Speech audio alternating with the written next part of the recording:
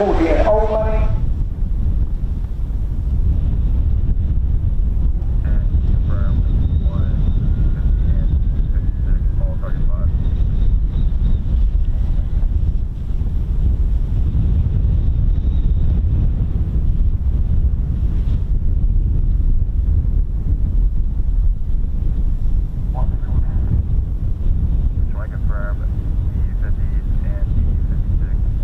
Welcome, ladies, gents and teddy bears, to Holbeach Air Weapons Range, a place to bring your aircraft to blow up and shoot stuff.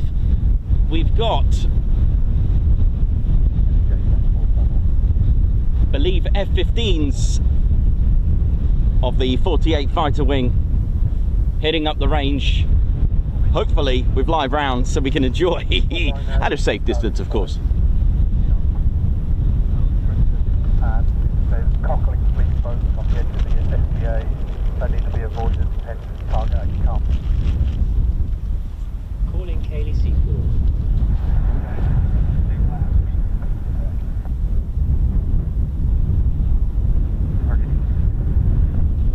Target can't be used due to shipping something driven from the range, meaning they can't drop the weapon. Target 5 of these 30-foot stilts, which are for armoured piercing rounds as well. Let's see what we're going to get.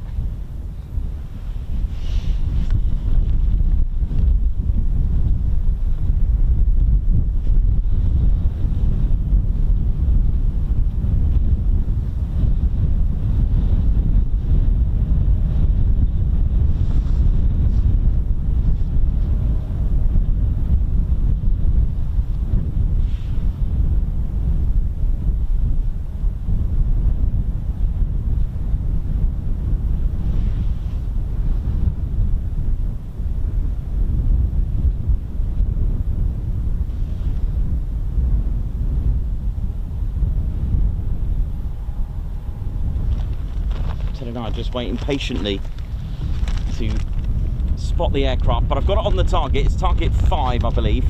They were going to use target 8, but there's a lot of fishing boats out there, which is causing a bit of an issue. So they're using target 5, which for us is actually quite good because it's right in front of us.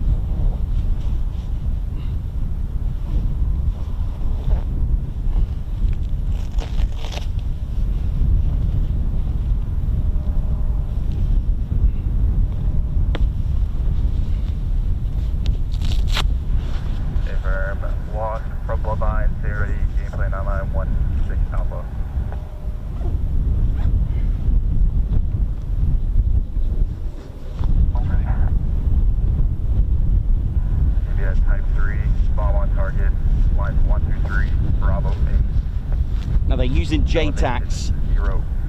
MSL 652S9. A joint terminal air controller. Form 10702 60887. No mark. Friendly southwest 1550 meters. Egress back to Bravo Way. Stay within your marks and restrictions.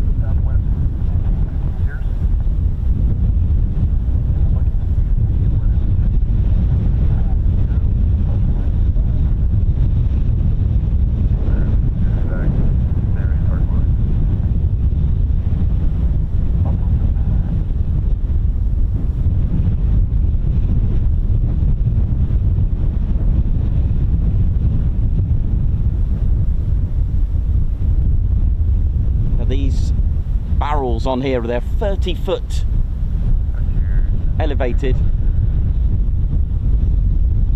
God, it's quite windy today.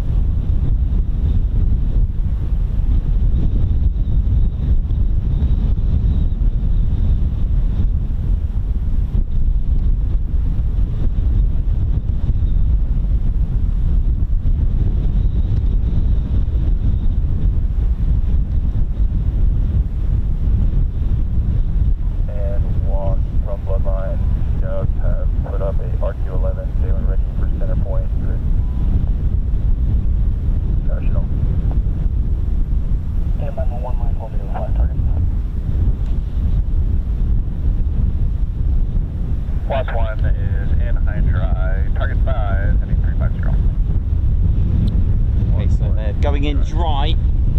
They must be operating at height this time.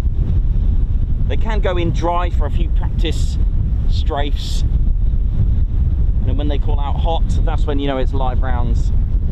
This is our target, I believe, target 5. Well, here we go.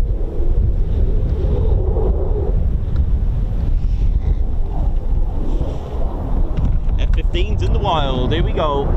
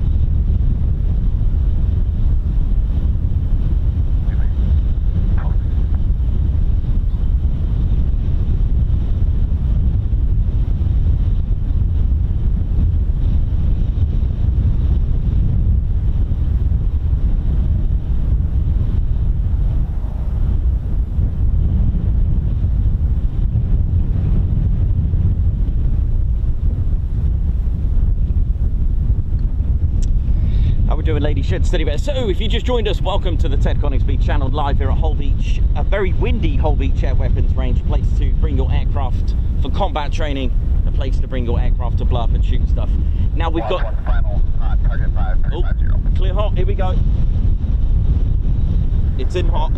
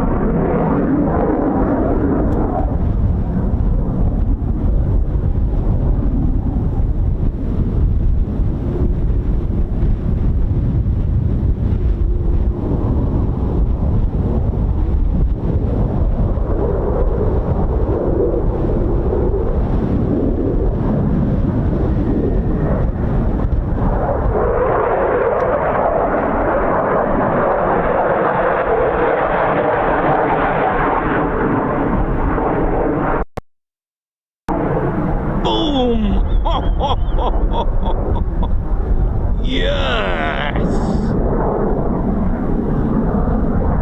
The light is a bit harsh, but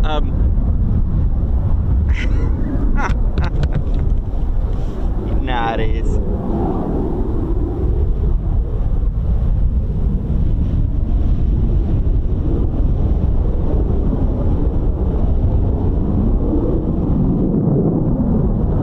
Share it to your friends. You don't get this every day. This is the Ted Coningsby Channel bringing you live military aviation. You know it is. A little bit real bad light, so I may have to.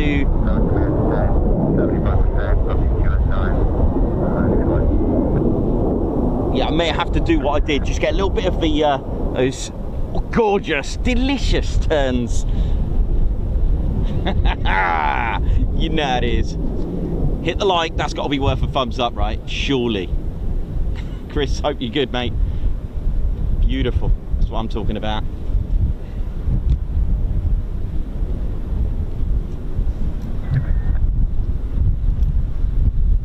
What is going on with this? Hang on a minute.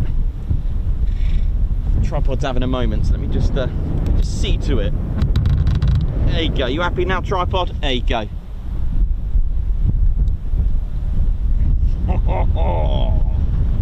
Splash. Right, here we go, here we go, here we go. Come on.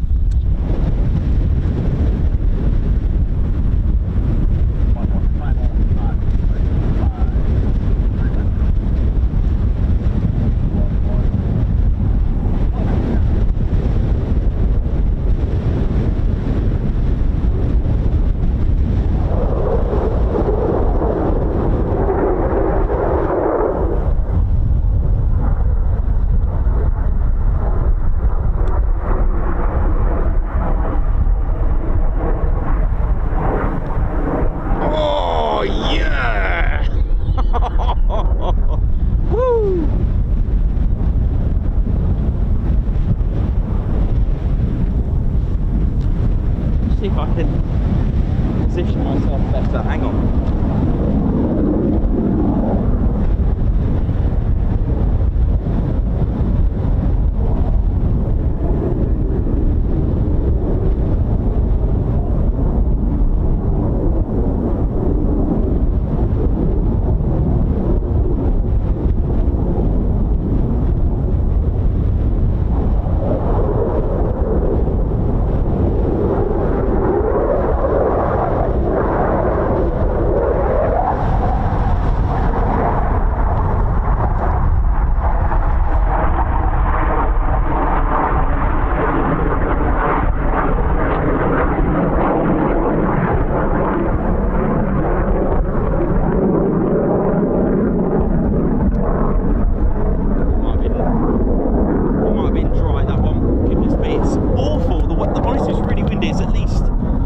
25 knots. I'm really struggling.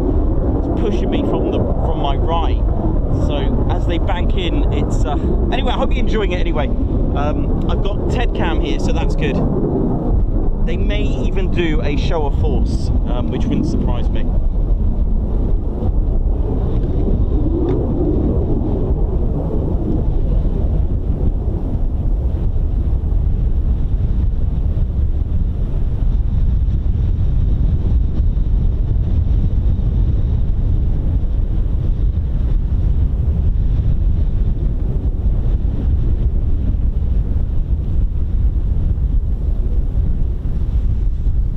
Beautiful.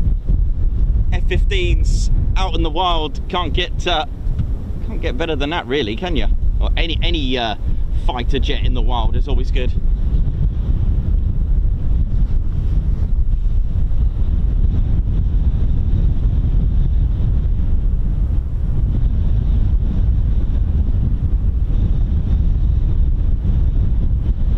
So what they're doing today is called JTACs,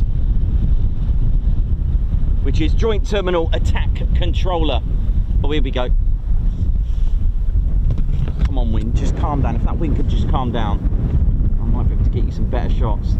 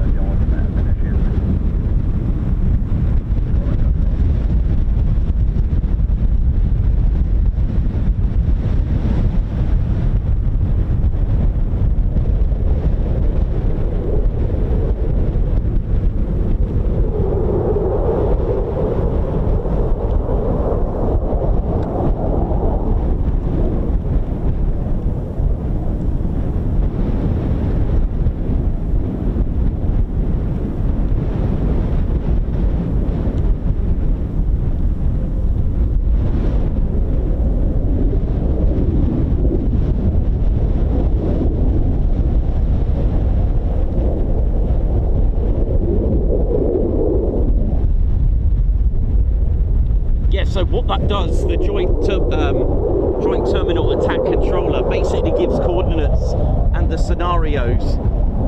So in real world, in a battlefield, if you require close air support, your JTAC, your joint terminal attack controller, will give the call for an airstrike and close air support. These are just one of the many scenarios. They can be used for shall we say, non-armed, it's almost like observing or reconnaissance as well, with close air support. They could always do a scout to check to see if there's any tanks or any artillery like that.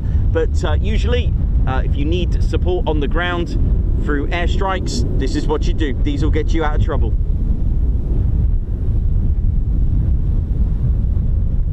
And that's exactly what they do. You got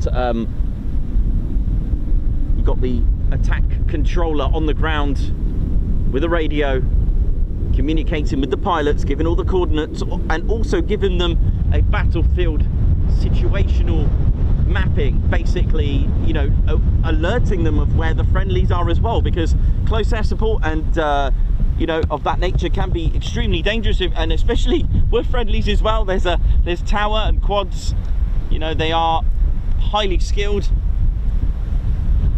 to be able to pinpoint accuracy attack the enemy, and you've just seen nailed that one beautifully.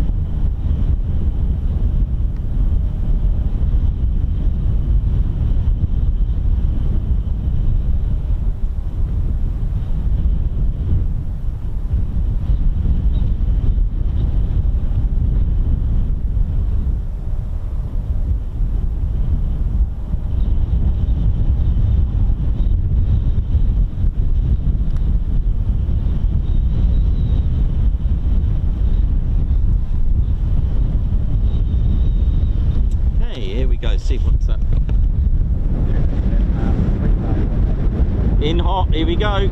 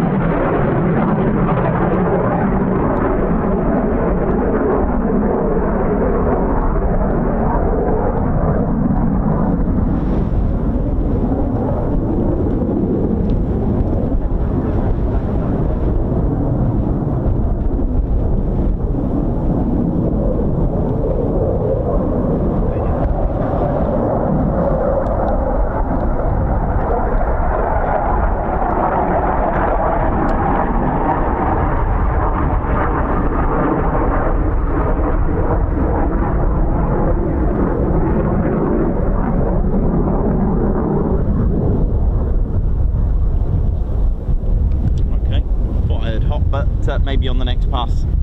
And bloodline and Holbeach Ranger, just for your say, for the next pass, Wasp 2 is going to be dropping in BDU 50, Wasp 1 is going to be the second aircraft, and it's going to be dropping in BDU 56. Nice. BDU, those are training bombs. They are guided.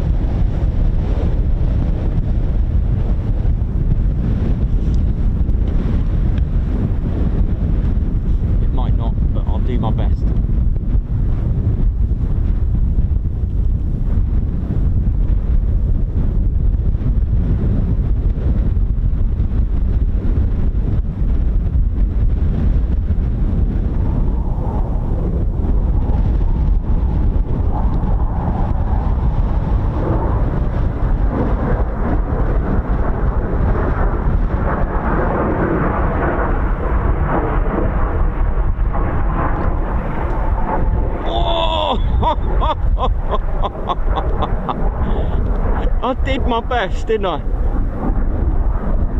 Ooh. Yeah. That might have worked.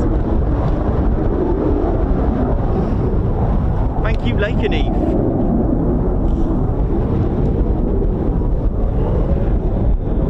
Davey, Tahoe flight, that's all I'm saying.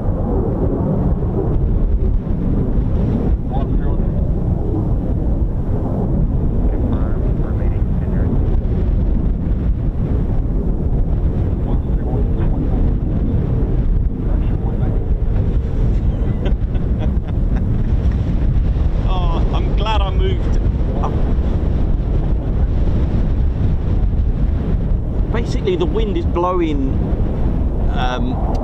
from my right, so it's pushing me this way. So what I've done, I've stuck a load of weights on the tripod and I'm leaning on it. Just a Ted Coningsby technique, you know it is. Oh gosh, that was pretty cool, man. Right, we're not done yet. I'm glad I did it on that last one.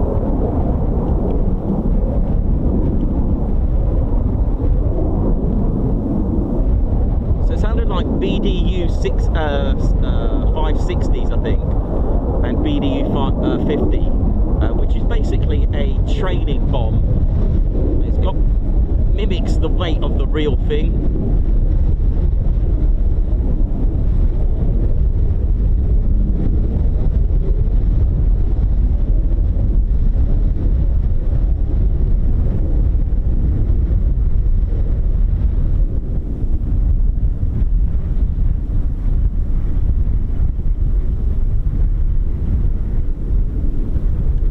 In the wild.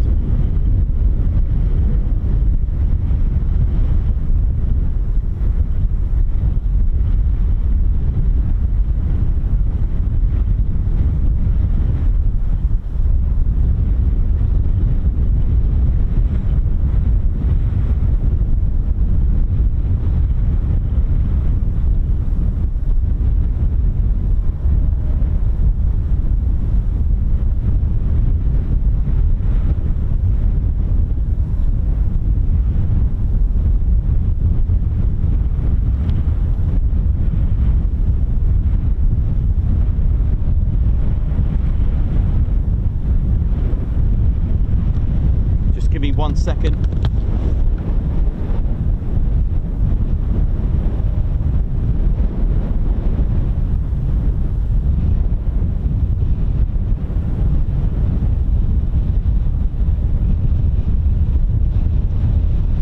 I've just moved to Ted cam because Ted needs a bit of help in this sort of weather. In case they do a show of force, I've gone wide with Ted's cam. Even though I've kind of did a bit of Ted cam work today myself, so cool.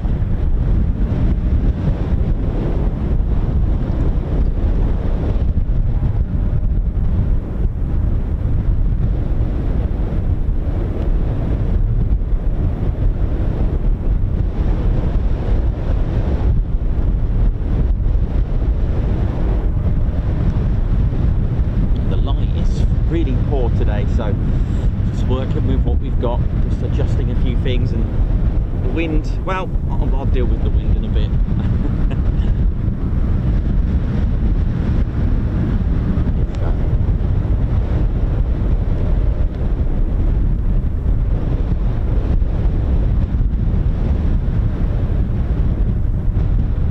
Where are you?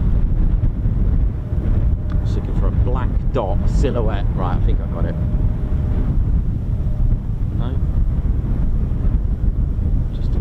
Now, here we go. Oh, hot. Southern copy. Call with heading. Heading for Cosmo. 1, 2, clear on.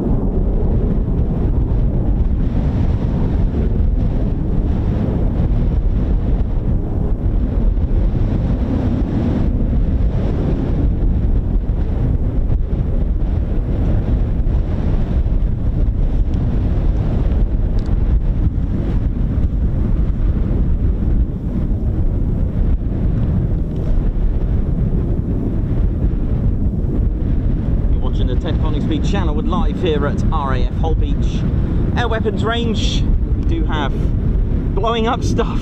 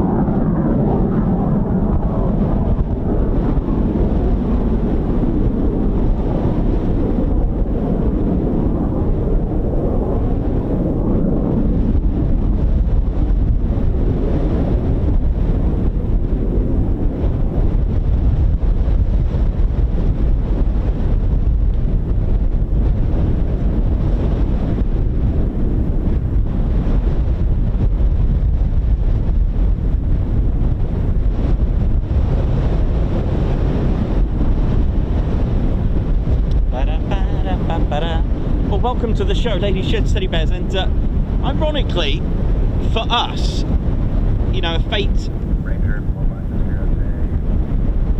of events of these.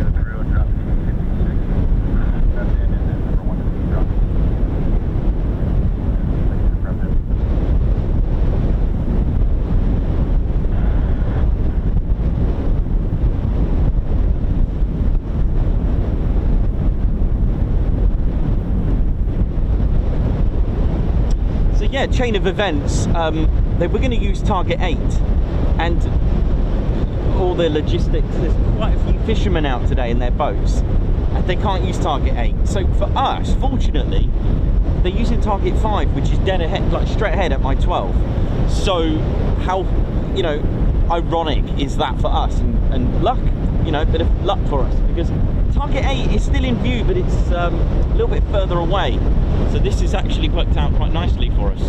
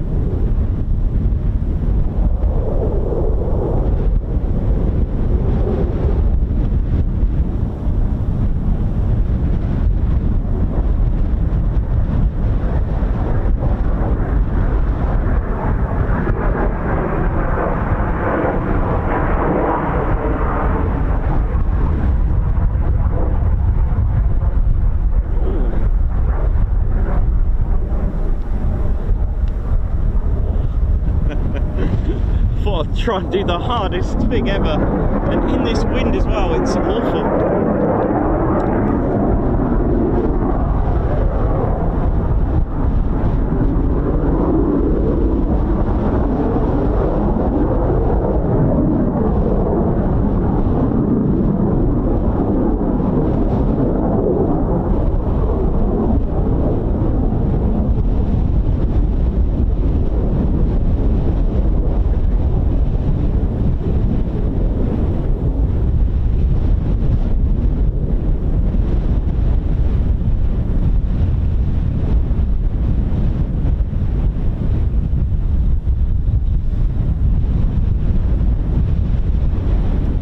Hope you're all enjoying it, ladies, gents, and teddy bears. Hope you're well. Welcome to the Ted Coningsby Channel, live here at Holbeach Air Weapons Range. Now, the aircraft will be squawking 7002 for danger area. It can be used throughout any of the danger areas when cleared. You may notice sometimes on your ADSB that they don't, or they're at the range but not using the 7002 squawk code. It's probably because they're at a really high altitude and using some laser, which doesn't require the... Here we go.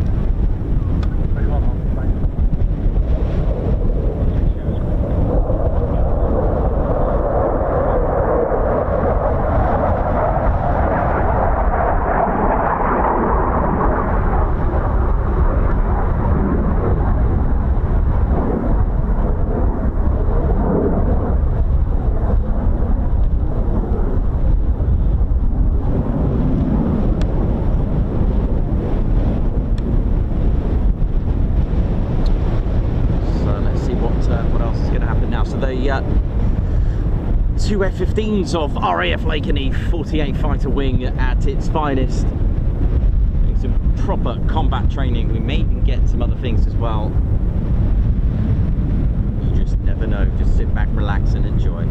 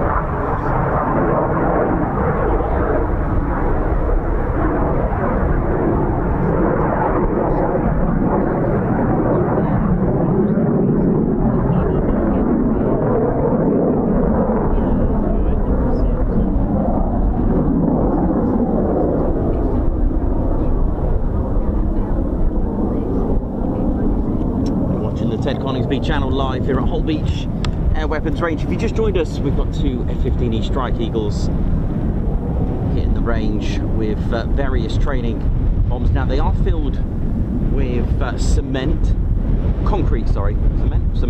to mimic the weight. Because of course adding weight does affect maneuverability slightly. Of course, this gives the opportunity for pilots and their weapon systems operators to train and to perfect the combat scenario and the battlefield. Situational awareness, close air support, ground strikes. It really is all that.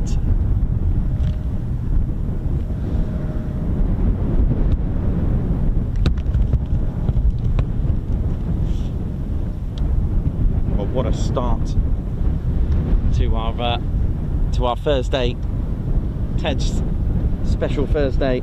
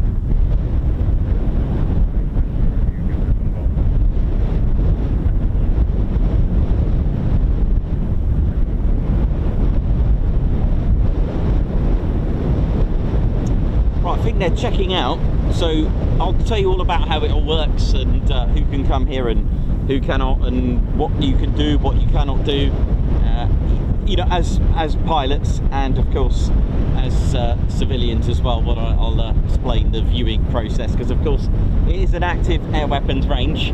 You are subject to the restrictions and the bylaws. We are absolutely fortunate to be able to witness this. This is my closest, my local really, as far as the shows that we do. My closest is Wittering, that given. We don't really do any shows there at all, do we? So I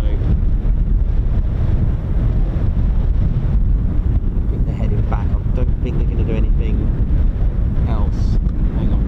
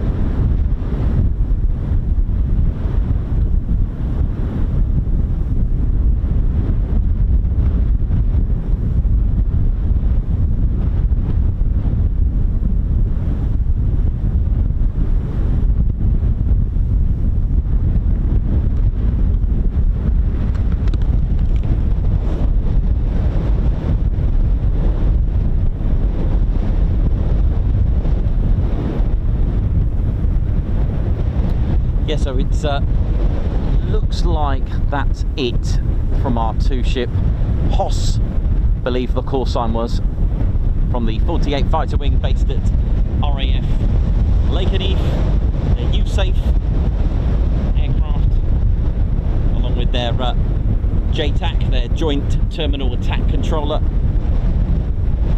who was giving out the coordinates.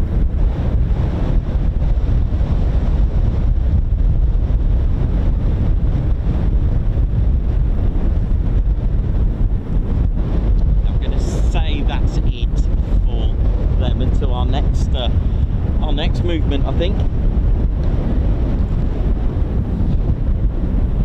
which was absolutely incredible. I think that's it. Don't want any surprises of a show of force. Beautiful. Well, how about that, eh? How are we doing, ladies, gents? Teddy. Oh gosh, what's that? Get Ted. I don't think Ted's gonna have his beret on today. I don't know, we can, I mean, it's,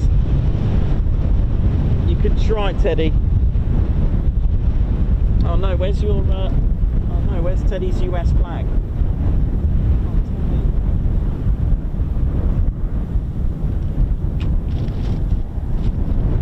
Yeah, looks like we've got a flag down. Oh, there it is.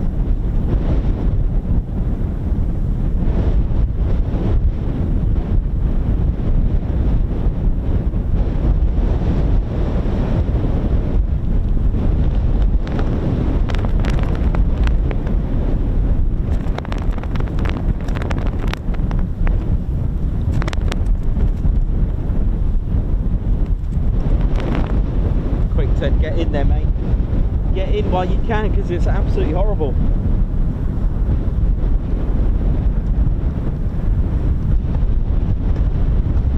Goodness me. Wow. How we doing, ladies, gents, and teddy bears? Right, give me a, let me just catch my breath a minute.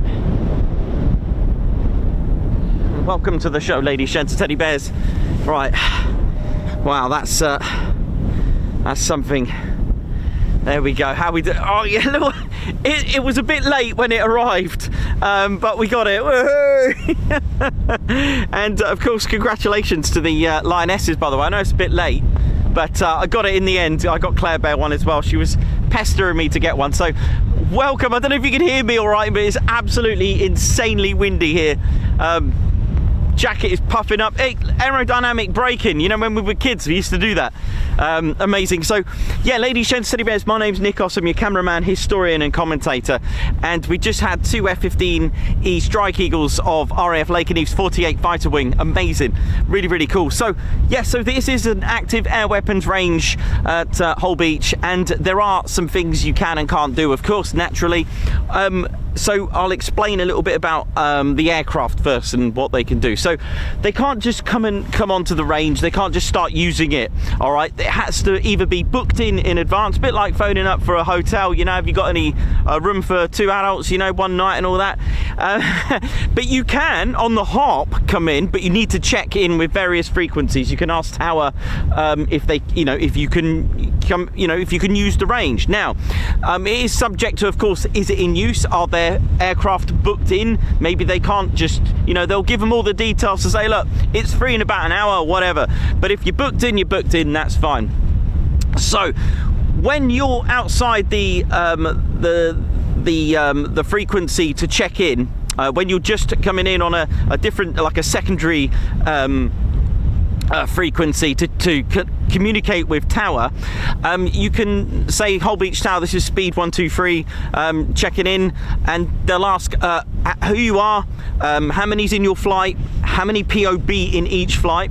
So for this one, okay, so the pilot would have said 2 F-15s, ordnance with various BDU, and we got, I don't know, 100 rounds of 30 millimeters and all that. So you have to declare what you've got. You must also declare how many people are on board each flight. So they probably would have said 4 POB, 2 in each, okay, persons on board. They have to declare it for safety, okay. So if it was a flight of 4 F-15s, let's say, you know, all of them had, you know, 2 in each, you know, pilot and Wizzo, they would have said 8 POB, 2 in each, yeah? Make sense? Cool. And then they could explain what they're going to do onto the range. They would say, yeah, we're going to use target 5 throughout, or we're going to use various targets, we're going to do some strafing, we're going to use some live rounds. When they're into the range, they will be told to squawk 7002. They'll turn the safe off. Okay, they must turn that off because that would be a failure. So they'll switch safe to off, and they can use the range. Now, when they come in, you may have heard, when they come into dry is when you don't use ammo. All right, it's a pretend run. When you use hot, that means you're going to use live ammo. Now, even if you're coming in dry, you still need to declare it. There could be some issue. It could be a flock of birds just coming in onto the run. So speed 123 in dry, target 5. Towers say clear hot, or clear dry, sorry, clear dry. They must, you know, continue dry. If you're coming in hot, same process. Speed 123 in hot, target 5. Tower say clear hot, or they might say negative for whatever reason. They can, if they come out of the perimeter, okay, outside the zone of Holbeach, they may be declined for the run because they've come out of it's considered as dangerous, so they could be declined to start strafing from a different approach. Okay, everything has to be cleared for safety, so there is that. If you've got an issue with your one of your bombs not coming off, so a hung bomb, you can do what's called a panel check, so literally buzzing the tower, where I mean, you can use a fellow aircraft to have a look at it, and what they can do is they can do a panel check, so they'll flip it on its belly and go past tower, so they can have a visual inspection, and sometimes they can just use the other aircraft. We've seen it here before.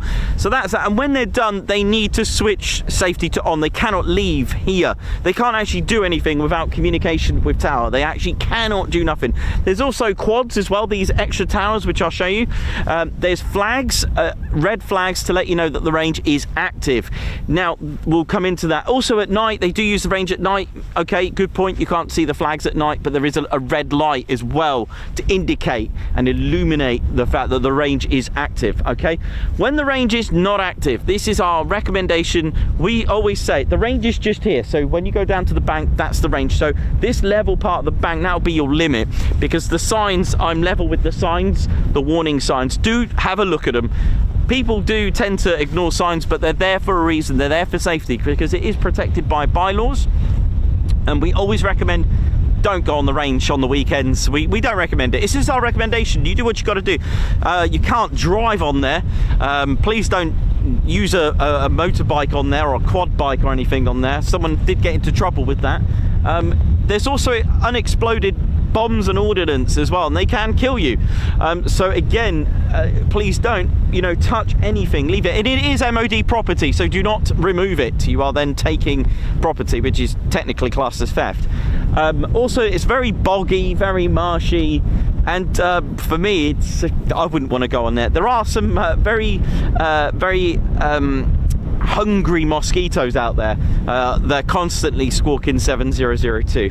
So if you are coming here, there isn't really much parking. You'll probably need to park it further down. It's got a lot more space. There's laybys there, but please don't block. First of all, don't block the crash gate. Well, it's not a crash gate, but it's an emergency exit. It needs to be clear for should the worst happen. There's only room for about 2, maybe 3 vehicles, but further down there's a bit more room, and it's literally a minute walk. If you're struggling there, then there's loads of like lay-by pull-in bits that you can walk around. This bit here's the King Charles coastal path along here. So it's I mean, that coastal path is massive. The King Charles coastal path. You can go, I don't know how far it goes. It goes for a long way. I think I met someone, I think his name was Martin, I think, and he started off at Cornwall doing this coastal path, and he ended up here, and he knows about the channel, and he happened to bump into me that one day. So there are barriers to stop you, because there is a helipad, HLS, a helicopter landing site. If the barriers come down, just don't be a nuisance. Just stay beyond. You know, there's barriers to let you know, okay? Because it will knock you over. Trust me. Your kit, everything will go over.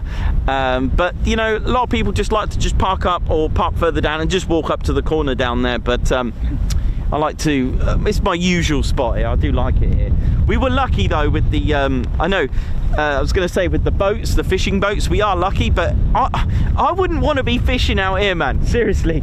But there is some sort of bylaws, there's different laws on water, and they do have a perimeter and a zone that covers the waters, but they do have the right to be in the water, but then why would you? At the end of the day, it's a weapons range, but they're not like exactly right at the targets as well. But there you go. If you got any questions about the range or anything like that, let me know, or any questions. I'll talk to you about the history. So I've covered how it works and how they finish up. Yeah, it's pretty cool. They do have, I think it's Landmark, that go out and collect all the ordnance. So all those bombs that were dropped, which are, like I said, they're filled with cement to the exact weight of the real thing. They are laser guided, some of them. All right, if they were GBUs, they are laser guided. So the electric and the actual projector, the explosive, and also, did you know that bombs actually have these pins that actually explode to push out the bomb, because they don't just release them, because of the aerodynamics and drag, it can actually push the bomb back up, would you believe? I know, right? Really mad. Sometimes you can see GBUs trying their best to lift, hence that one's not flat. You know, like, think of the wing flat on the bottom and rounded, otherwise they'll gain lift, right? So yeah, so they actually have these little explosives which project the ordnance off the aircraft, because like I said, they're exposed to not a lot going on. They're exposed to nothing, and then they're released and they're like, oh, what's going on here? So yeah, really clever stuff, really good. But yeah, Landmark will be out there, I don't know when, but they go out and collect all the ordnance and send it back to sender. But there we go. Goodness me, it is, wow, is that a Swift? Looks like a Swift, really backwards flying. You do, so for wildlife, this is a really lovely spot. Maybe come on a weekend and check out some of the wildlife here. You get some amazing birds here, like the marsh harrier, get some lovely owls here, and other exotic birds of prey as well, and other birds of the UK. But yeah, it's been really cool. Hope you enjoyed it. Really awesome. Nice, good start to the morning.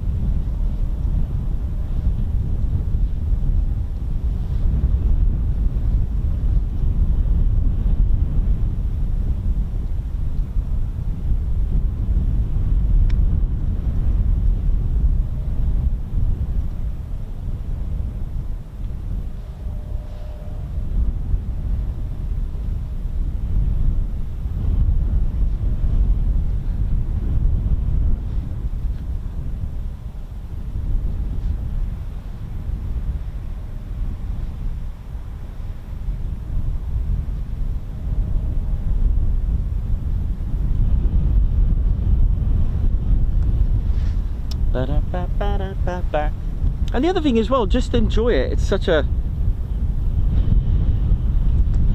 lovely chilled out spot. It's a shame about the wind. It is, mind you, when is it not windy? It's been quite a windy year, hasn't it? But I've got lots of tea, so do bring lots of tea when you come out here.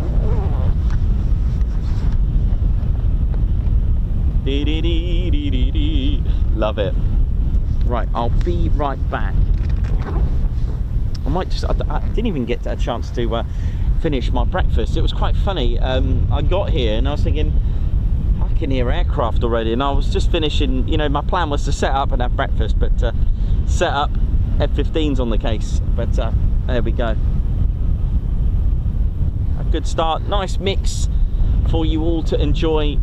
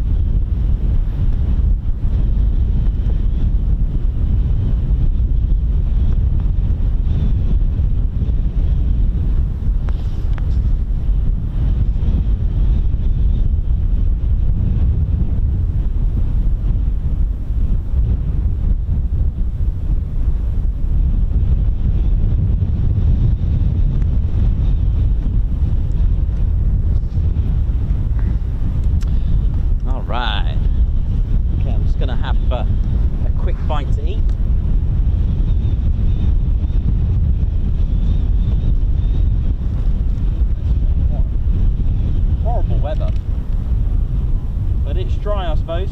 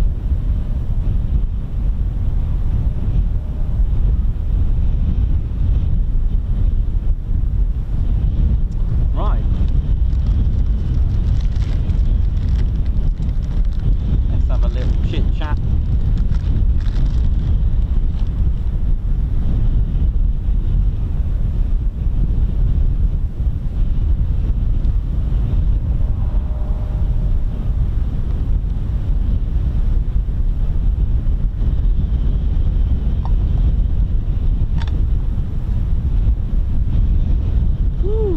Right, how are we all doing, ladies, gents and teddy bears? Welcome to the Ted Coningsby Channel. Okay, so yeah, it is like any other base, any other place. You just turn up and hope for the best. There are no timetables. It is done that way because it's military. Military aviation involves potluck. That's all you go with. Just turn up and hope for the best. That is the way it is, and that's the way it should be. It is that way for a reason, and we love it.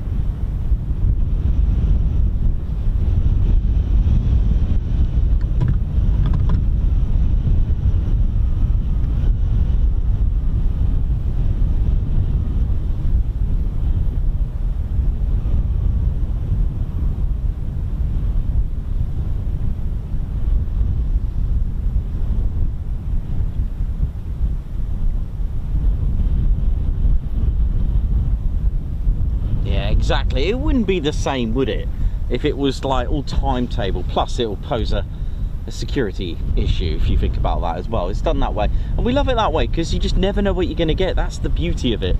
That is the beauty of doing it that way. I do, you know, I've always said that.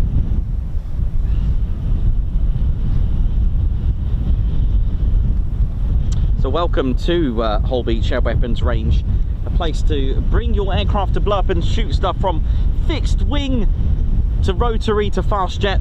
At the moment we've had fast jet, and they've been blowing up and shooting stuff here since 1926. Can you imagine that? Imagine the very first biplanes that were here. I wonder what were here. I wonder what was, you know, imagine biplanes here just hand dropping bombs, I guess, wouldn't it? That would be amazing. But it's just incredible. What an amazing place. The range is, as you can see, it is extremely remote.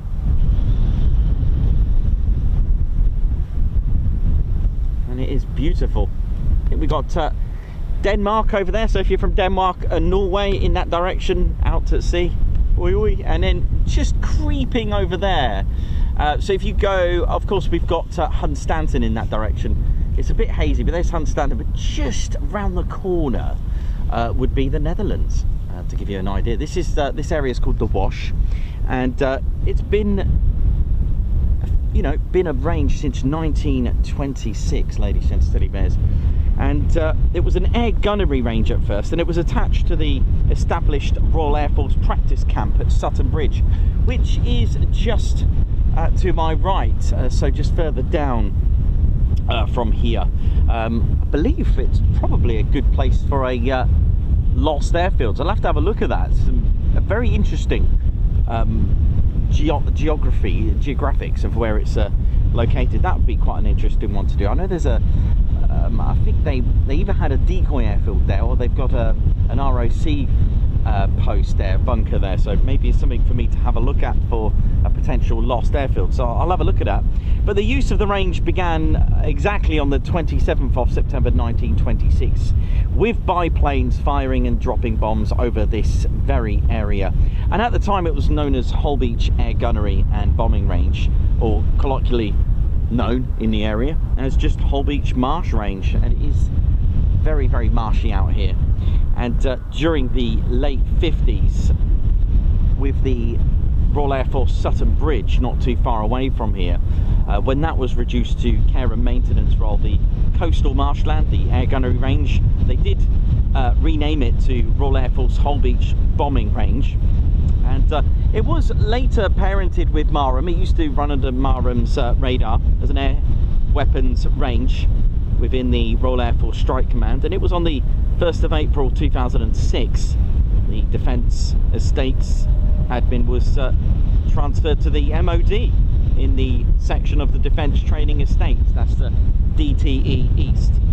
So this was located at Westhoff's camp at Westhoff's near Thetford in Norfolk. To the left, by the way, of this very area would be Skegness.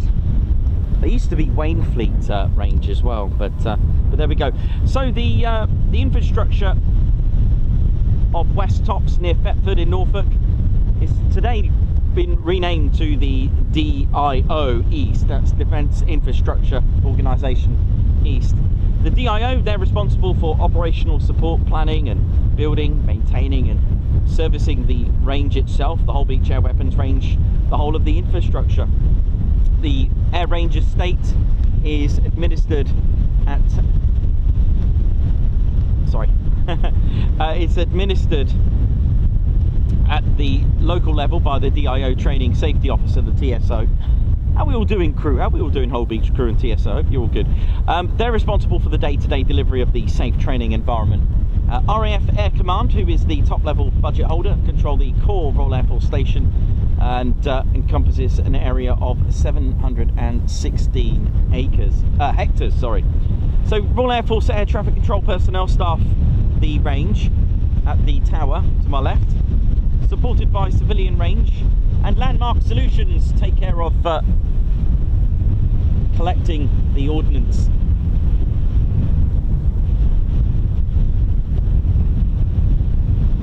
So Royal Air Force, United States Air Force and other NATO aircraft use the range.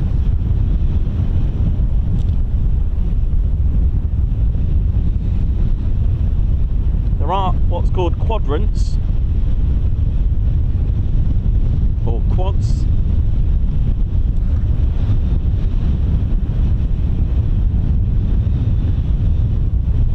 The ICAO, I believe, is EG for the UK, and then it's got Delta for danger and 207 for the exact location.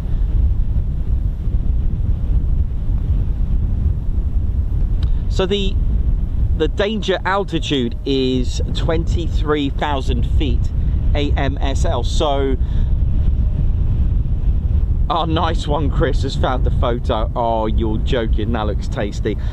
Yeah, so anything above that, I don't think, this is when they don't use 7002, the squawk code for that.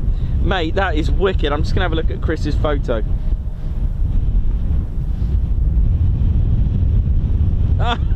Hang on. Oh, I see what you've done. I thought it was a genuine photo. I love that. Can I use that?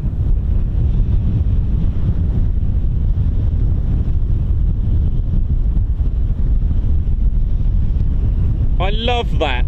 Look at that. They look like yeah, that's wicked, man. I love that. They look like echoes, don't they?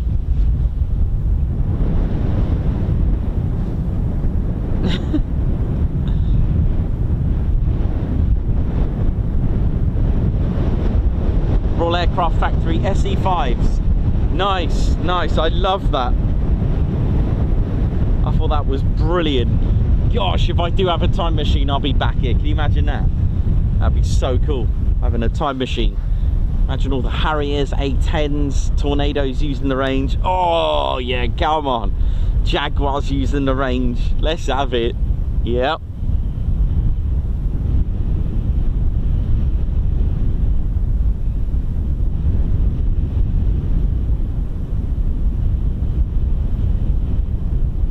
They do have a station badge here. It's basically a sword vertically through a crown, and of course it's got and in the frame coloured with the RAF blue, it's got Royal Air Force Station Holbeach. The motto is defend and strike, by the way, the motto for here.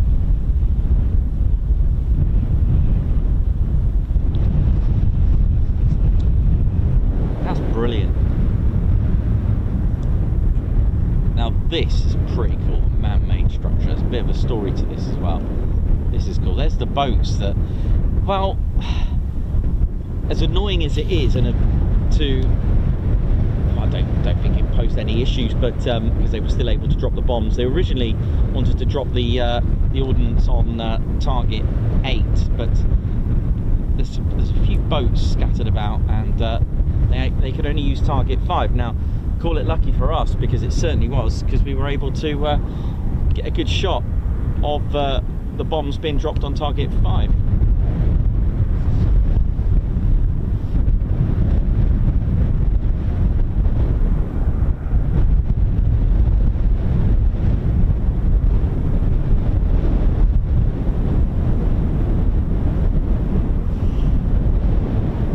Now this, locally known as the Donut, by the way, this man-made island, as you can see here.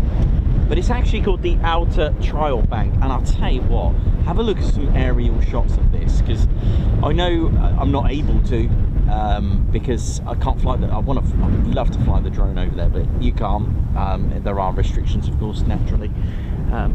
If I really wanted to, I suppose you can apply and try to get permission. But anyway, there's some amazing, I mean, the shots that you've got of the Outer Trial Bank. So it's circular, and it's an artificial island here in the Wash. And it's actually one of 2 artificial islands constructed. It was during the 1970s for a proposed UK governmental water resources scheme. And well, I'll tell you a little bit about it, because it was in 1972 that the British government undertook a study to assess the feasibility of building a tidal barrage across half of the Wash. The plan really, or the idea, was to capture as much freshwater from the River Witham, River Welland, River Nene and the Great Ouse, the 4 main rivers here, which go into the Wash. Now, in order to build a freshwater reservoir, they would need to build something like this. That was the plan, but the study intended to establish potential improvements to the navigation of sea locks, which provide recreational facilities and develop an area of land for a power station. There was even talks of constructing a bridge, by the way, to connect Hunstanton with Skegness, or at least Wainfleet or Boston area. I don't know how far they're going with that, but I don't know. I mean, I heard today that Sicily will be having a bridge, or proposed. Well, it's not the first time they've put a proposal for it, but they are planning to connect the mainland Italy to Sicily via bridge, which will probably be one of the longest bridges ever. One of. I'm not saying it's the, but wow, that'd be amazing. So anyway, back to the Outer Trial Bank. Now sorry, I'm getting attacked by a wasp. Go away. I've got fly spray. You don't want that.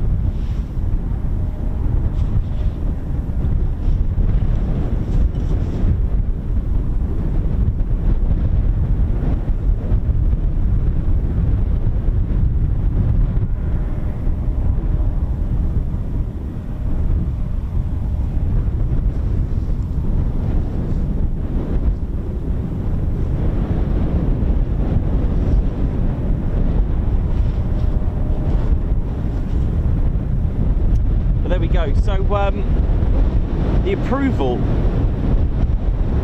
to build this artificial island 2 miles off the Lincolnshire coast was given in November 1974, and the building began in February 1975. Now, it's locally known as a donut, and it is bi-concave shape, so it does dip in, and it was constructed of sand fill protected by limestone rubble. It measures 250 meters, that's 820 feet in diameter, and it contained a small reservoir measuring 1 hectare, that's 2.5 acres in the center.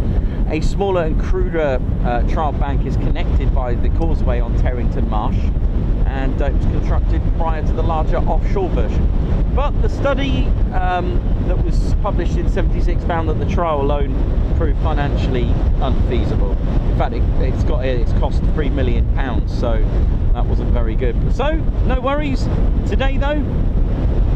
Even though the the whole idea was abandoned, so they built this and abandoned the whole thing, but it's now home.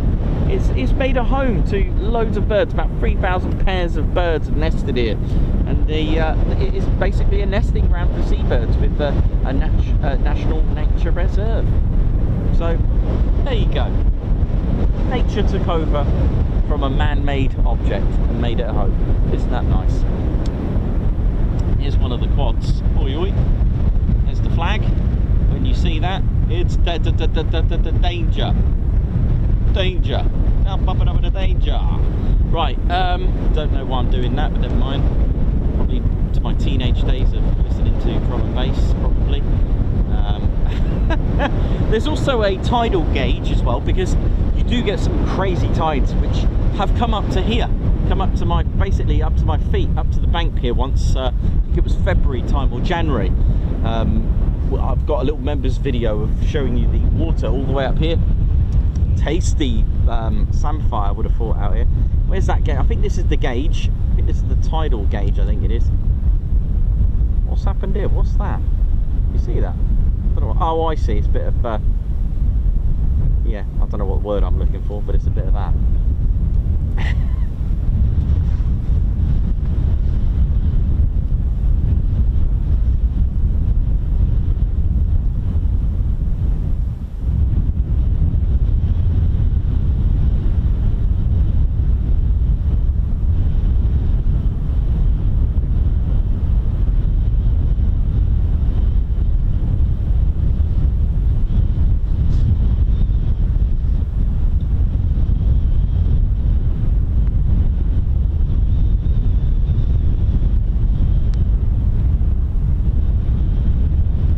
Ginger Bailey, how you doing? Hope you're good. Captain A, Dieter Gakeri, Righty, Davey, Alan Burden Aspen, what up? How you doing? Simon Watchorn, hope you're good. LEJ Approach, Christopher Neal, Adam Jameson, Sylvester, Henk, oi oi, hope we're all good and well. And willkommen. How we doing? To Leipzig, how's Leipzig? Der Bundesliga. I'm gonna just have a little nose right at the King. I'm sure the coastal path is massive, isn't it? Yeah, King Charles III coast path. So originally and still commonly known as England Coastal Path or Coast Path. It's a long distance national trail, and that's the footpath behind me on that's concrete, and it follows the coastline of England, and when complete it will be 2,674 miles long. That's for those that do the new money, that's 4,303 kilometers long. Wow. That's quite impressive. I'm pretty sure I knew it was quite long.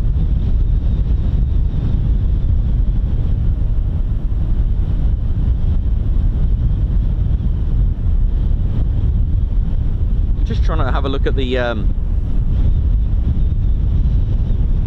just trying to have a look at the goodness me, it's awful this wind, I tell you.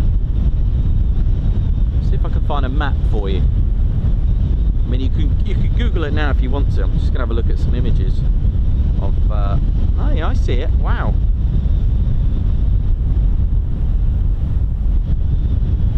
So it's quite a bit of it. Open, approved. Oh, I see what they're trying to do. Trying to make it even bigger. Trying to connect it all. Oh, I see. So you got some. Oh wow, sort of.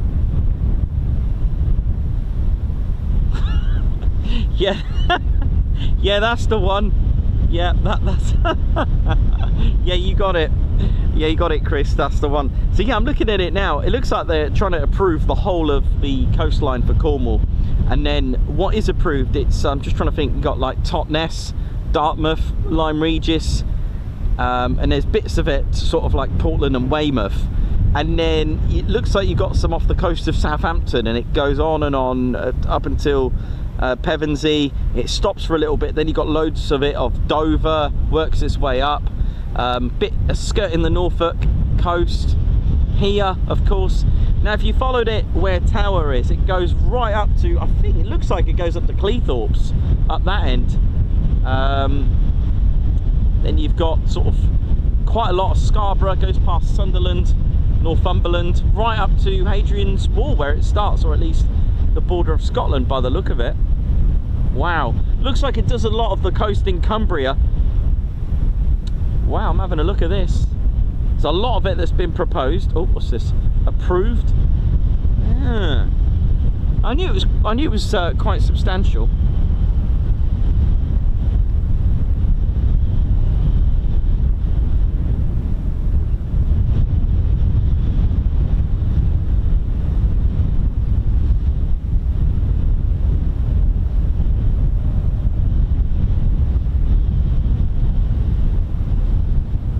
Yeah, it's pretty cool.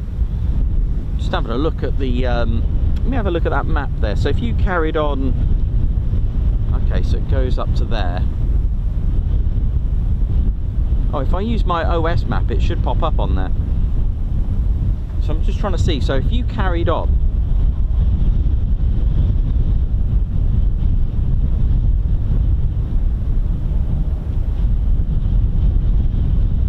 yeah, I've got it with me. Right, so I've got my map here, I've got my OS map with me. So if you were to take a little stroll, right, there's the footpath. You can see that concrete. So if you were to carry on, let me take you on a little journey. All right, so you'll be going along the coast, and you'll be following the coast all the way up there, past sort of Wrangle, Wainfleet. Wow, that's amazing.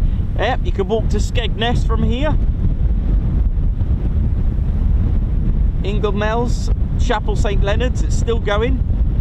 And hang on, let me just go for a little bit. And it will keep going. Anderby Creek, Mablethorpe, it's still going.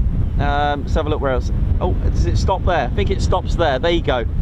Stops at Mablethorpe. Yeah, it stops at Mablethorpe. Or does it? No.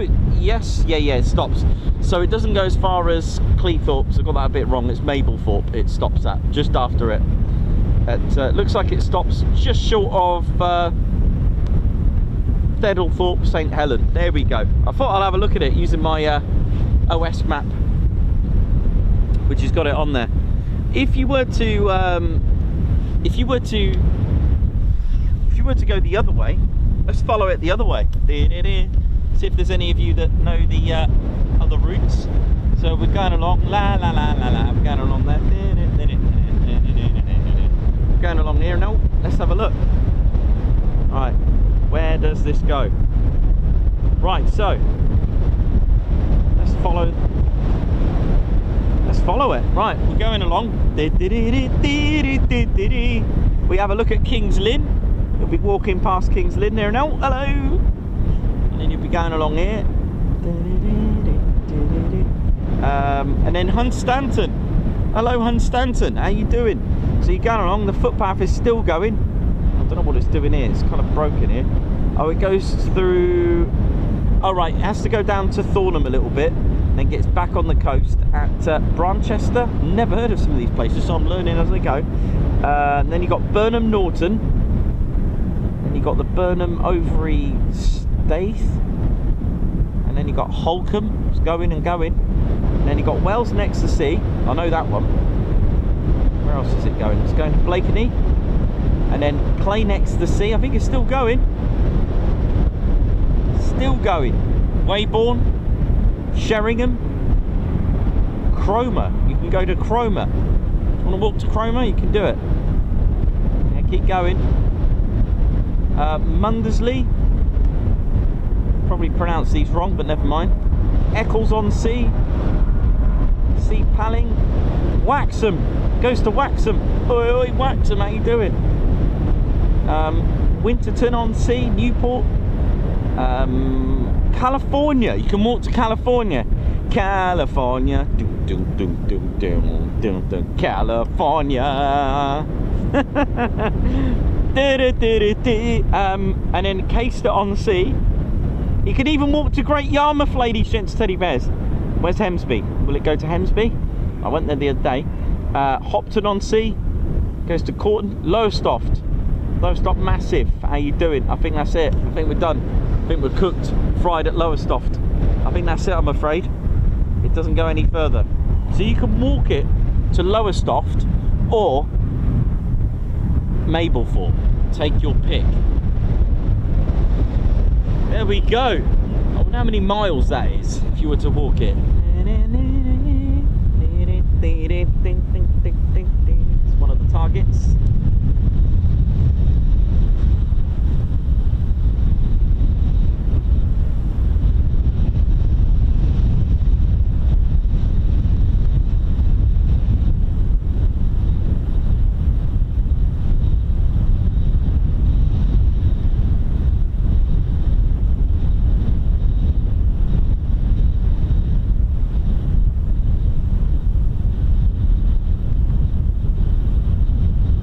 Yeah, that's it. Yeah, you never know. Ted charity walk, innit?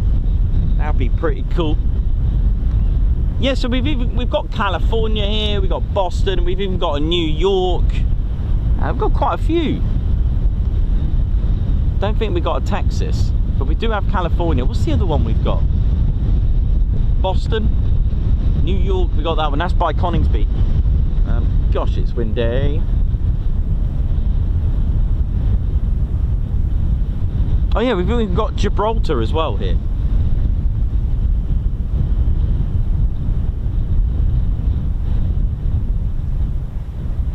Craig Davis, how you doing, man? Hope you're good.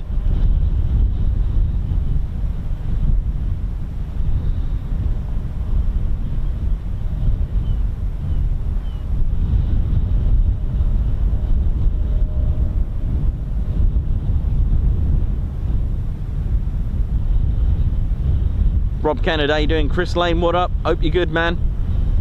All the way to everyone.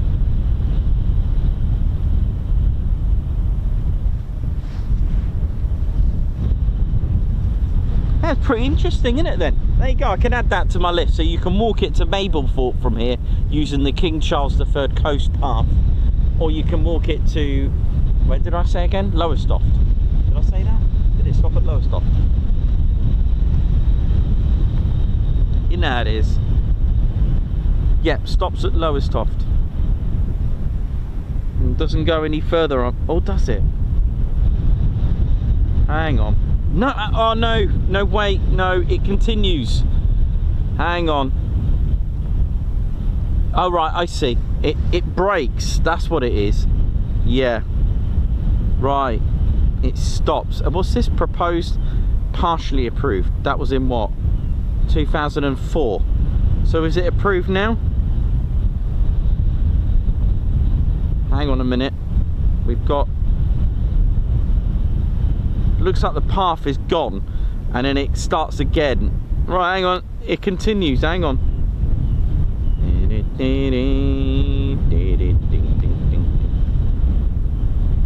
I see what you're doing. I gotcha. I see. Suffolk Coast Path. Right. Okay. Okay. So when you're at Lowestoft, what you'll do, you'll get the Suffolk Coast Path. Suffolk represent. And you take that path and you keep going. There you go. Yeah, there you go. Suffolk Coast Path. It goes a little bit inland. Alright. It takes you, where are you going? I'm on a wild goose chase here. Takes you to Wangford. Hang on, I know Wangford. That's Lakenheath, isn't it? What? Okay. And then, now where are you going? Go to Raiden. There's all sorts going on here. And then go to Southwold. Keep going. And then it starts again with the King Charles. Hang on, I'm really confused here. Have I got this totally wrong? Can it still go?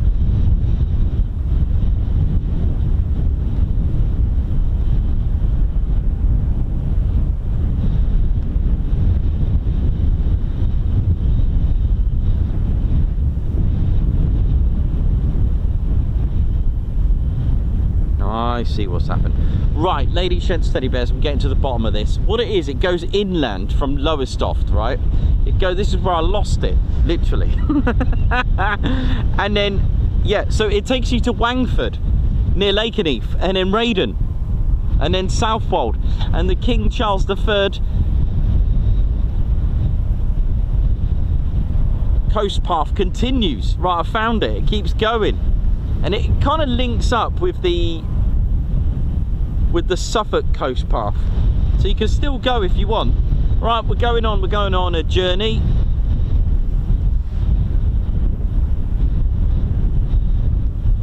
Where is this going?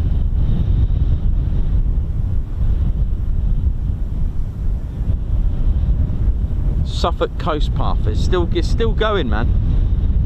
Still going. It's going past Sizewell, Thorpeness.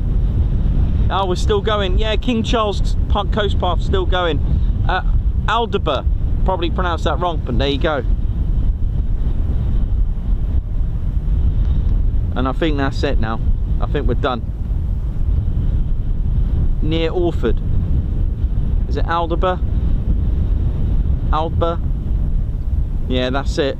So there we go. So I'm going to check Mablethorpe if that's the end. So you can actually walk to Mablethorpe to the left, or we can now walk to Aldeburgh, even further now. All right, so just to let you know, you can go further than Lowestoft now. My apologies to the Lowestoft Massive for being an end point, but it looks like it goes inland from Lowestoft. Yeah, I don't know why, but it does, probably because, you know, probably dangerous to walk across there. There we go.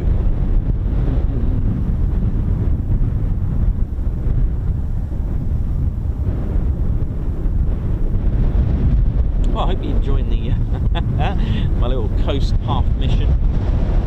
So I've still got the radio on it, so if we were to have anything, I mean, you can more welcome to have a look on ADSB if you want to spot anything close by.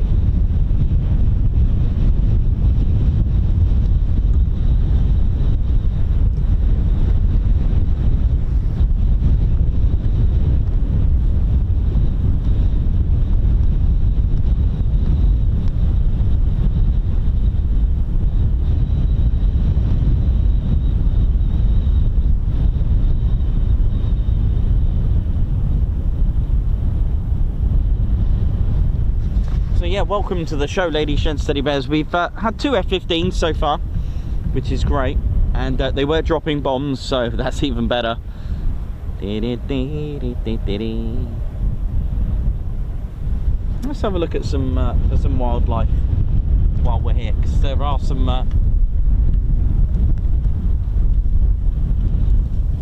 amazing birds here and wildlife, so I'll try and keep a lookout. There's even a pheasant out here somewhere.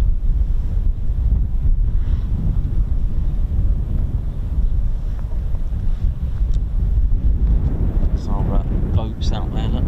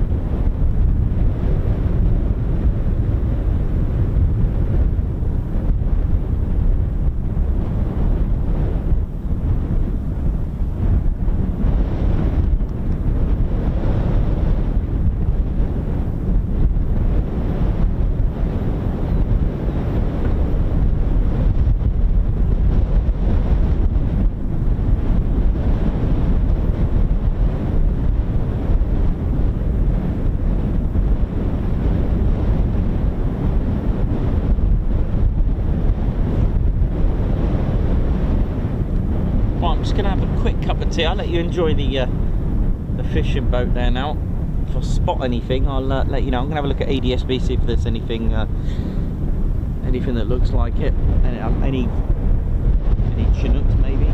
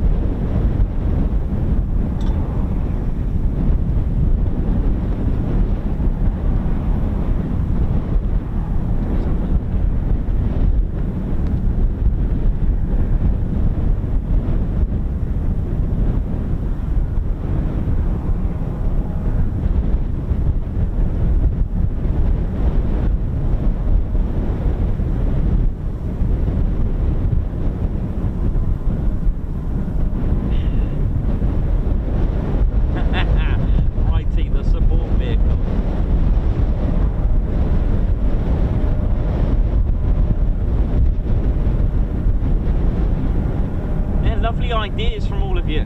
Love it. Great ideas.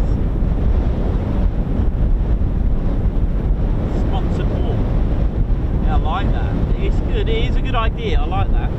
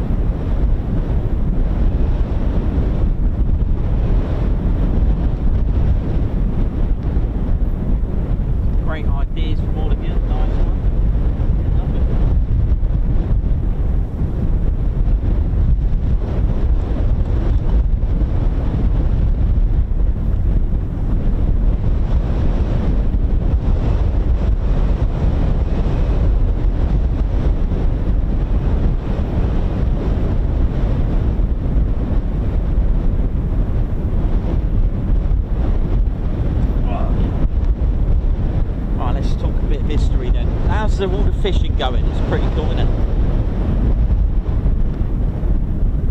There's another one there. There's quite a few. There's about 4.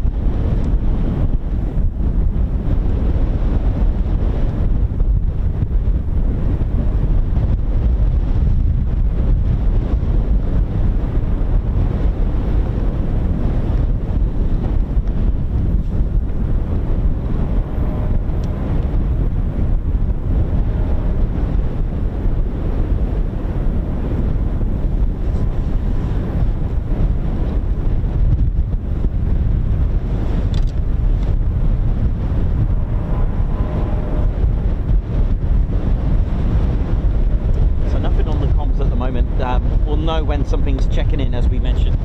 Welcome and thank you. It does take, like I said, even with going to places like this and any low flying areas, it does need, you know, you just got to sit back, relax and just wait for the next one. If there is one, there could be nothing for hours. That might have been it for today, you see. So you just literally got to just, you know, just stay as long as you can, as long as you want, and do be prepared to see nothing. And you know, have that in mind. You know, how many times have you heard of people going to Lake District or Macloop and don't get anything? I've gone a few times to the Lake District. Went for 3 days. 2 days was horrendous weather, and of course the weather can play a major part as well. And it can also ruin things for you as well. So there you go. Just have that in your mind that you could see nothing as well. So you've just got to just go with it. And like I said, we may get nothing. This could be it for the day. There aren't any better days than others. You've just, like I said, it's the same with you know, the military bases. You've just got to just turn up, hope for the best, and have a good time. Enjoy yourself. Bring lots of tea as well, because that always helps. And yeah, tomorrow Claire and I are off on a little adventure. We're off to RAF Valley. Been invited to go along for Families Day, so we'll be doing a little bit of some exciting things when we're there. We've got a few projects to do there, which is quite exciting, which involves Red Bull Racing and Bear Force as well. So that's another charity, and it's a lovely opportunity to see all those that are fortunate enough to be on base. So that's where we'll be. And then next week, hopefully things are back to 4 to 5 streams. It's been a bit hectic this week with the weather playing havoc. Coningsby on night, so we should be back to Ted HQ next week. So that's all good as well. And then once we start going into September, we'll be hitting the north. That's right, we'll be northbound, Lossiemouth, Lake District, and eventually as well we'll be adding some Macloop streams throughout the year as well to continue that. So looking forward to bringing you a few of those. Can't wait for that. And again, it's all weather permitting as well, so I need to make sure that the weather is good. Anything could happen. Anything could happen. It's just the experience. I do love driving to Lossiemouth. It's a, you know, somewhere different, and it always feels weird. It sounds strange until you've experienced it. It always looks strange to not that there's anything strange about it, but it's always a weird feeling to see Typhoon somewhere else. It really is. If you've not been to Lossiemouth, or those that have been to Lossiemouth, those that live near Lossiemouth or at Lossiemouth, and I guess it's the same sensation when they come to Coningsby. You know, that strange sensation. But I love the layout. I love the surroundings. It's a bit like RAF Valley. I will be back. Actually, saying that, I will be back again for Valley to do a stream. I'm not streaming tomorrow. I'm going to be there to enjoy, but I'll be back to get you a show, at least to show you what our next generation of military and fighter pilots, frontline pilots, go through, because it's the last base before they are qualified and, you know, with the success of their advanced flying training, where they get their wings. It's one step away from a Typhoon. It's one step away from an F-35B. All right, so it's just literally just one away. So once they pass on that Hawk T2, it is either Typhoon or as either F-35B, which is, you know, that makes it quite exciting. And we can talk about, I think, I'm just trying to think, pretty sure they have a squadron there. I'd like to say, without checking, 25 fighter squadron. You're probably thinking fighter squadron, Hawk T2. I'm pretty sure they train on the more of a they train them on the frontline combat roles, so they're most likely to come here to use the air weapons range. They're most likely to teach the junior pilots on air-to-air combat, aerial combat. I'm pretty sure that is what their role is. But you know what? I'll ask. I will find out some info for you. I'd like to have a look if it is 25 squadron that are based there.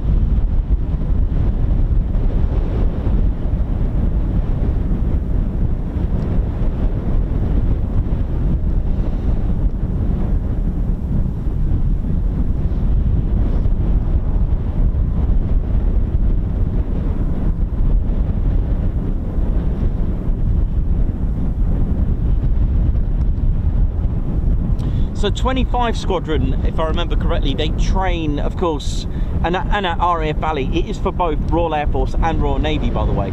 So if it's for the F-35B, whether it's Royal Air Force or Royal Navy pilots, they will still go and train at Valley and go to, after that, it's 207 Squadron training on the F-35B at Marham, and if it's the Typhoon, it will be the 29 Squadron, the operational conversion unit there. Now 25 Squadron who provide the advanced fast jet training, AFJT, to both Royal Air Force and RN pilots, and they're part of the UK military flying training system in the joint enterprise, and they're part of 4 flying training school. So pilots move from 25 Fighter Squadron to continue their tactical and weapons training with number 4 AC Squadron at Valley. Right, okay, so this is all good info. So when I go there, not tomorrow to stream, but next time I'm back there. So on my second trip, I'll be back. Can't wait for that.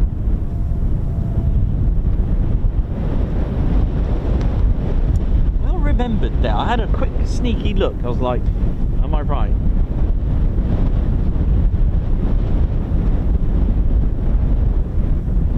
And Matt Foster just confirmed that. Thank you very much.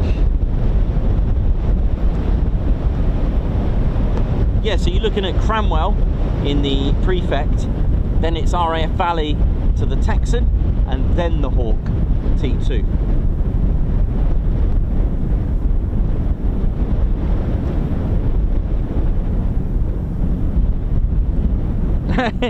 Oh, Monka 007, how you doing, man? Hope you're good.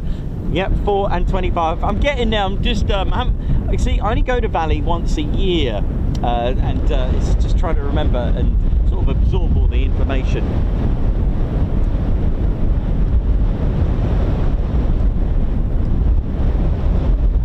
Cool.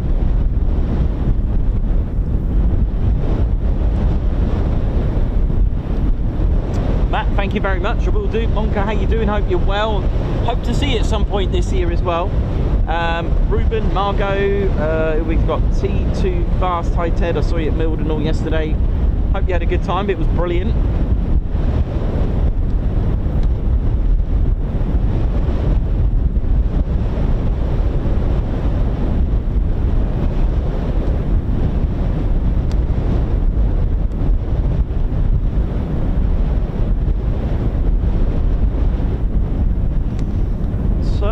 Let's get Ted on the show. I'll try my best to keep his beret on. Well, he'll try his best. I'll just have to catch it. Yeah, the wind was doable today, because obviously there are limits for me to trying to set up. It's actually got worse, so I don't know. That's probably a good thing. It got worse as it went on.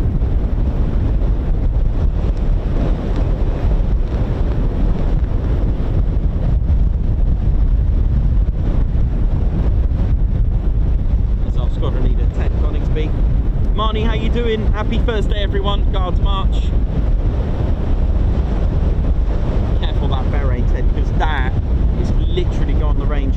Alan Burden, thank you for 26 months membership. Oh yeah, arrange for an armourer. Thanks, Ted. You're welcome. Gary Mathers, thank you very much for 22 months membership. Oi, and good morning, Ted, Nikos, and everyone at TCS. Thanks for a brilliant stream yesterday, Nikos. I'm looking forward to today's stream. But it looks a bit cold and windy at Holbeach. Man, it is extremely windy today. I'd say pushing 25 knots. Margot, thank you very much for the super sticker. Aspen, thank you very much for the super chat. This is a thing of beauty, isn't it? Nice job, Nikos. Thank you very much, and I hope you enjoyed the shots as well in these challenging conditions. Babsar, high five. Thank you for gifting a Ted Coningsby membership. Thank you. Wayne Barton, another month of pure joy and 199 away from Y. Nice one. I think I might have read that wrong, or it was time. Gary D, member for 15 months. Happy range day. Steins Viking, member for 7 months as well. Nice shots. Andrew Wilson, high five. Guards March, thank you for joining the Ted Coningsby Squadron. Carol, congratulations on 2 years membership. Oi oi TCS, thanks to these amazing streams, you're welcome. Robert Pimlott as well, member for 22 months, nearly 2 years subscribed and still loving the content. Keep it up, oi oi. Old Shep, thank you for joining the Posh Officers Club, Guards March. Scott Steigel, thank you for being a member for 9 months, great place to be and met some great folks, thanks. Ginger Bailey, Guards March, thank you for the super sticker. Adrian Anderson, we're member for 25 months, great to be part of the waves of Ted and Nikos, thank you. Julianne 5, thank you very much for 5 months, thank you Ted and Nikos. Paul Fuller with 17, my birthday today, so oi oi, thanks Nikos, and a happy birthday Guards March to Paul Fuller. Rob Kennard, thank you very much for the super chat. Grab a cuppa and a sandwich, I will in a second actually. Guards March to you, and thank you so much for that super chat. Rob Kennard, high five. Paul Pump, thank you as well for gifting 5 Ted Coningsby memberships. And we Stevie Boy, thank you so much for the super sticker just then. Thank you so much for that.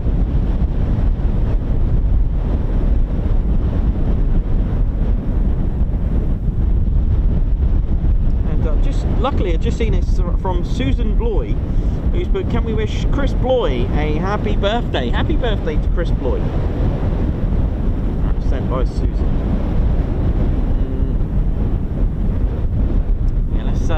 Let's get the tea going. Oh, wind's just calmed down just a little bit there. Let's have a look at some of the targets just quickly. There's our strafing panels over there.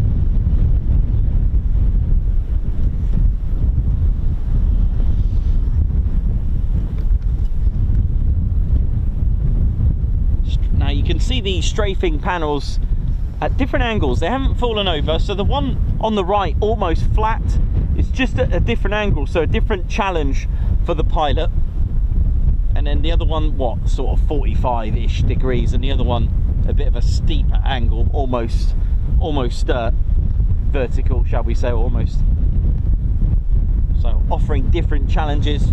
We've also got the rings here, where the Chinook loves to destroy this as well. And then got the 2 boats, these 2, one there which looks tired, and this one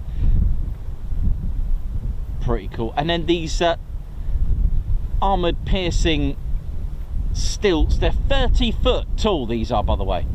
That's 10 foot shy of like a standard UK house, I think. 40 foot, isn't it? What would you class? I've always gone with 40 foot as a regular house, but I might be wrong. But these are 30 foot anyway.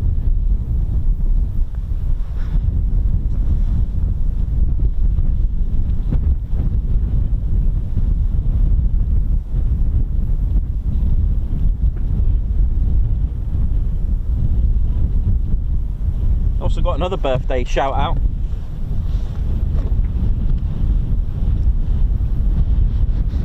And happy birthday to my cousin Dassos in Cyprus, Guards March. Dassos, happy birthday from your cuz and Ted.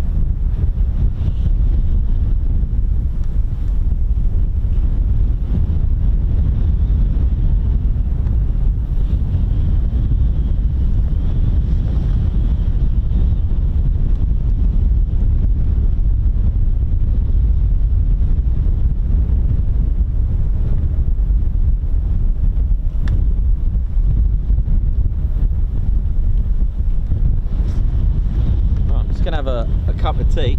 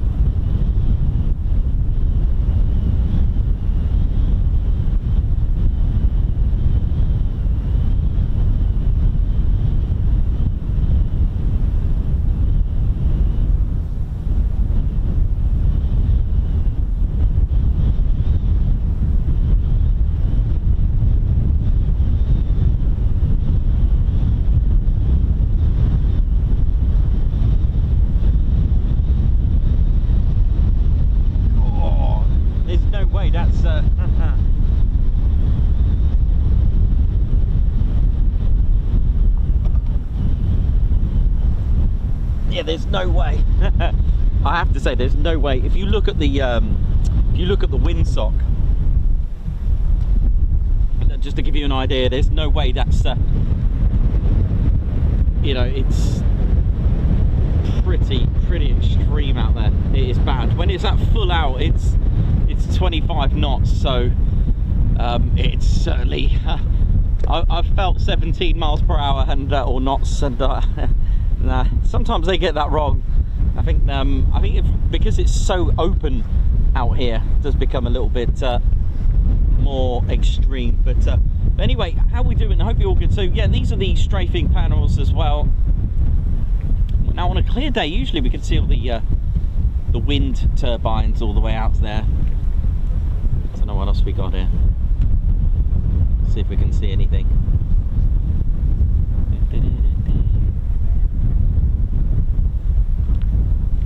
Nothing at the moment. Oh, hello, look at this.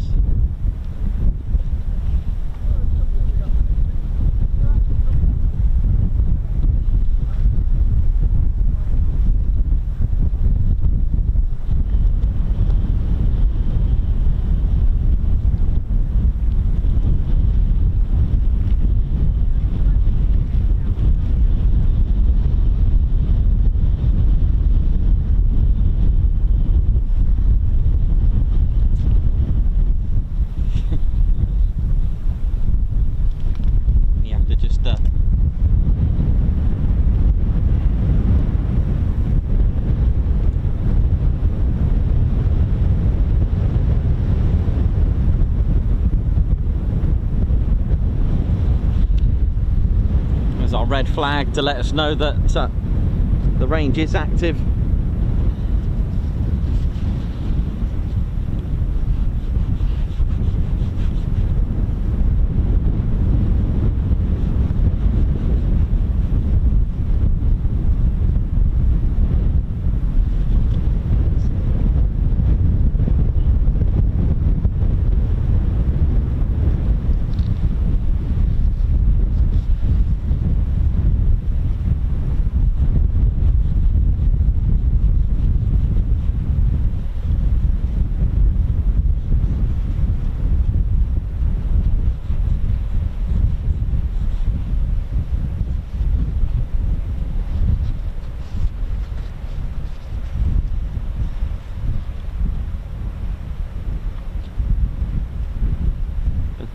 Oh, yeah, thanks for tuning in, everyone. I know it relies a lot of patience here, as you can imagine, but rewards are there. It's not often you see bombs being dropped on anything, really. 2 F-15s on the range, out in the wild.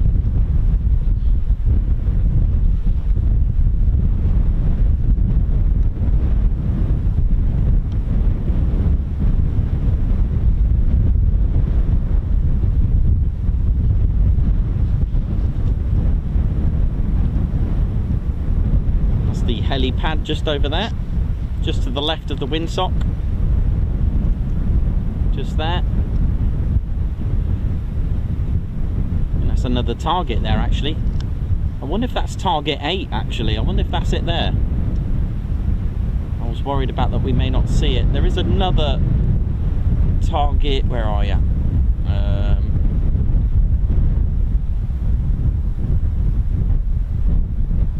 That one there as well, so that looks like it's seen happier memories.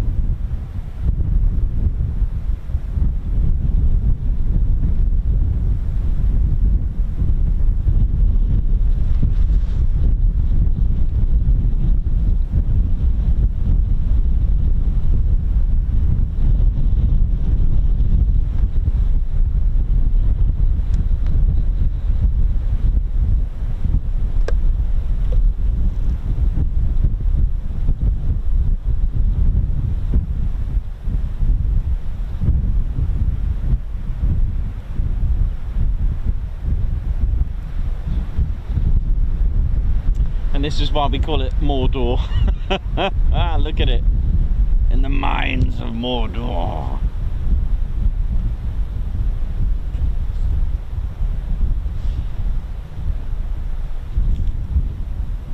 Yeah, you don't want to be stepping on that. It'd be emotional.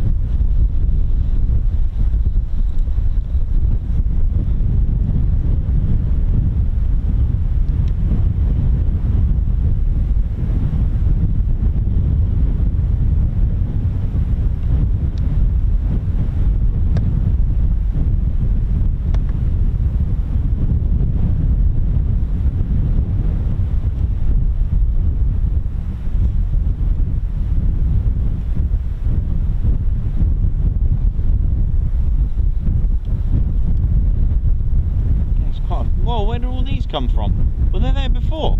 It's like an armada, isn't it? Look at them. That'll be why they couldn't use target 8. There you go. That's your reasons. Look at them.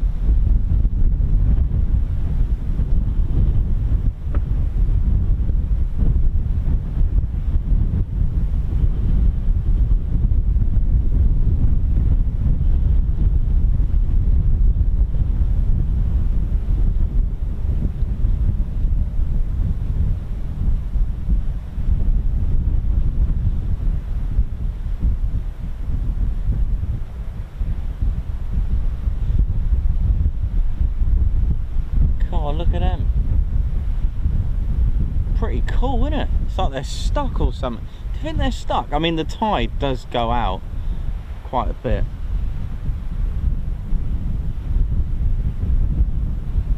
Oh, no. I wonder if there is salmon out there.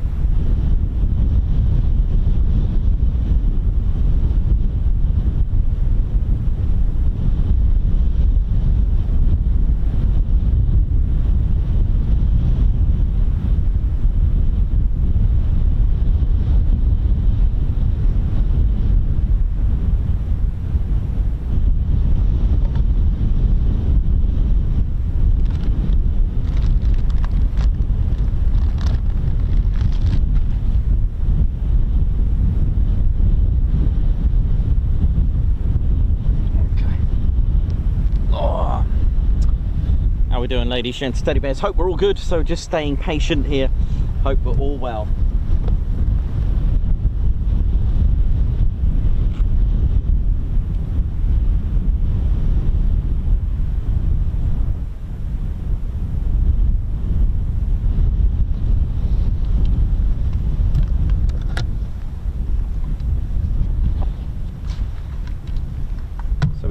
Some what we'll do a one that's really good. We'll do a Q&A. We'll do a Q&A in just a few moments, so get your questions ready for Ted and I to answer them for you. It could be about aircraft, it could be about history, how things work. Let me know and I'll put it on for you. Right, well, I'll swap this battery over, we can do that.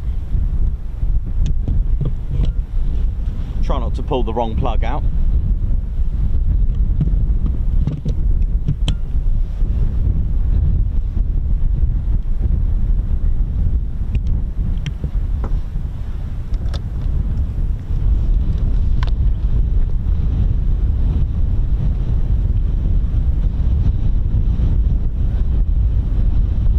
So yeah, what we'll do, we'll get you the Q&A ready.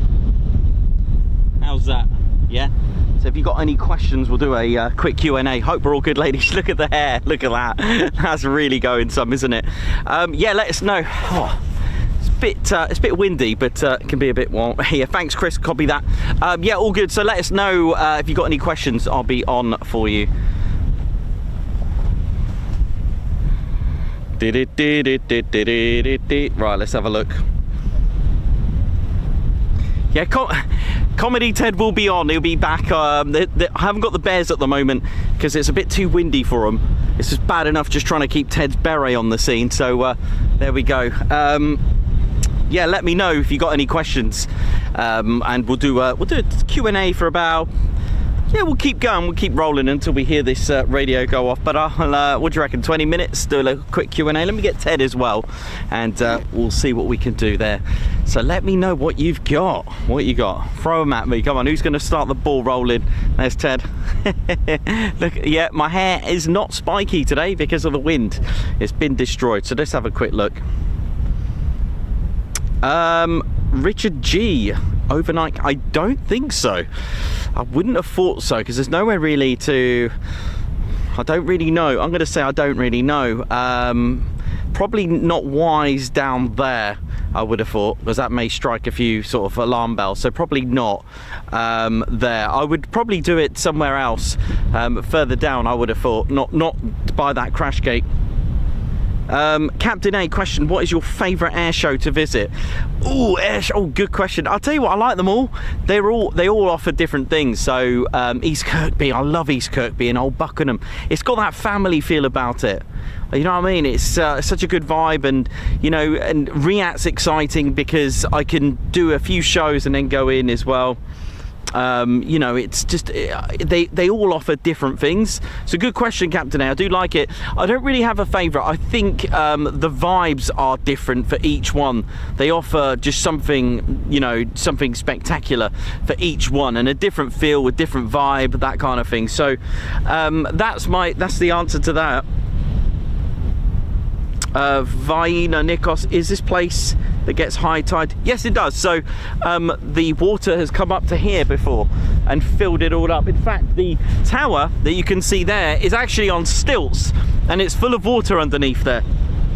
I hope I haven't missed any of your questions.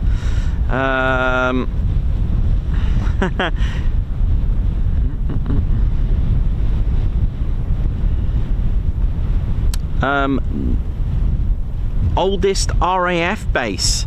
The oldest one I can think of would probably be, the thing is, there weren't any before the 1st of April 1918, so it depends how you want to word that, because places like Marham were a Royal Flying Corps airfield, so it's quite a tricky one to answer. So there was no Royal Air Force bases before 1918 technically, but you can go Marham, you can go Neverhaven, you can go Royal Flying. You see, Royal Flying Corps airfields, we're talking probably 1912 at a push. you know, 1914. But Royal Air Force bases, you know, I would have thought Marham, you know, it was a Royal Flying Corps. Bit of a tricky one to answer, like I said, because they were Royal Flying Corps stations until the Royal Naval Air, you know, the Royal Navy and the Royal Naval Air Service, they all amalgamated, and all the flying components became the Royal Air Force on the 1st of April 1918. So it's a bit of a tricky one because it depends how much history you want to go with it. So I'd say you've got the likes of Lark Hill, Stonehenge Aerodrome, 1915, 1914. You got there's a lot, and they all date around about the same period as Royal Flying Corps stations. Chris Lane, what's your favourite World War II movie of all time? Reach for the Stars, I think, about the story about Douglas Bader. I like that one, and 12 O'Clock High, I love that. I do love that one.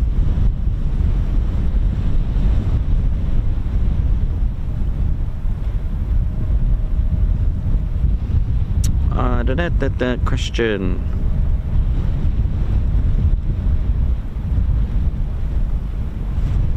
Now let me scroll through them. I've lost track there.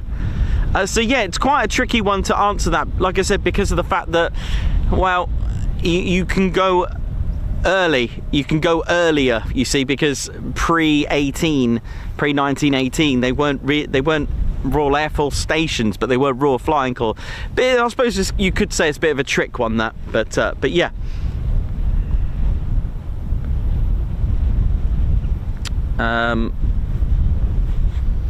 Just gonna have a look. So, one second. Let me check for you. Let me check something.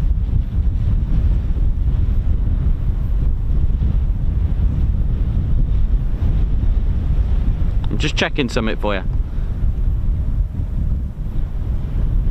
Pretty cool then.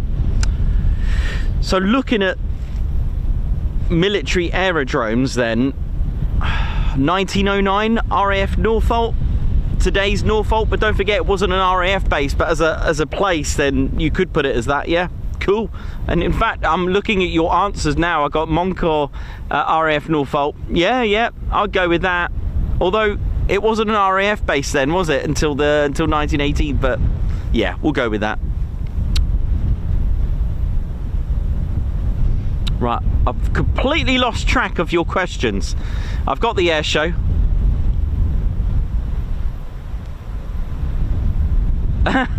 Righty72, Lacey wants to know who's your favourite lioness.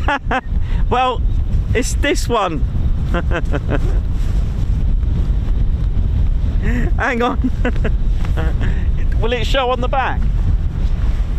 Is that going to show? Yeah, it will. Here you go. Did that show then? Did that show? Oh, I think I'm buying something here.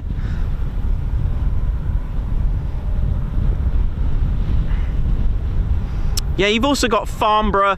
So there's a lot of, you see, a lot of Royal Air Force squadrons, when they were Royal Flying Corps, actually established before they were, you know, before they became Royal Air Force. So you got to remember there was Royal Flying Corps, and some of them were different. Like Free Fighter Squadron today, they started out as number 2 aeroplane company, and then it changed when the Royal Air Force became independent.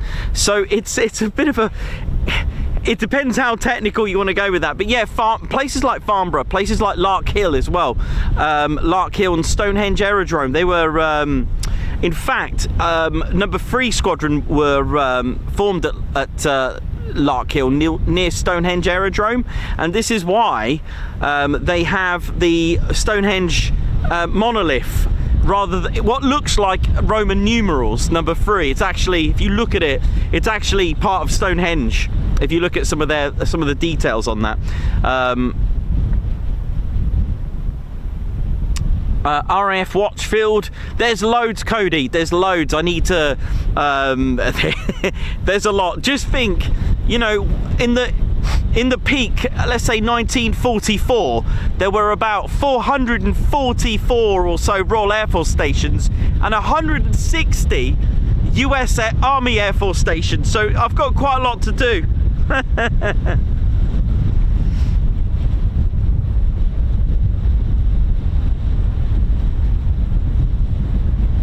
Margot, which memorial are you visiting near Lossie? So I'm going to be doing, there is a memorial for number 20 operational training unit there. There's also a memorial at Milltown, which I'll be covering a lost airfield. I have checked on Drone Assist, and there isn't any flight restrictions. However, I will just make a courtesy call because it is very close to Lossiemouth. Like I said, it's not. I mean, my drone will come up with a warning to say I'm close to Lossiemouth's zone, but I will just let them know anyway. Oh, and I don't know. I think submitting the flight plan on here anyway will alert them anyway. But I might just make a courtesy call and just let them know. Coochie man, flight in a Spitfire or P-51? Oh, come on. But yes, I'll just put the answer for me is yes. I'm going to say yes. Chris Lane, favourite place? Oh, the answer is definitely yes on both of those. They're both good because Coningsby is where it all started, and Lakenheath is just, you know, you just never know what's going to happen there with the excitement levels. So, where is that? Hang on, 2 seconds. There's a lot of dust working its way over here. May need to cover some things. So I'm doing some work on the field and the wind is coming right in. I can feel a little bit of it. Mmm, tasty.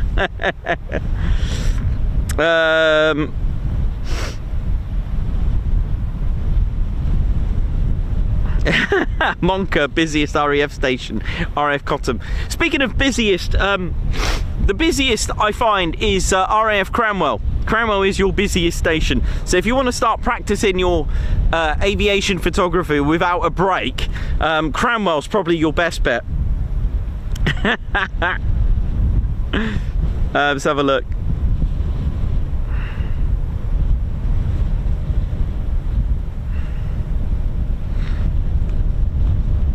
Kevin the Minion, if you had a chance to fly in a jet, what would be your choice? Ooh, in a jet. If I had a chance to fly in a jet, well, okay, so it's got to be like, you know, a two-seater family version aircraft. Ted's been spoiled. Jets. Let's have a look. A jet. Typhoon, two-seater family version. Yeah, why not? I mean, it is pretty much our much loved aircraft. Why not?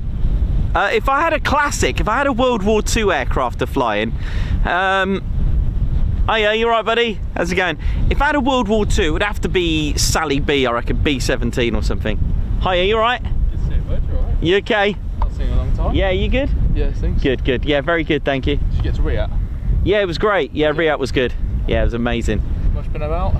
2 F-15s this morning, and just seeing if there's anything else. No. I'll just stay till about 2-3 o'clock, see what happens.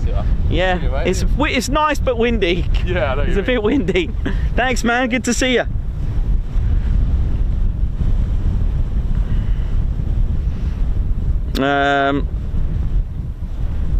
Vina, do we go to the Jersey Air Show? No, not yet. Not yet. You never know, one day. Matt Foster, if you can go back in time, where would you most like to stream from? Oh, oh, that's a good question. Okay, let's have a little think about it. Where would I like to stream from? Good question. Very good question. How about late 80s? Here, watching Tornadoes and Harriers use the range.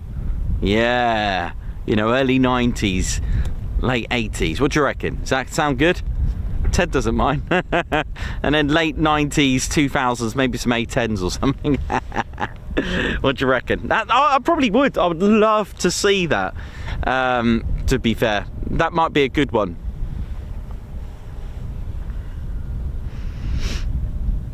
Really good questions coming up, really good. Daniel Walker, what is the best display you've seen? That is a best display. I always love the F-18 displaying, but I think the one that really tickled me was really bad word. Would be the I really loved, right? It wasn't even a display; it was a demo. I really loved the F-15QA. That was hot. That was hot. Yeah, probably that. I would have thought. Hang on, rewind, hang on, it's that. I'll tell you what, Matt Brighty, Bournemouth, that was good, along with Turbo's dust display. We're talking dust display Bournemouth, that was good.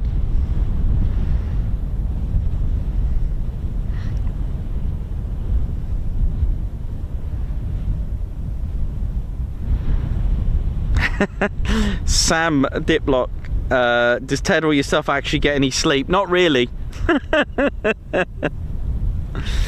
Jakey H2000, what is your favourite non-military aircraft?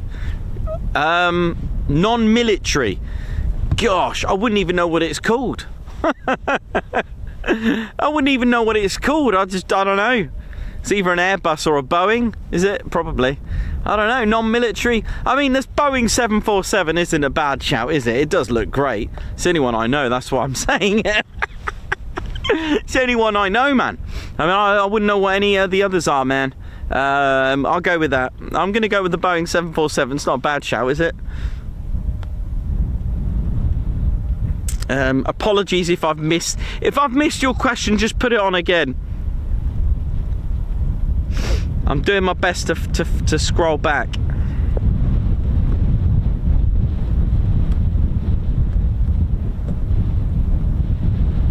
Cool.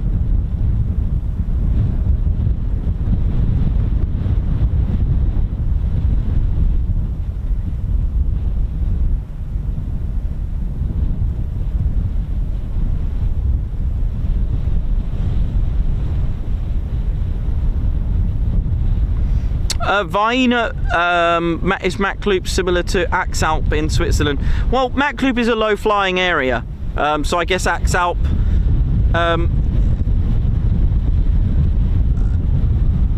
yeah, I'd say it is a low-flying area, so I guess so, but just different terrain. Dave Earl, can you explain how adaptive cycle engine works like the F-47? Don't know, because the F-47, it's not even designed yet, I don't think, so I couldn't answer that, I'm afraid.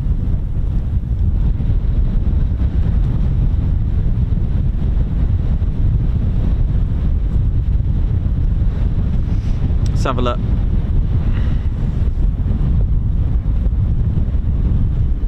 Just checking the battery's still on this thing.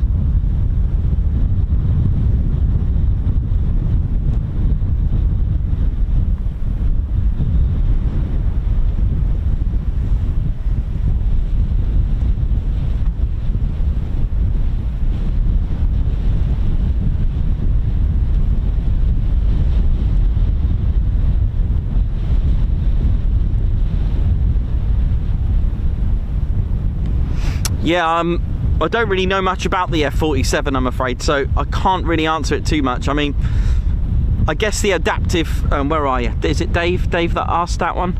Sorry, Dave. Dave Earl, how does it work?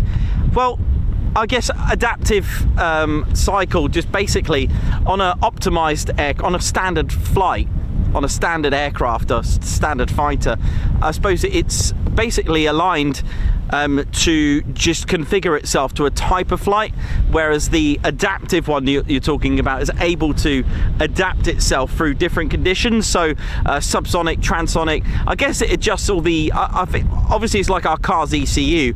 I think we're talking about next level fly-by-wire to do that, and it allows the aircraft to have both high thrust for maximum power and high fuel efficiency. So I guess it's the management systems that will probably deal with that. So I guess there'll be a third bypass stream probably, in addition to the core bypass stream itself. So I'm going to guess, at a guess, I think it will have probably an extra bypass system where it will utilize that.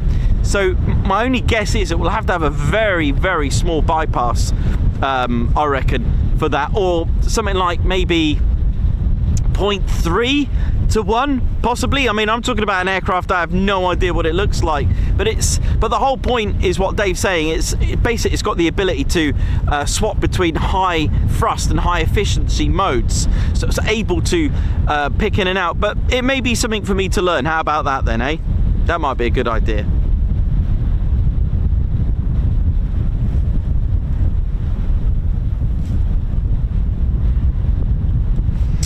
Dieter, are the pilots do their strafing practices elsewhere when there is no good weather? They can do, but they can't just... Okay, so there are about, what, 5 air weapons ranges. Don't forget, they've obviously got plans of certain targets and things. They can go to Donanook, but the thing is, they may not be able to get booked in. Okay, so if they come here and move on, don't forget they would need to check in and find out if they can go to the range, because they may not be able to do it on the same day.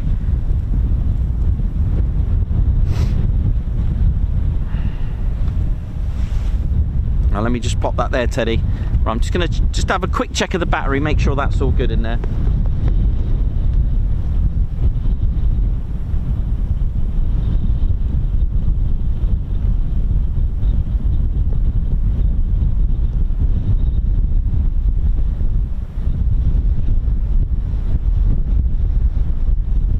Yeah, looks good. Looks good, looks good, looks good. How are we doing? Sorry about that, I just needed to check that we're all good. I may have another cup of tea. We'll stay till about maybe 2-3 o'clock. Hopefully we'll catch something. What do you reckon? 2 o'clock? We'll stay by about 2 and hope for the best.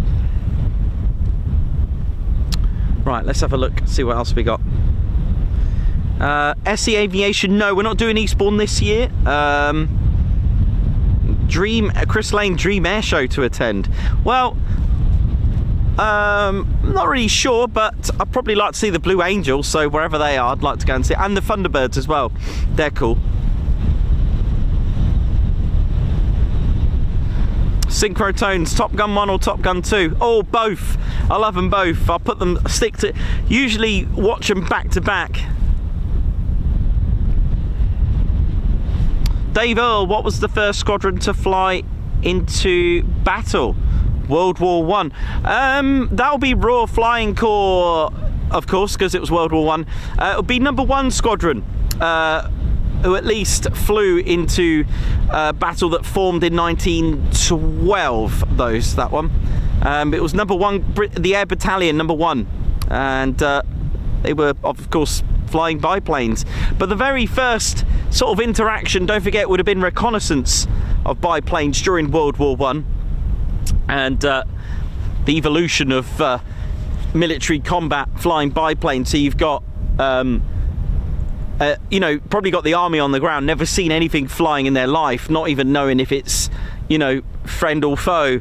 And you would have had, there's a story about 2 biplanes crossing each other, both enemies of each other, and they're waving, and then after they passed each other, realised that, hang on a minute, that's the enemy.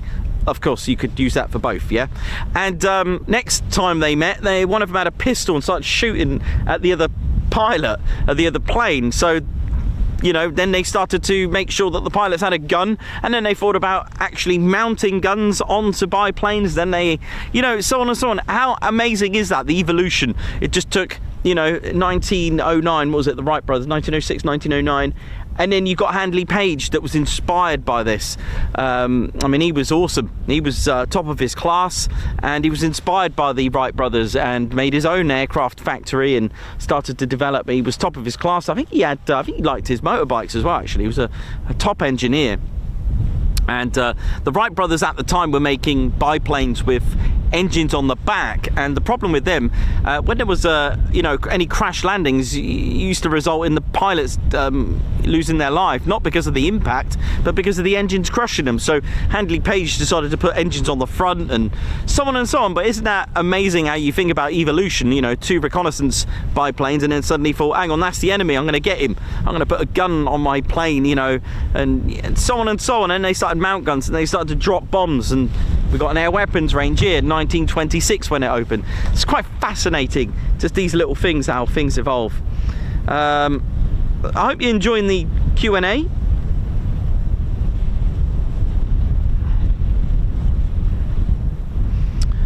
Rick Barham, Royal Flying Corps Artillery Observers. So there you go. So that would be what it would have been like with doing reconnaissance.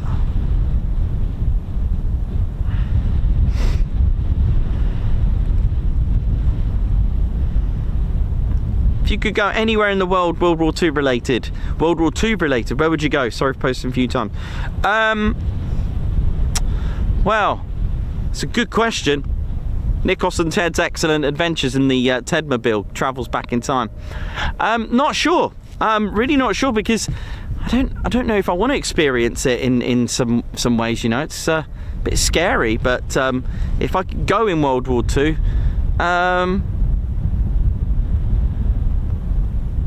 not really sure. It's a good question.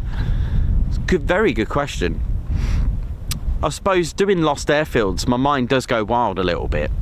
But then I kind of think, I don't, you know, yeah, it's a good question, but I don't think where would I go? I mean, it's, oh gosh, it's a very good question. I'd like to, do you know what? I'd like to go back to Lakenheath, because I do go into in-depth history with that, and I'd like to see what it was like, as even going back as a decoy airfield. So I'd like to have seen that. Yeah.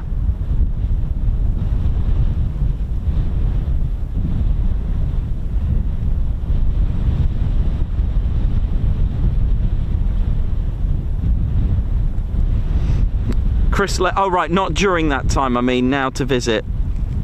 Oh, I thought that's what you meant, but hey.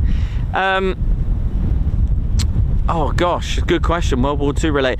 I suppose, I mean, that's infinite, isn't it? Oh gosh, very good question. I mean, I could, I don't know if I could ever do it, but it'd be interesting to relate it to what we do with lost airfields. I suppose pay respects to the Pearl Harbor Memorial. That would be one Ted and I could do. LEJ approach F4 or F111. I never got to see the F111.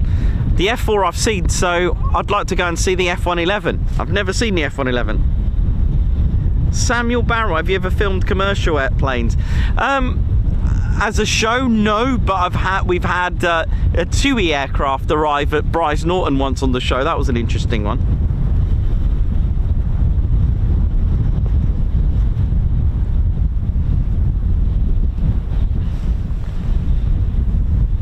So yeah, hope you're all good and well.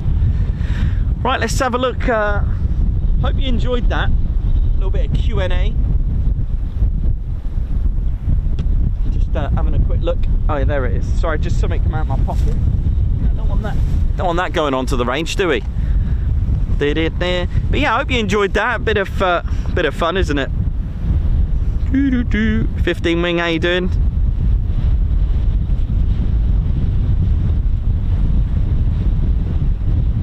Joshua Haddock, hope you're well, man. Hope you're good. Christopher Carr, yeah, that's not a bad shout. Normandy. not a bad shout as well. Normandy, the beaches, that would be interesting to yeah, that's a good shout actually. So Chris Lane, Normandy or Pearl Harbor, how's that? Sorry, I misread your question.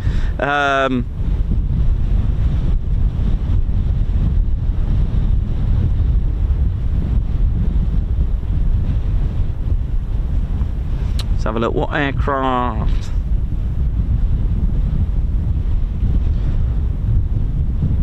Wee Stevie boy, what aircraft or aircrafts invoke your emotions the most? That's a good question. Very good question. I think things like the Lancaster and the B-17 do. They really stir up stuff. You know, and some of the settings. I mean, I don't think anyone will ever forget the sunset with the Lancaster on the 80th. Would ever forget that. That was something absolutely special. That amazing sunset. They do stir up a lot. I mean, being in the Lancaster is completely different. Your mind starts to, you know, start to go into an overload with certain things. So yeah, I you know, and walking in the in a B-17 as well, having a look inside there, it's very easy to get emotions running with that. So yeah, definitely B-17 and Lancaster, which I've been in both, have a very powerful. Yeah, definitely, they bring very powerful emotions to you. I'm just thinking and looking back. You know, I was in the waist gunner position in the B-17, and I was thinking, goodness me, you know, and then sat in the rear, you know, in the rear turret on the tail end of the Lancaster. That was, you know, horrible in a way, you know, to start, you know, when your brain starts going, when your mind starts flowing like that. But I've always said this, of course, don't forget, you know, these men forming a brotherhood, whether US Air Force or Royal Air Force, they formed a brotherhood, and you know, they kept it together. That's what got them through it, keeping it together and making it and optimizing things like that. The brotherhood is, you know, as a civilian, it's easy for me to start, you know, going deep thoughts of that, but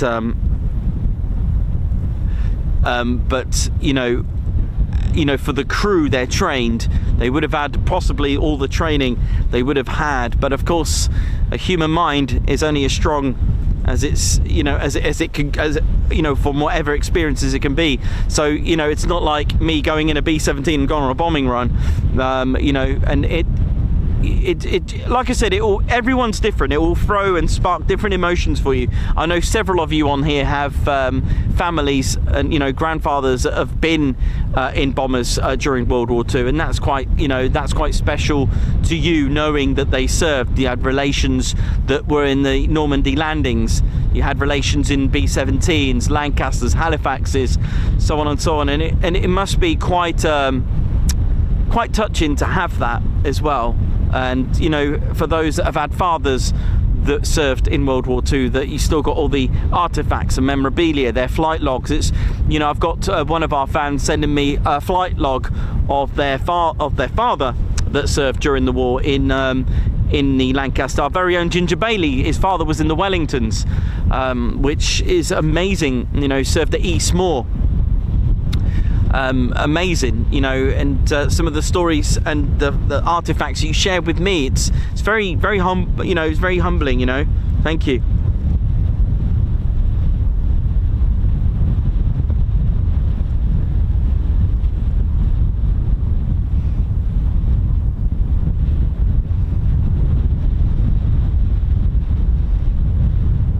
Yeah, I'll have to get myself to Normandy one day, but I've always said this. I've always said it. If for those that have seen our Christmas stream, when I spoke about the, you know, the respect and honour, and you know, that dignity, you know, to, you know, the Brown and Ziegler story, Amazing story for those that don't know it. The 109 that just Ziegler said that he's never seen a B-17 that destroyed flying before. You know, if you know the story, have a look at our Christmas special. I won't ruin it. It's an amazing story. I went on Christmas Day to explain the story. I went into a lot of detail. Been reading a lot about the psychology of some of the of the airmen from books that I read, and just seeing what they go through. And there's a lot of airmen that don't, not just Air Force as well. Just there's a lot of veterans that won't talk about things like this. They won't. It's something that the human mind just shuts it off, because in the end, no one wants war. In the end, it's not a good.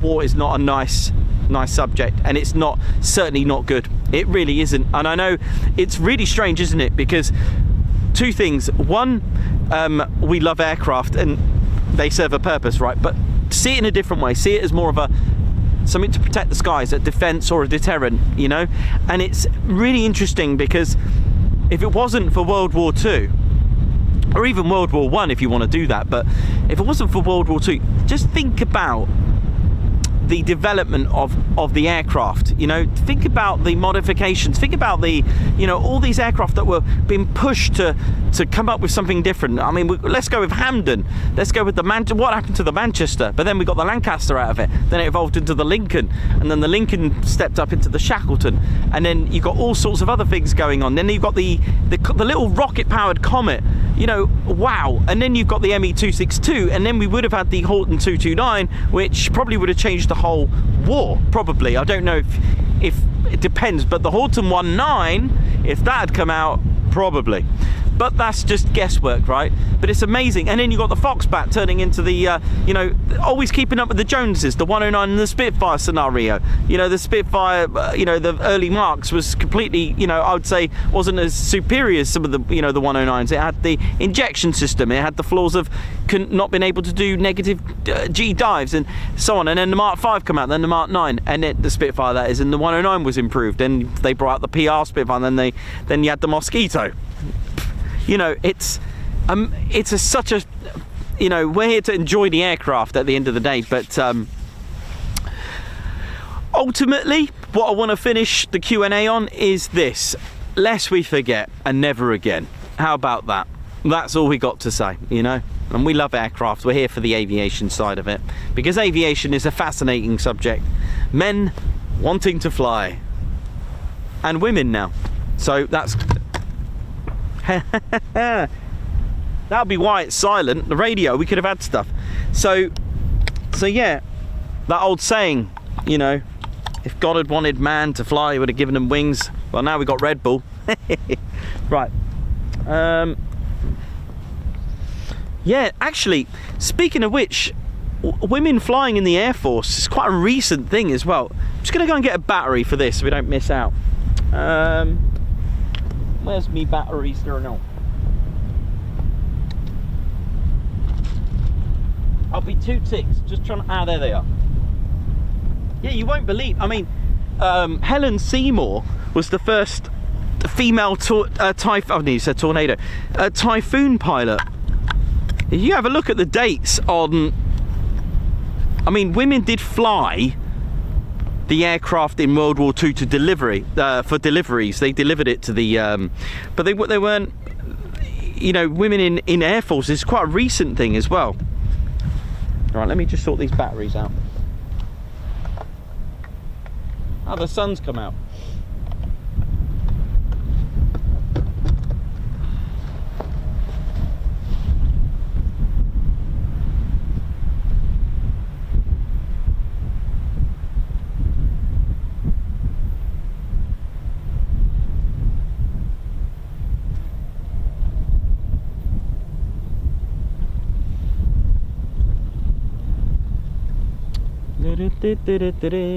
So yeah, I mean, you got was it Julianne Gibson? Was she the first? Julianne Gibson, the first who completed her training in 1991. She was the first woman to be awarded her RAF wings.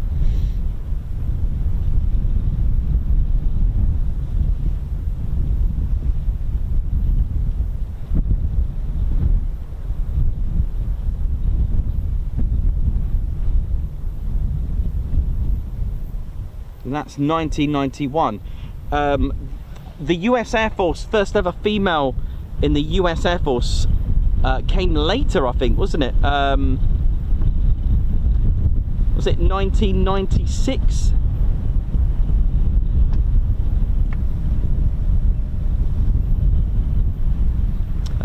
Jeannie Leavitt, or was it 93? Jeannie Leavitt, I think it was 93. Final answer, it was 96 or 93. I'm going to go with 93.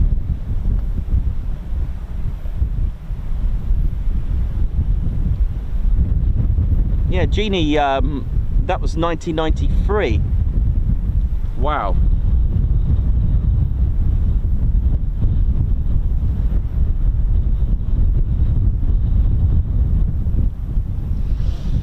Right, I'm going to go and have just a quick bite to eat, and then have a cup of tea, and then hopefully make aircraft turn up.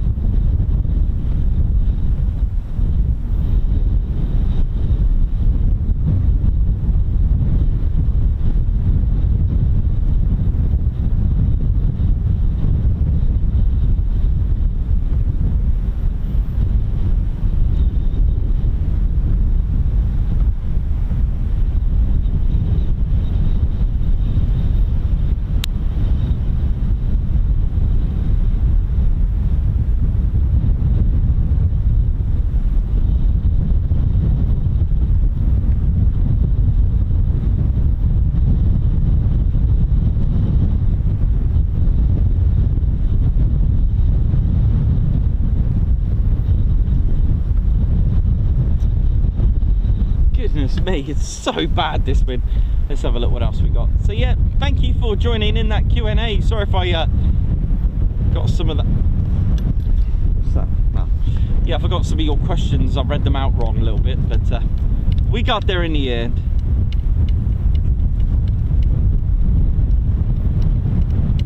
God, they look like there's that scene out of Star Wars, isn't it?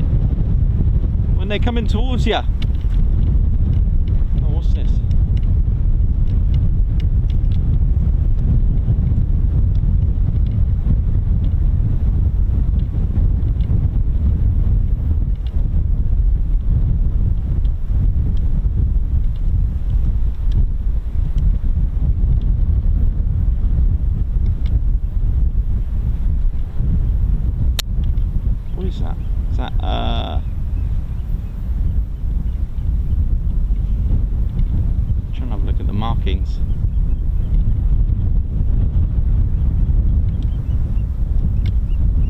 Not roundels and stuff, I meant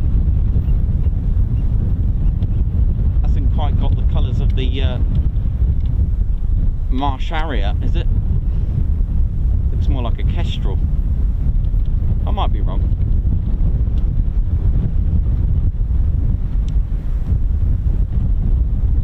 Uh-oh. What's going on here? We might have some aerial combat. Who remembers the was it the oyster catchers, wasn't it? Was it oyster catchers versus the Marsh Harrier? And the oyster catchers actually fended themselves off to a point where the Marsh Harrier scarpered. Who remembers that? That was cool, wasn't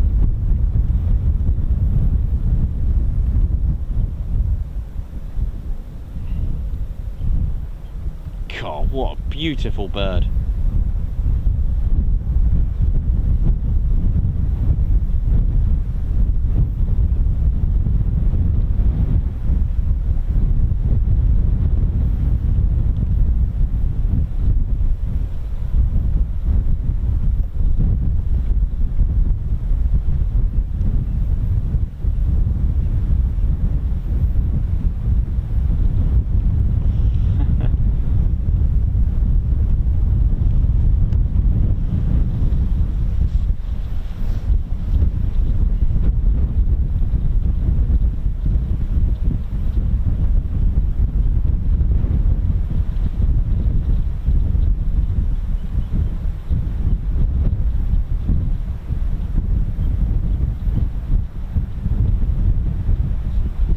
Yeah, I'm just gonna have a quick bite to eat. You never know, might make an aircraft turn up. So I've got the radio, so you'll hear that kick off and start chatting.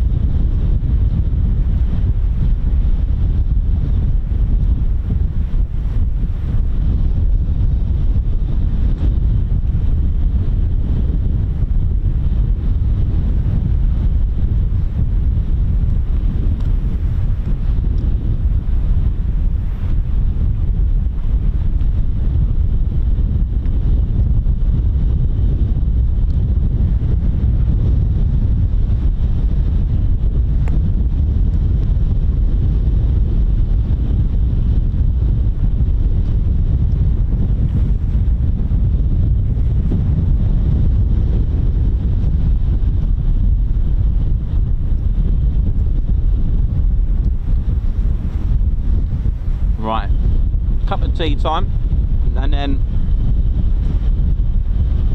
see what's going on.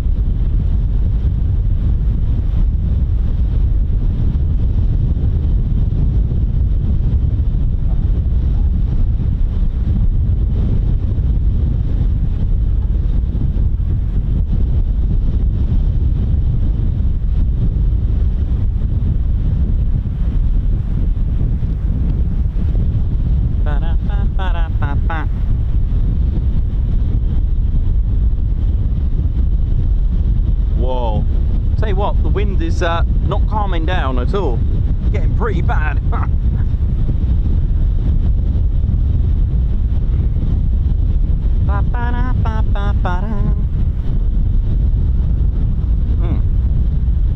Nice cup of tea though.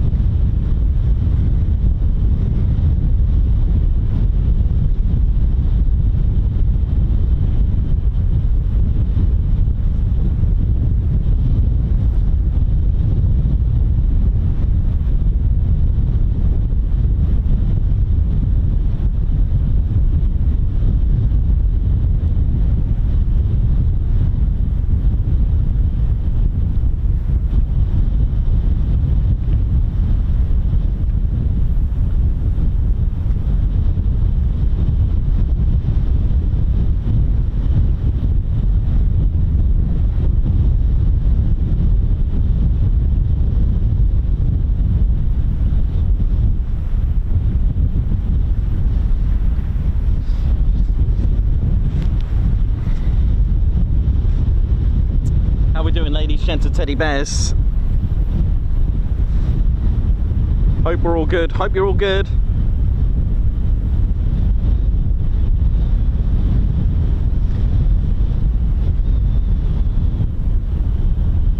You're tuned into the Ted Coningsby Channel. Anything could happen. Anything could happen. So hold tight.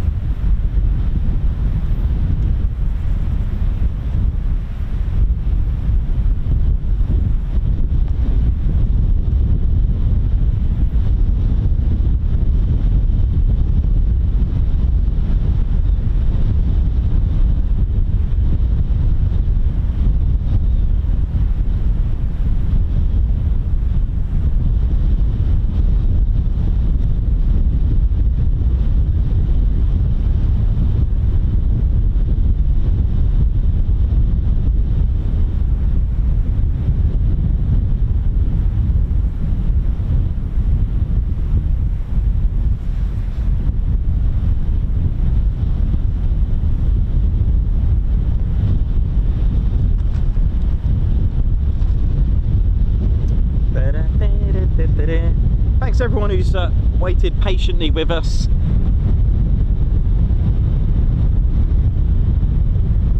Like I said, you just don't know what to expect. You just turn up and hope for the best.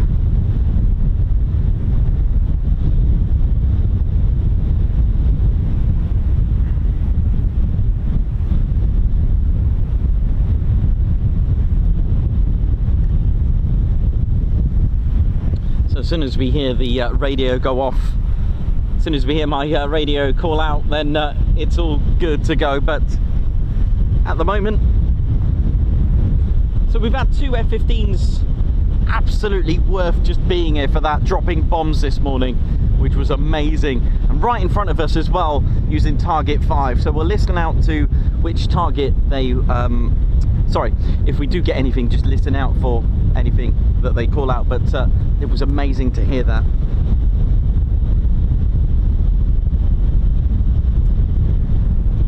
Oh, thanks very much. Wee Stevie boy, who's loving the history lessons. So yeah, Chris, Reedy and everyone else is tuned in. We have had action and it's been brilliant.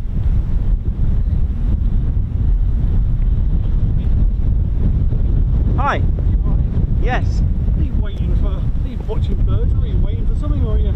Just enjoying whatever happens. Oh, I see. I thought you were Yeah. maybe some planes, or... It could be, that's what I'm hoping for. Oh, But is it? Okay. yeah, just been there all day. Oh, wow. Yeah. I was only thinking it's usually quite dead. Yeah. Maybe Yeah. No, you just turn up and hope for the best. Alright. Okay, yeah, no worries. Good luck. Yeah, don't get blown away, man. It's pretty breezy, isn't it?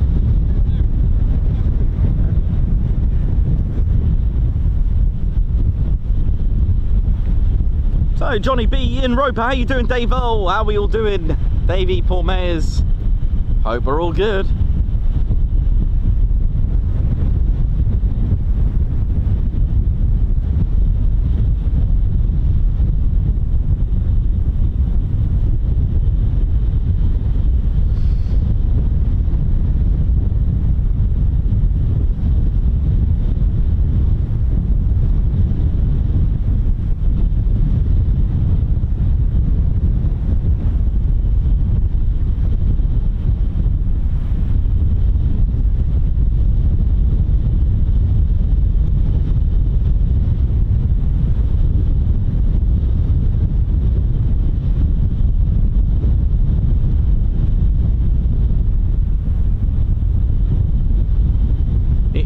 Like I said, it is absolutely windy. It's at least 25 miles an hour, at least. The windsock is at full flight, which will tell you that's 25 knots.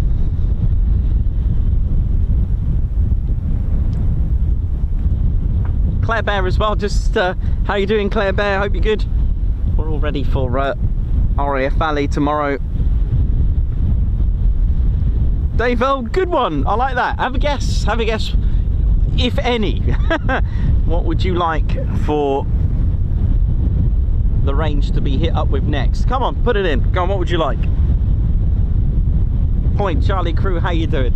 Yep, put in the comments now what aircraft you are hoping for to see if we get anything. What would you like? Put it on there. They might hear it out.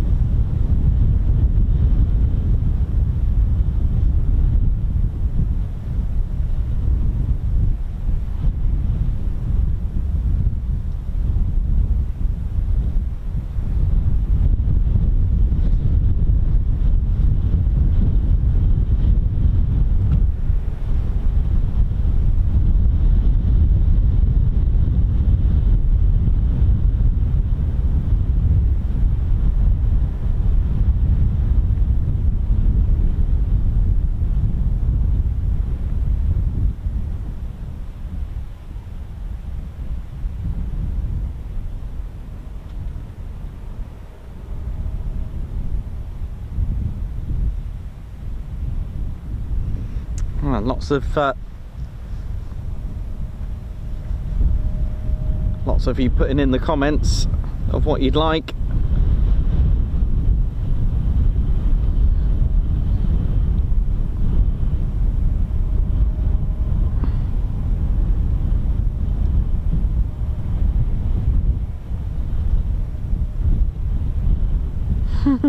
Thanks, James S. I think you did amazing grabbing the bomb footage this morning. Imagine what those F1 camera guys need to do. Thanks. Yeah, it's just me holding a camera. It's all handheld. It's not on a tripod unless I'm not doing anything like now. And you know, I've done better.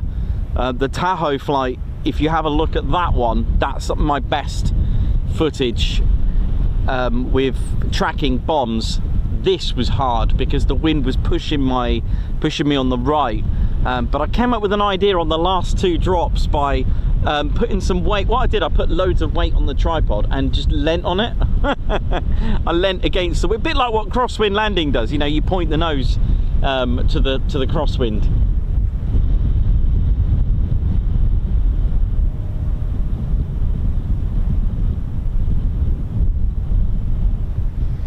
due to the winds, unfortunately, the bears are not here. Unfortunately, I've only got Ted with me.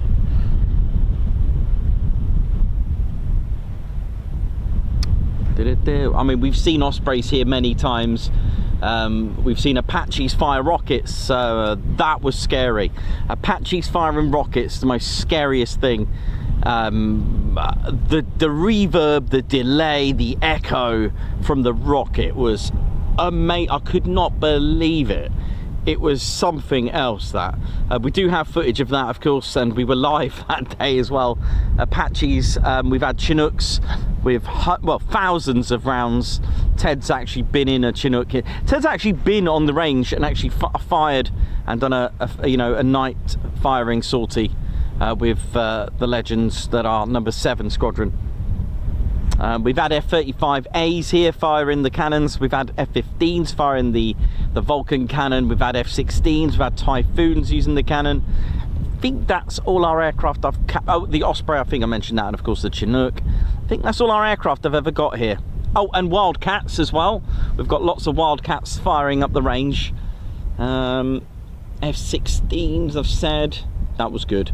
We've had F-16s dropping bombs. That was good as well. Just trying to think of the list that I've got. I don't think I've caught a Typhoon dropping a bomb here.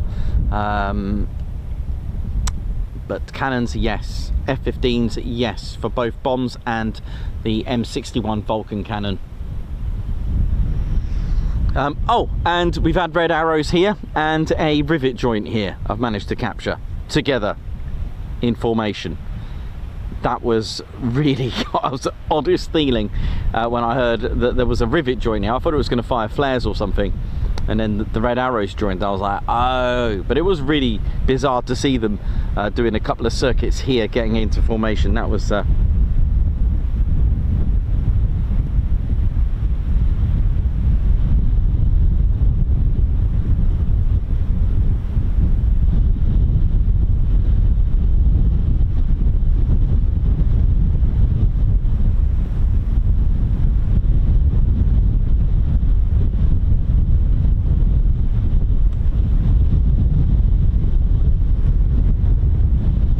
oh yeah, thanks Chris. Grob, yeah, we've had the Grob tutor here as well, doing a display. Managed to catch that. Thank you for that, Chris. The Bob Dews, the tutor display pilot, doing a display here. Got that.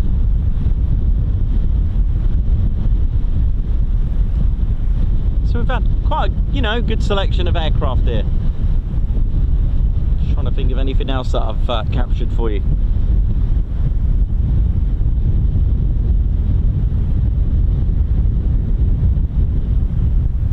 Oh, and Hawks.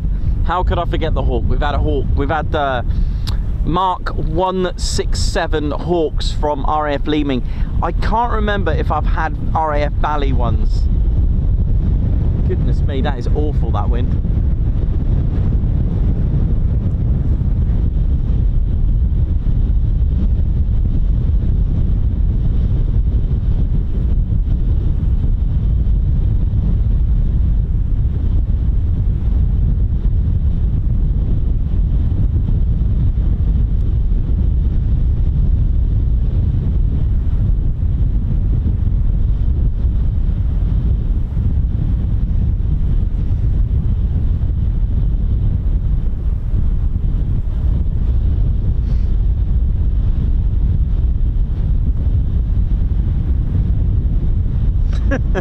Yeah, Aspen, it just so happens I did forget the Hawks just then, so that's and rain.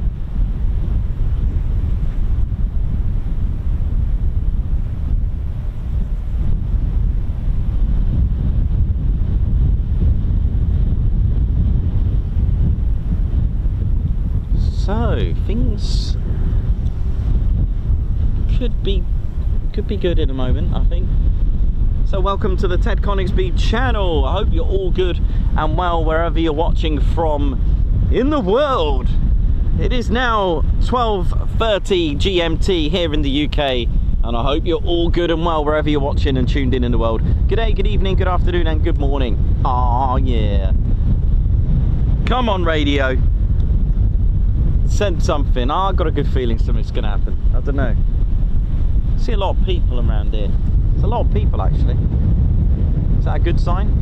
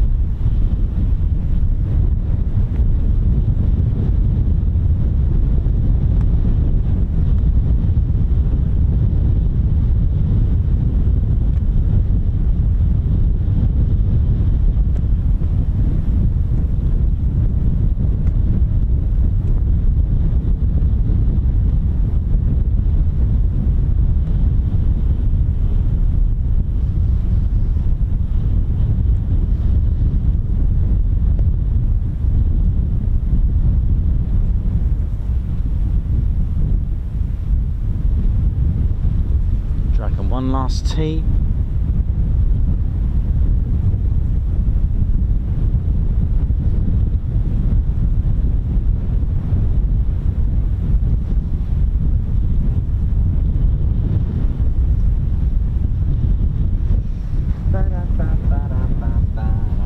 Yeah, let's have a bit. Let's have a tea. Come on. Let's have a tea. The tea. Oh. Oh, hello. What's going on here? Did you hear that? Holbeach Range. Who have we got? Lime on 3, Holbeach Range, Royal 55, how many? Holbeach Range, firm for line 2A, and loud and clear. We have a question about using the ground free. Got 8 for a ground free in that.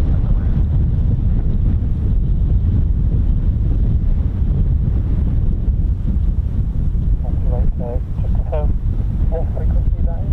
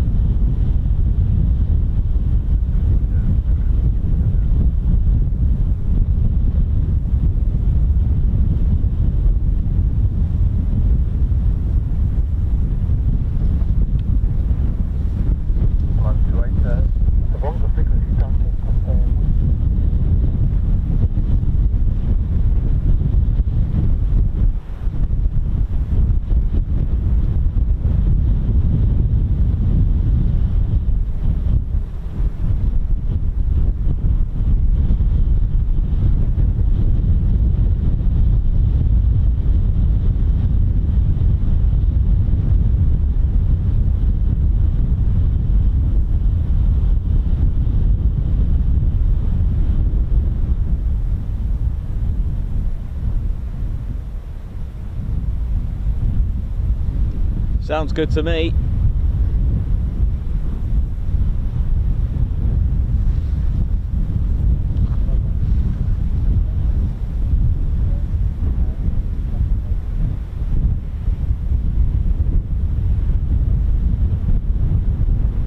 What?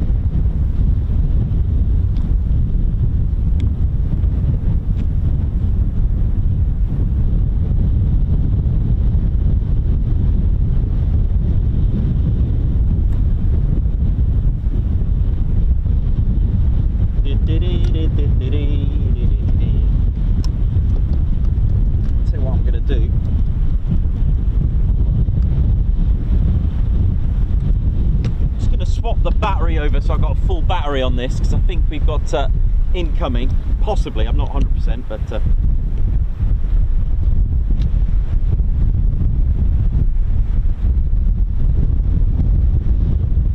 that wind is brutal.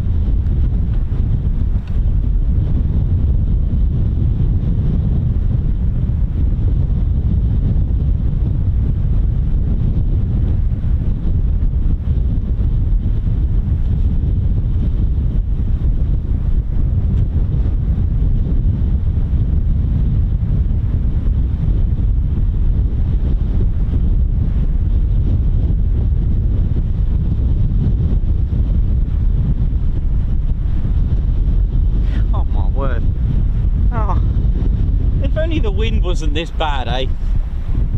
Be an easy one. But hey, nothing's easy in life, isn't it?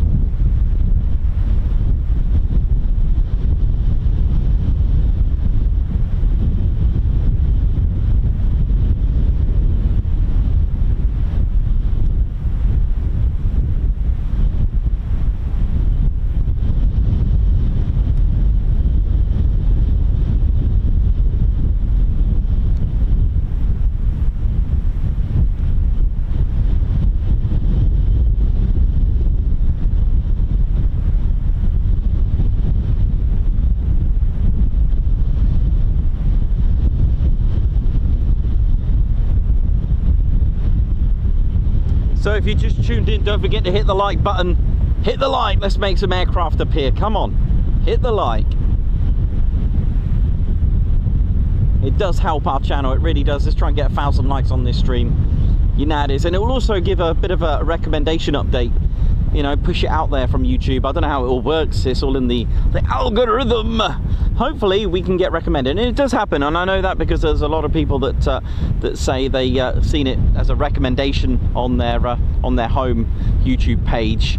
It does help. The way it would, in simple terms, if all our viewers and especially all our subscribers, if they like what they see, say what you see, then it's most likely it will get promoted, and we are loving that. We're nearly at 109k already, by the way, which is amazing.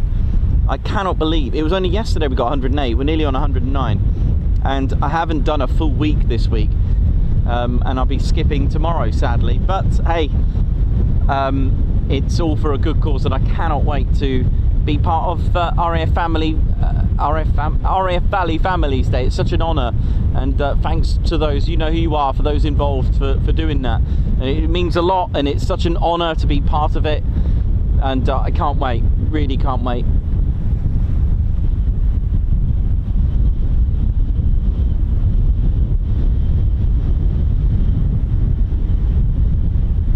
Not Captain Baber, yes, we still got something like 26 or so tickets available.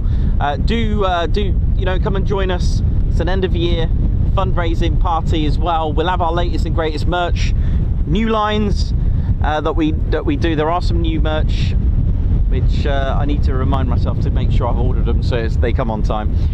But I've got some in my possession, something new. Oh yeah. A completely new line, not like a t-shirt, completely new product, which is out, and you'll be able to get hold of it if you come to the party first on the 30th of November.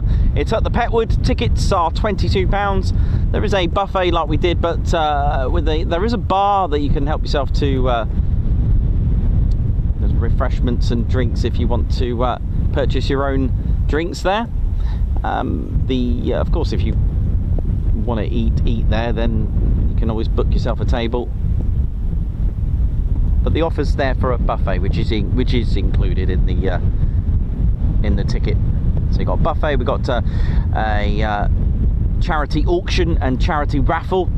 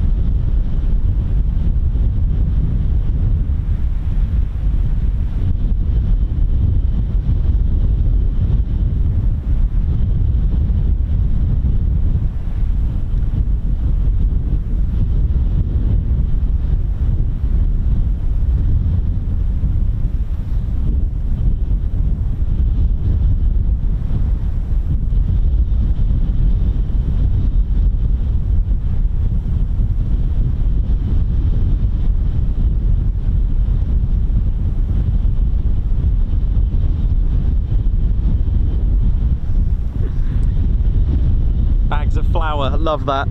That reminds me of Armistice 1918, when RAF Marham bombed Narborough with bags of flour, and Narborough bombed them back with bags of soot. Love it. Yeah, there is a C-130 floating around. You never know, it might come in and do some flares. I don't know. Well, gunship would be pretty cool, wouldn't it?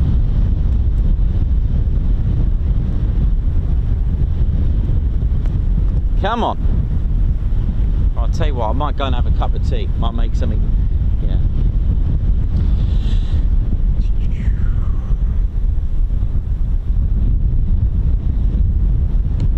Target 5 is awaiting for ya.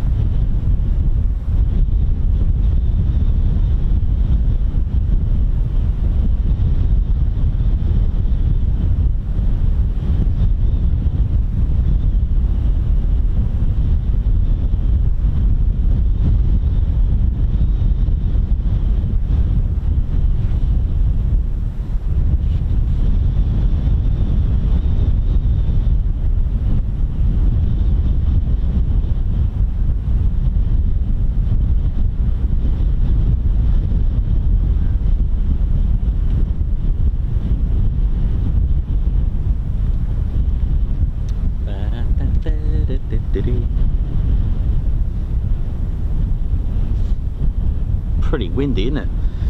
Absolutely windy.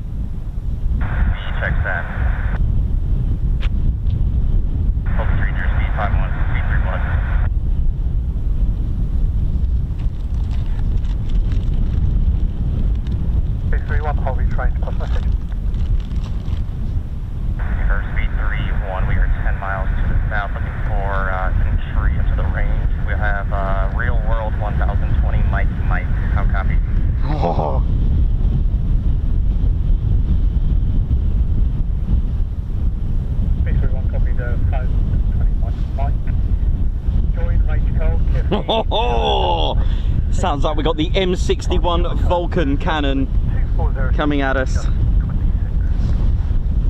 Welcome to Holbeach Air Weapons Range, a place to bring your aircraft to blow up and shoot stuff, ladies, gents, and teddy bears. They have live ammo.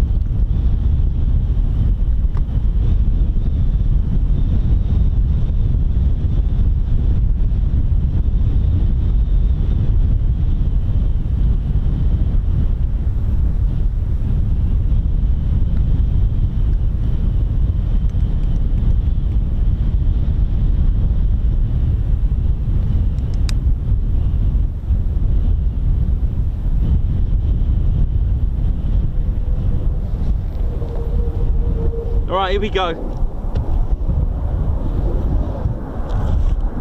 Let's have some of this.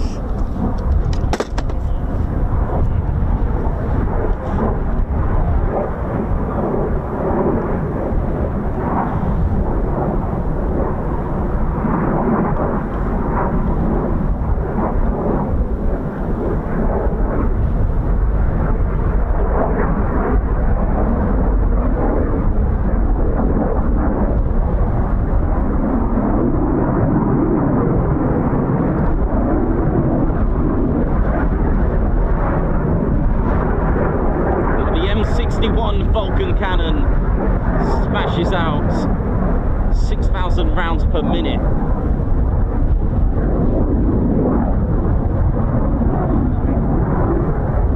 We just saw, don't know if you heard that bang, but had a bit of a tumble here.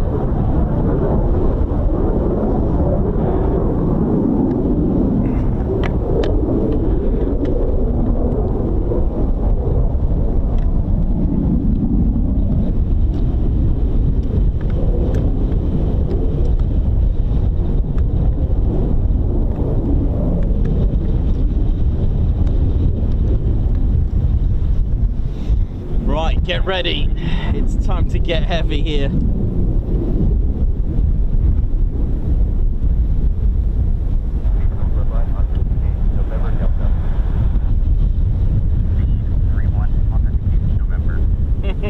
It's actually, you know, I always use speed as a call sign for my generic. There, I think it's actually speed call sign. 20mm or 20 mics. Oh yes. Target.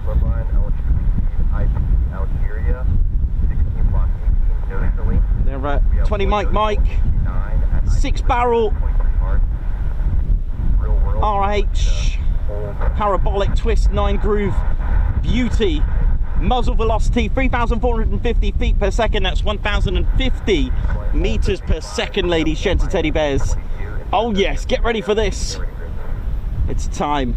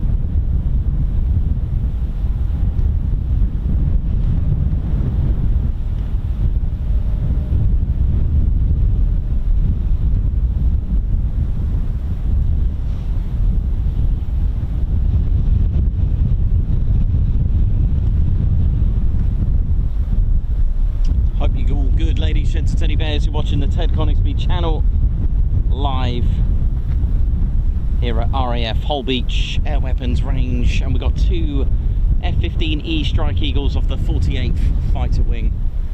Oh yes, speed. I believe that's a 492nd call sign, but I might be wrong.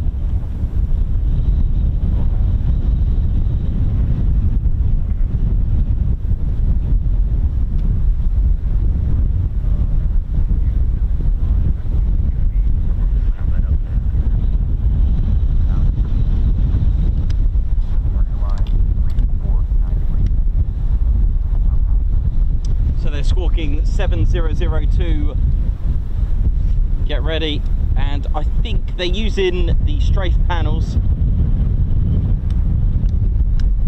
so target 1 strafe panels, but you've got panel 1, 2 and 3 left to right.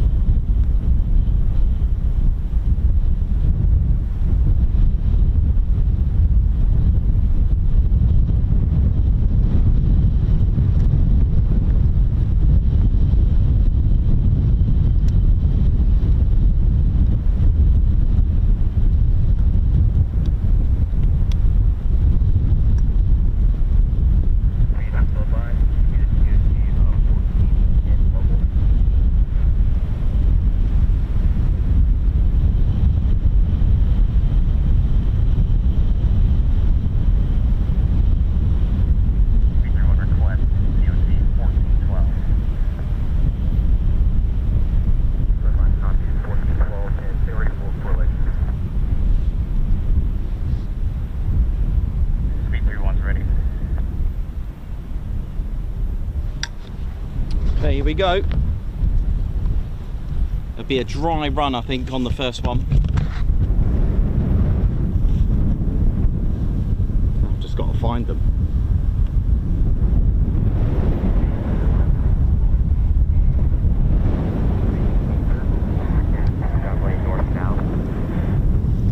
Yeah, I noticed the A10. I love it when it has a moment like that.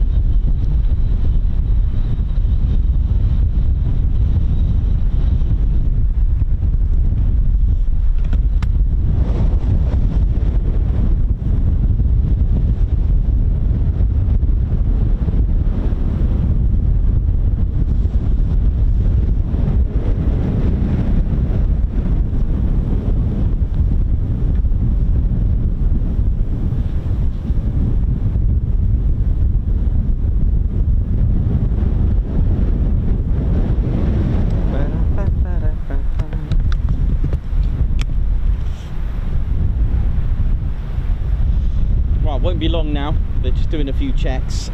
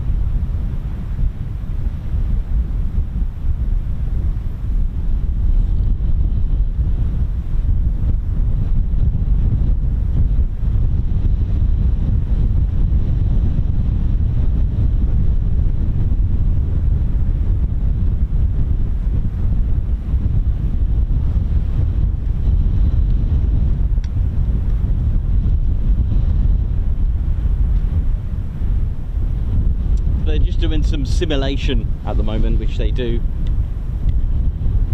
They're using a any object on the ground, whether a vehicle as a pretend target or a building as a pretend target.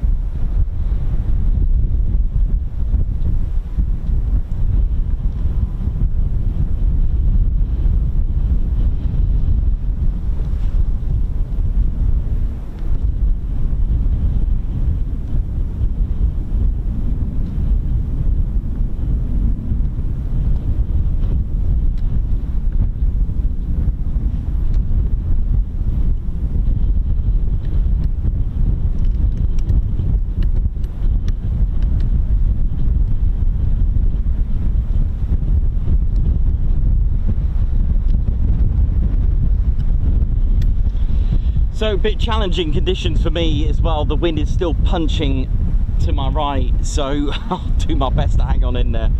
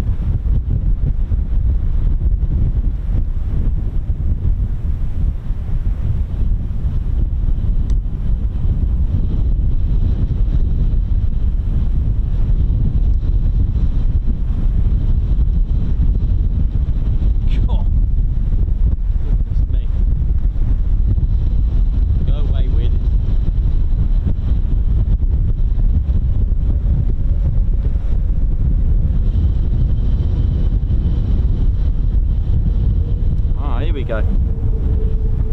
High and dry at the moment, but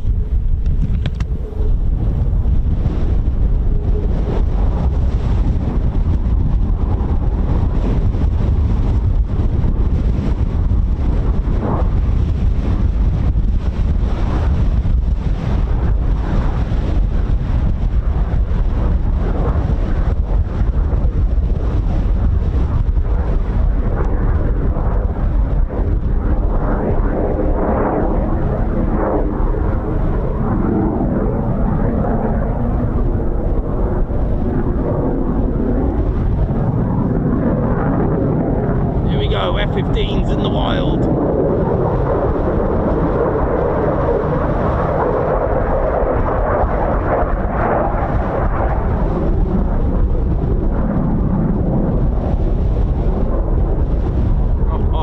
Right, let me just wait for them to get lower and I'll track them.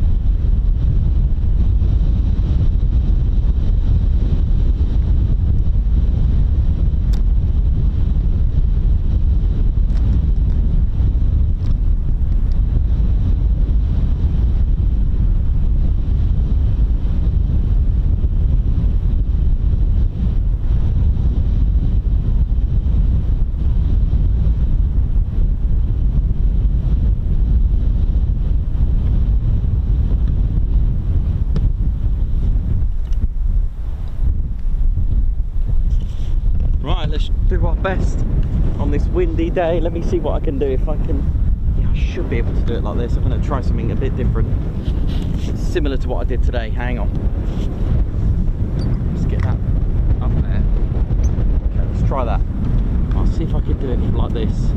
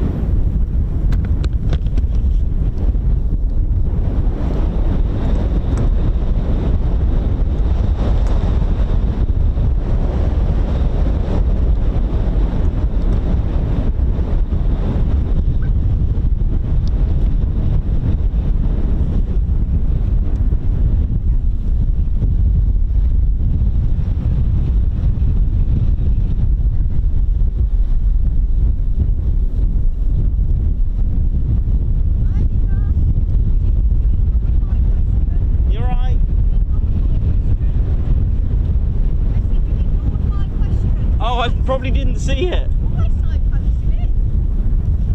I might have not seen it, sorry.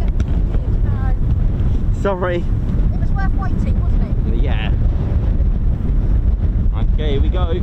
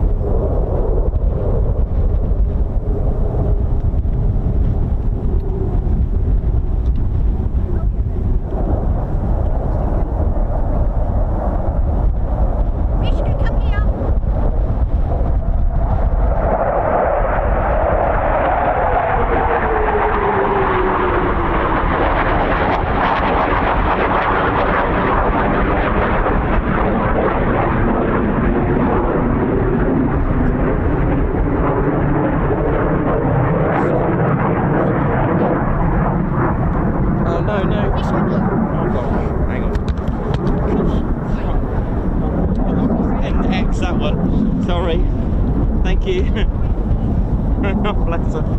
There's nothing in there.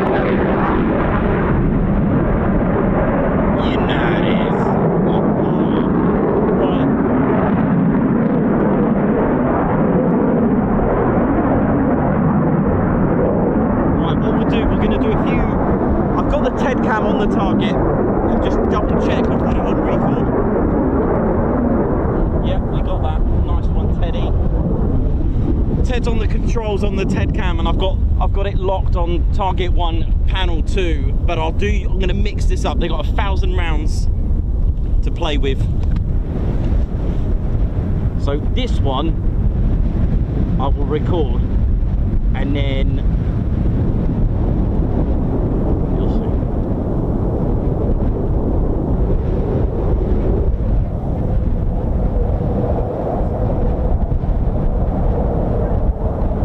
Oh, I could do this.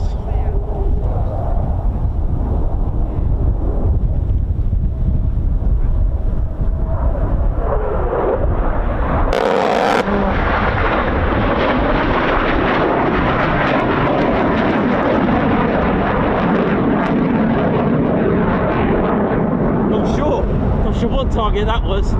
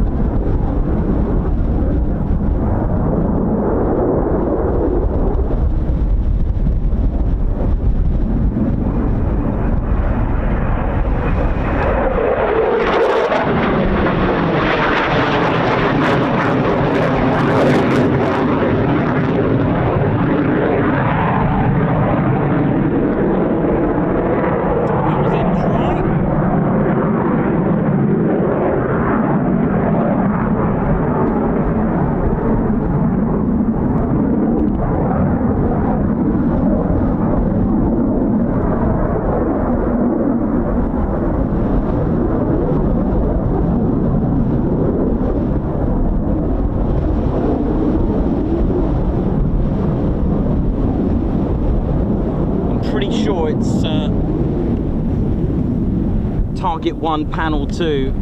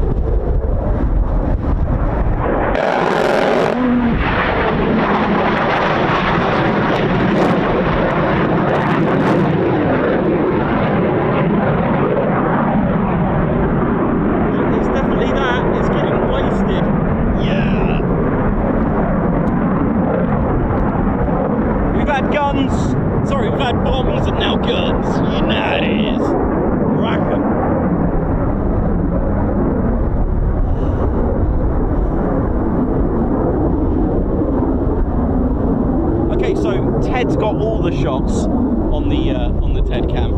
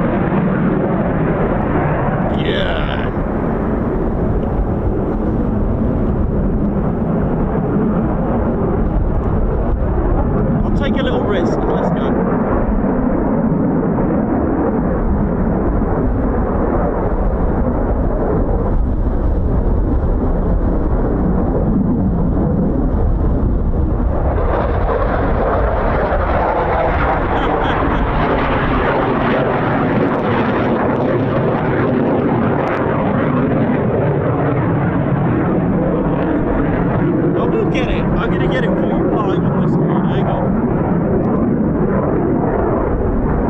But the 4K version, when I release it, will have all the target shots from today. So something to look out for when I publish it out.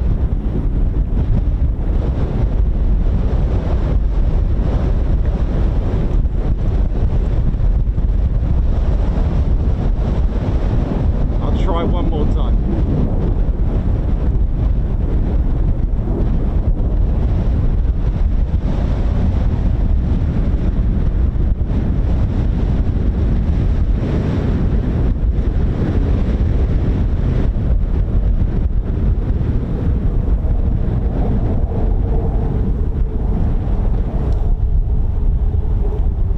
Come on.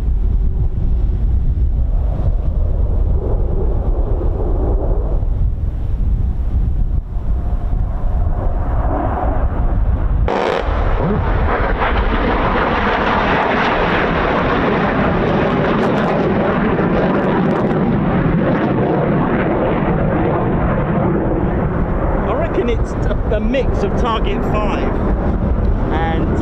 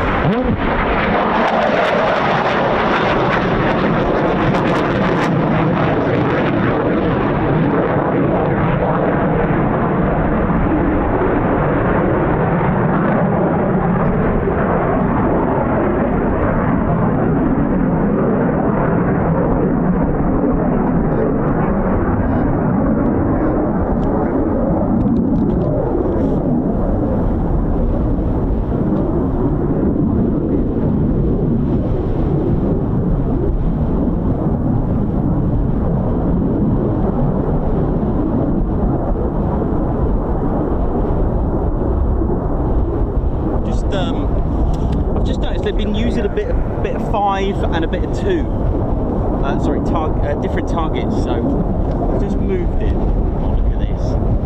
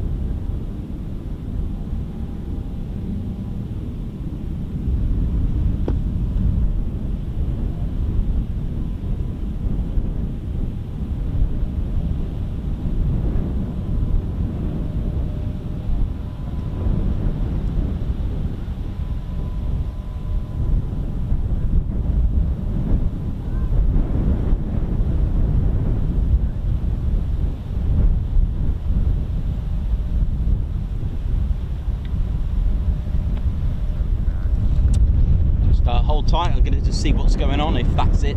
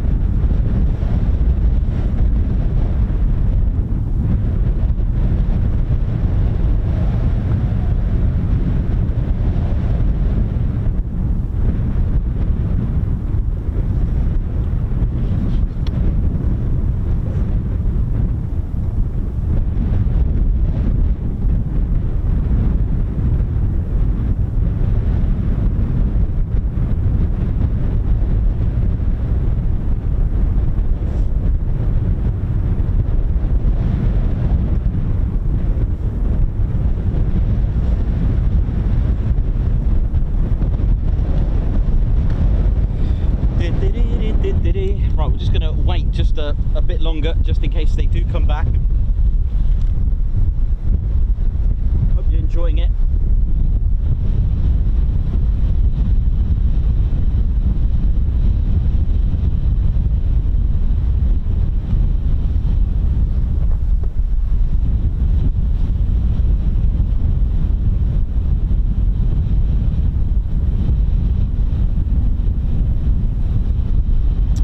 Thank you very much, Thomas Perry. Thank you very much, everyone. You are all amazing.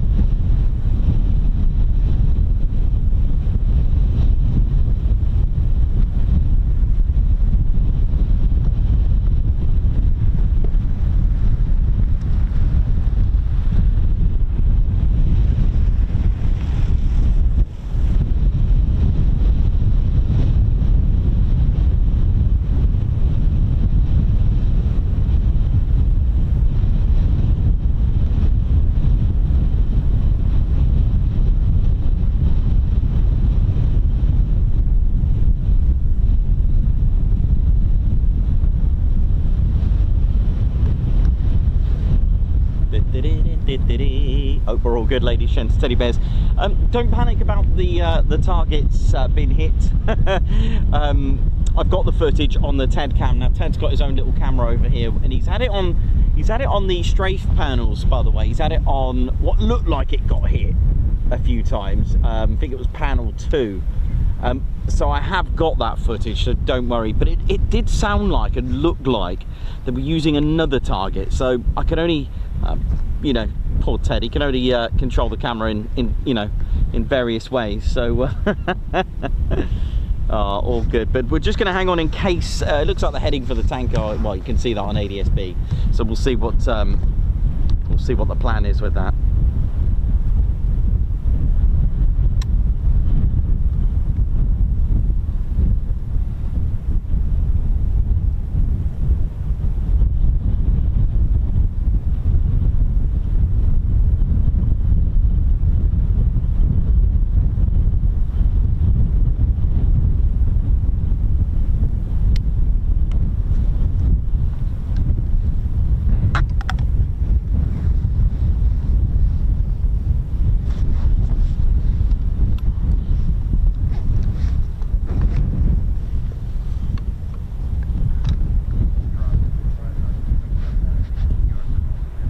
So while we wait, I'll just get Ted on the show.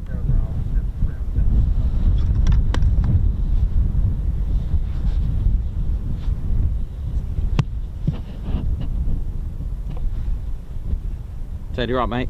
You enjoying it? Oh, I'm not surprised.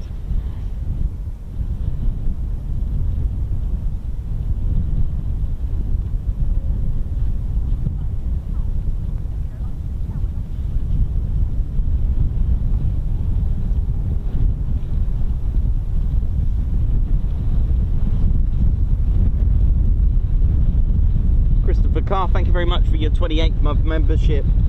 Ted Channel, the best out there. Thank you very much. Margot Baxter towards Ted's trip to RAF Valley. Thank you very much. God's march to you. Zero Soul 76 member for 3 months. Oi oi, morning everyone, and a good morning to you.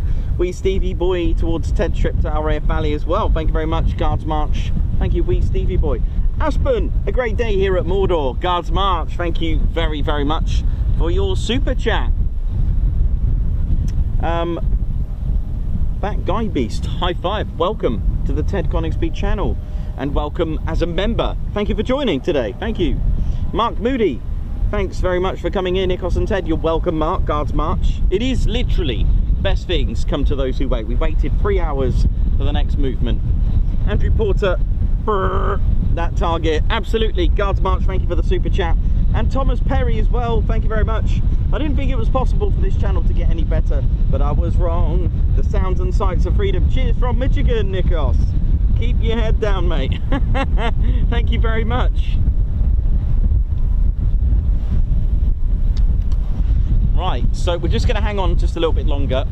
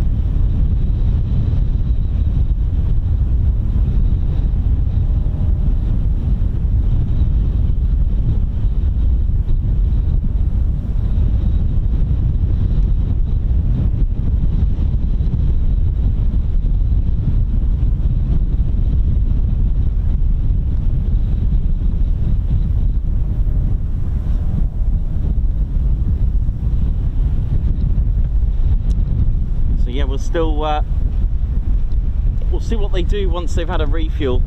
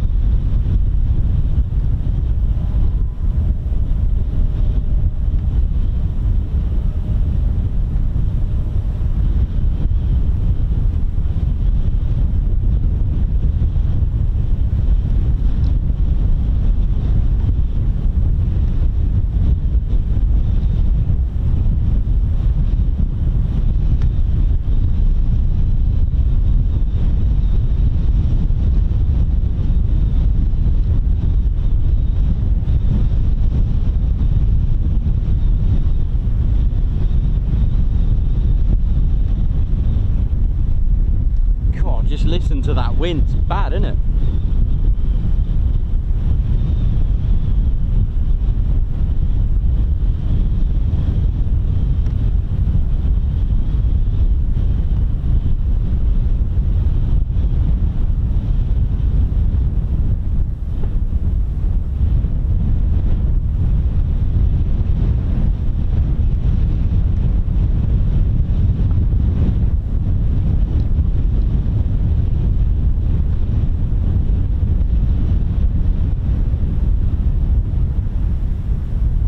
You can see on ADSB that it's heading for a tanker.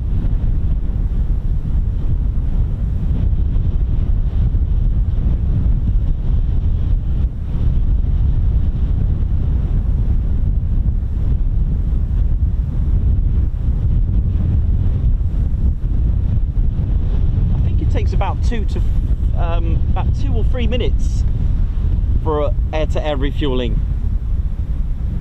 a fighter aircraft. I'm pretty sure it's very short.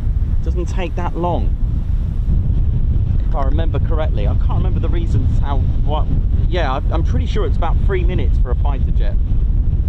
Well, an F-15 anyway.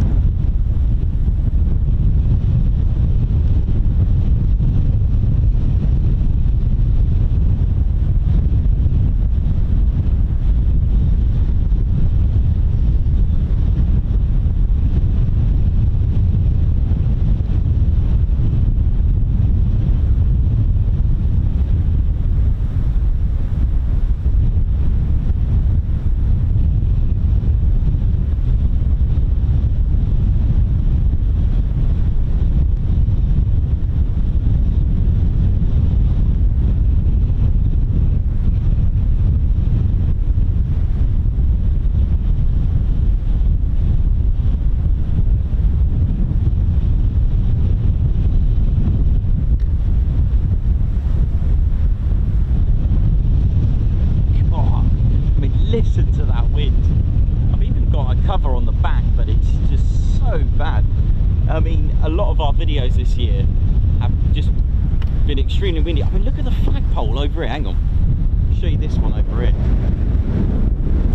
Looks like it's on a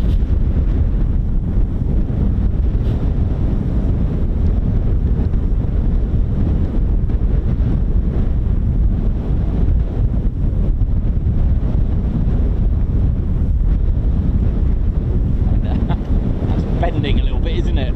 Wow! Oh, well, that pole is yeah, it's really strong winds today. A bit gutted because I haven't got it as stable as I'd like to. I've tried a few methods. Obviously, I'm always trying to give you a good experience on the show, so I hope you've enjoyed some of the shots that I've managed to get. From trying to hang on as well for dear life. It's been very challenging, been extreme. So I hope you're all good and well. So we're just going to wait a couple of minutes and just hope that the F-15s come back. You just never know. I'm going to hang on to see where they go after their refueling. But I hope you're all good and well. Leah, how you doing? Davey, Steve Gosling, Suzanne Tilsner, LEJ Approach watching from Germany, Margot from the Lothians, hope you're all good. And welcome to our new viewers as well, hope you're all well and good. Not in front of that, not in front of that, not in front of, okay, it's fine. No, oh, okay, it's fine. It's a satellite there. Oh, nice. Thank you. Thank you. You all right? How you doing? All right? Yeah. You good? We normally see you. Oh, we see it. Coningsby quite a We lot. said Yeah. we'd never see you down here. No, I'm always here. Oh yeah. Yeah. Well, no, once or a few times a month. Huh. Yeah. Is there anything due in it? I don't know. I'm going to be packing up in a bit anyway. So. Have you seen much? Yeah, there's been some F-15s today, so it's all good. Yeah, I saw those two strafing, you know. Yeah, it's been pretty cool. Yeah. I thought there'd be more going on. You know what I mean? Enjoy the day, innit? At least it's not raining, innit? Yeah. What time do they usually knock off? About 4? I don't know, about 4 or 5 sometimes. Yeah. But Oh, yeah. leave you in peace. Thank you very much. Have a Well, great you day. too. It's a lovely day for a walk. Yeah,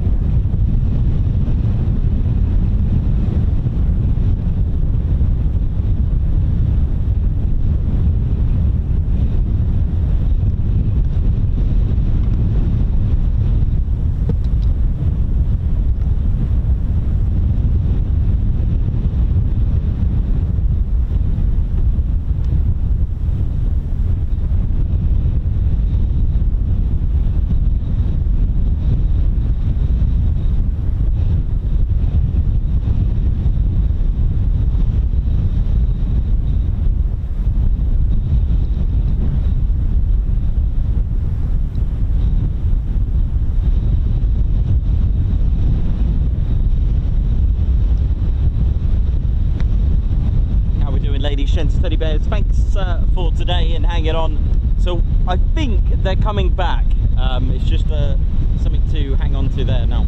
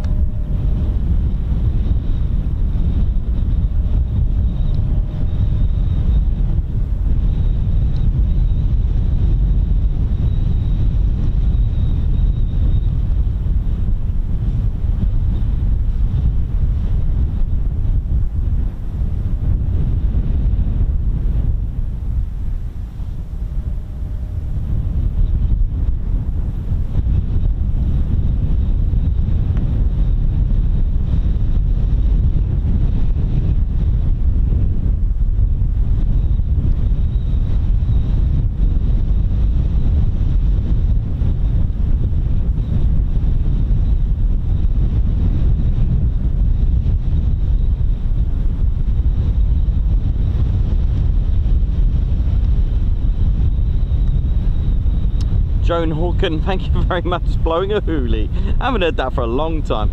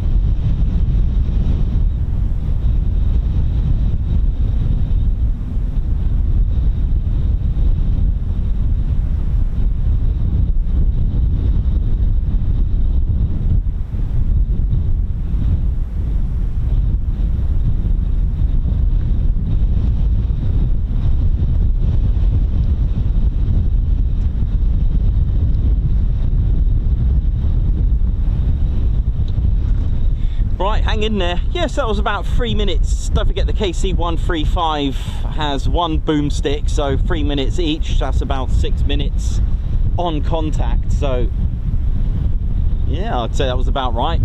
Certainly wasn't 20 in total, was it? So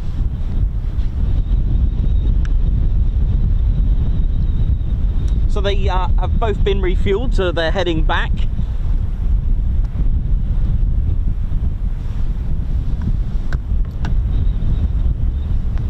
The one in Netherlands, that's a different flight. That wasn't the one here. That's a completely different one. There were 2 F-15s at the tanker. The only reason why you see one is because they're so close together.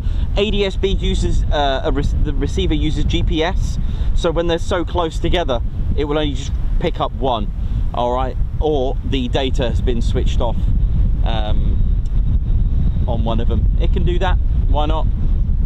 Sometimes when they're so close together, like I said, when aircraft are very close together, it can sometimes just not receive the data very well because it uses GPS, it uses satellite.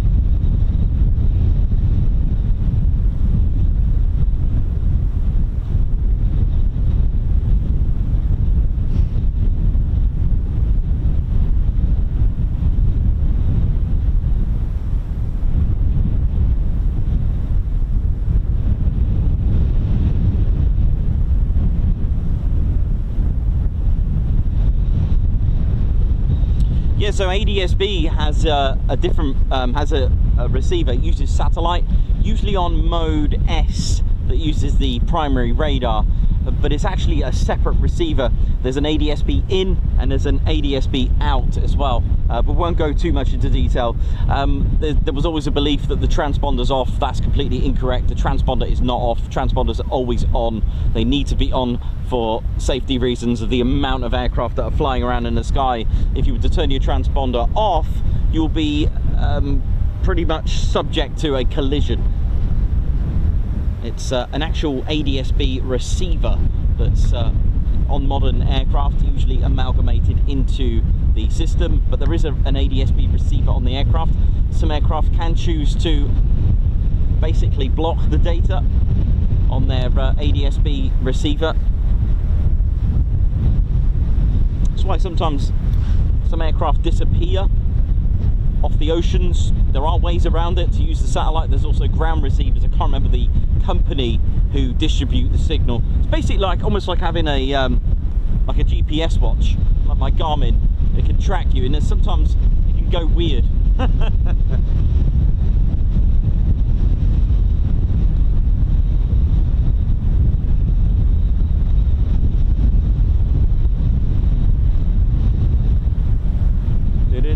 ADSB stands for Automatic Dependent Surveillance Broadcast. Oh, here we go. Speed 31, here we go. So automatic because it's automatic. Dependent because it uses a separate receiver with GPS.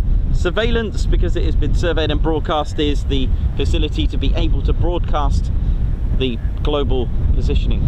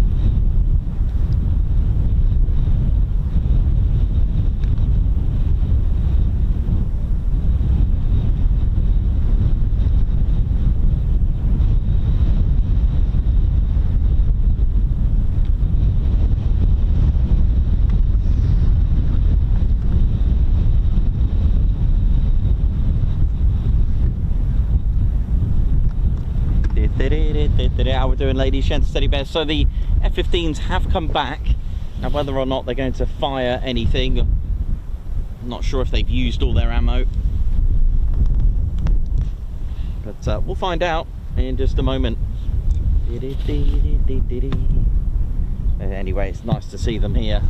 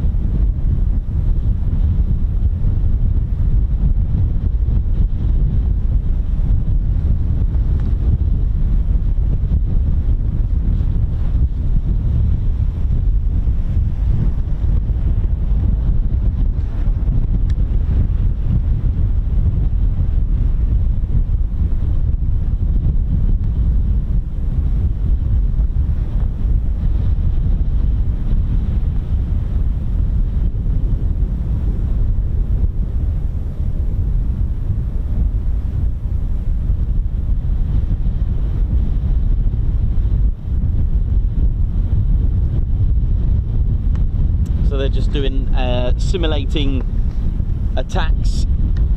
So they're given coordinates, they're using the joint terminal attack controller, so whether you need close air support, given the coordinates from ground using a radio to the pilot and Wizzo, of course, to lock onto the target and eliminate it.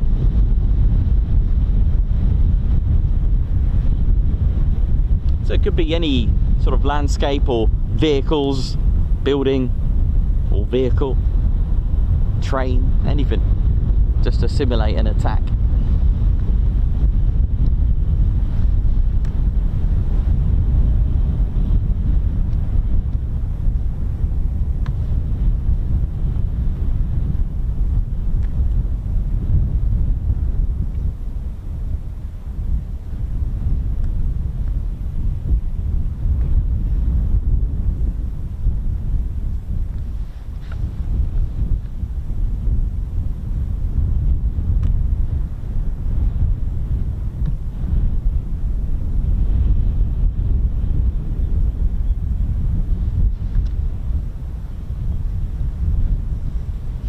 So we've got two F-15E Strike Eagles nearby, and they're just doing simulating work, and you never know, they might do some dry strafing or use some rounds again like last time.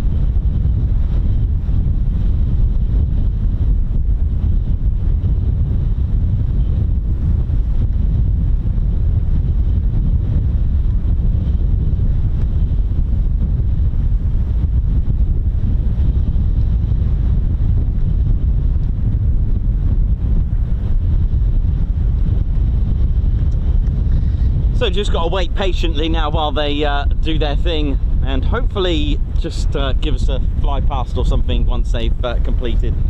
I don't think they've got anything for us here other than dry strafing, but we'll see.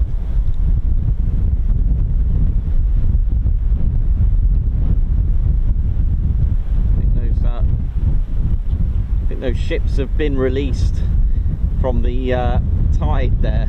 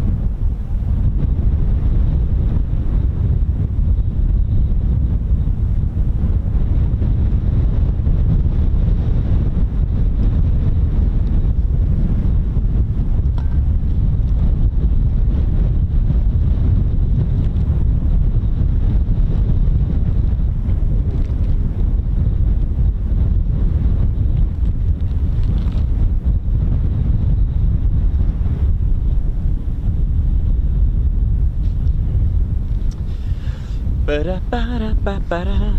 How's it going, ladies, gents, teddy bears? Hope we're all good.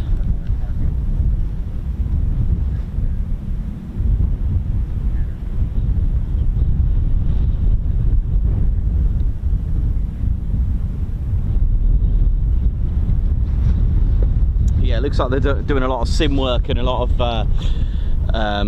well, not sim, it's probably the wrong word, but that's like simulated attacks, probably using some laser as well to lock onto some of the targets that they're given by the JTAC. So we shall just see. Maybe, like I said, maybe they'll do a nice pass to finish up the day.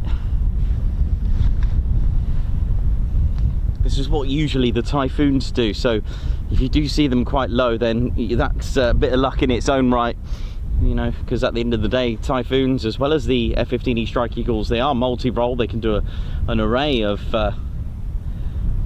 roles. So the FGR4 in the Typhoon of the Royal Air Force stands for fighter, ground attack and reconnaissance. It can do all that, especially with the F-15E has the lantern.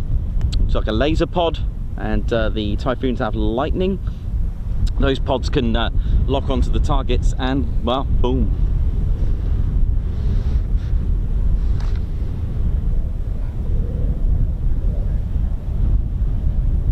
And it's amazing, even at 15,900 feet, 16,000 feet or so, they can't see them. But that's the good point, isn't it? That's the whole idea. Aircraft not seen.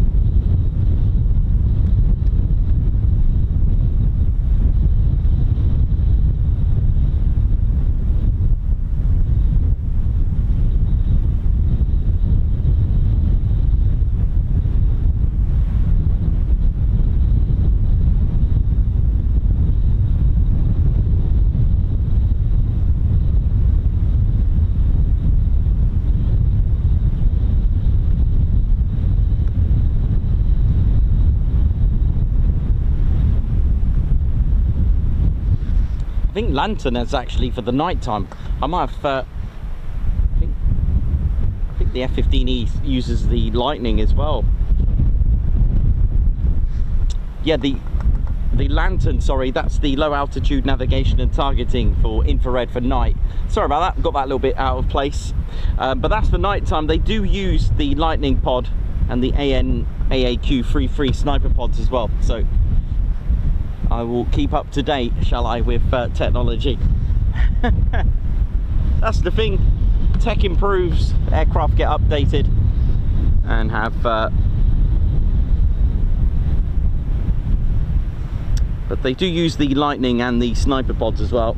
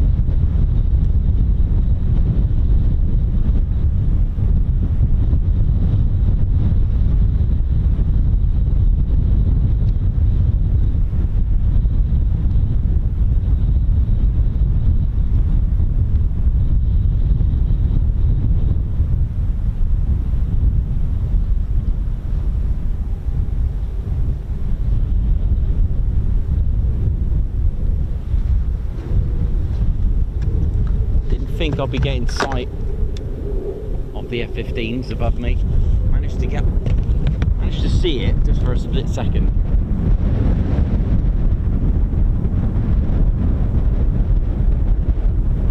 Ah, there's the other one.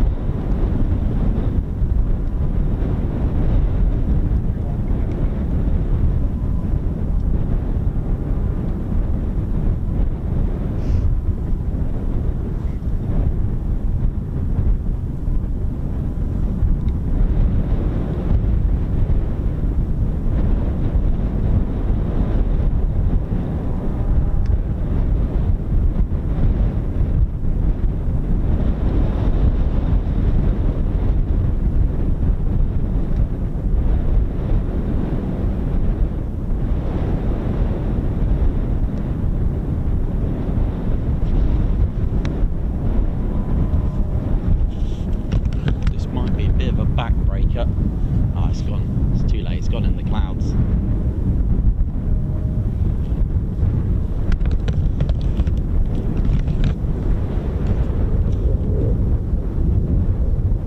You might have got a glimpse of that one.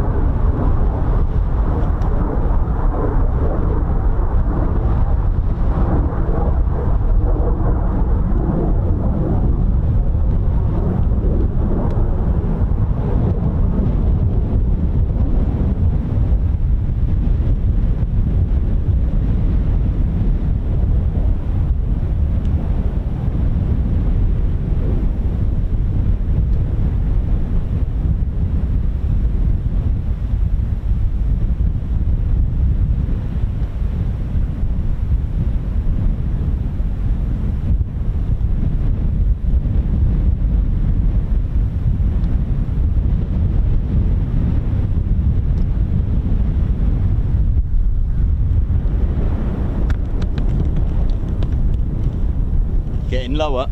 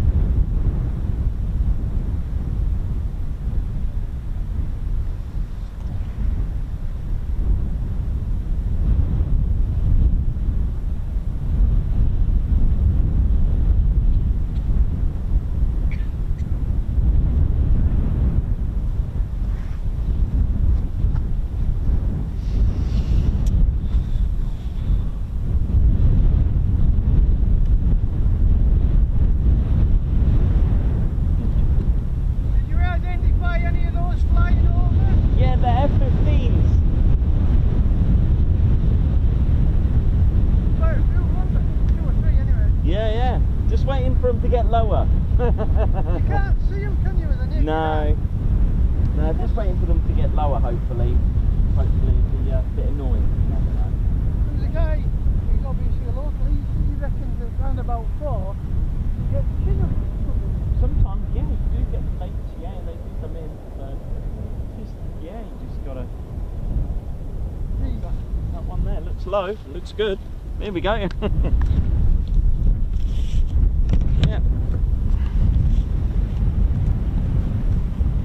Well, it was low. What is it? This cloud base here? Yeah, there you go. Oh, there's an F-15 in it.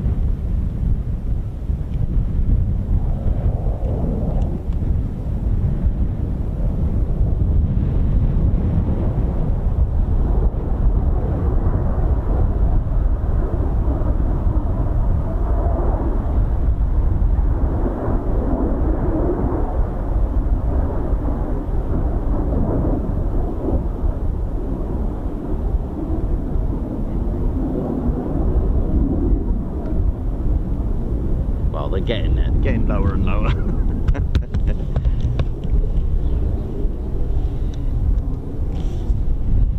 F-15 on it? Yeah.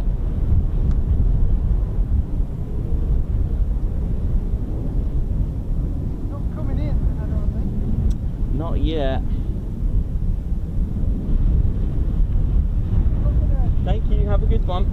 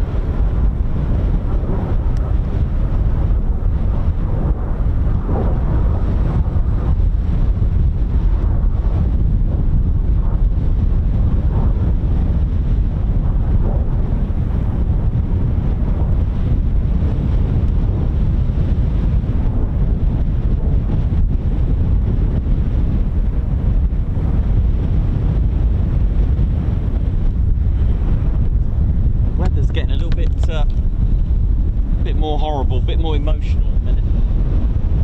Oh, that wind has got to stop, man, for a change. Come on. What's this F-15 doing? Just go back to it.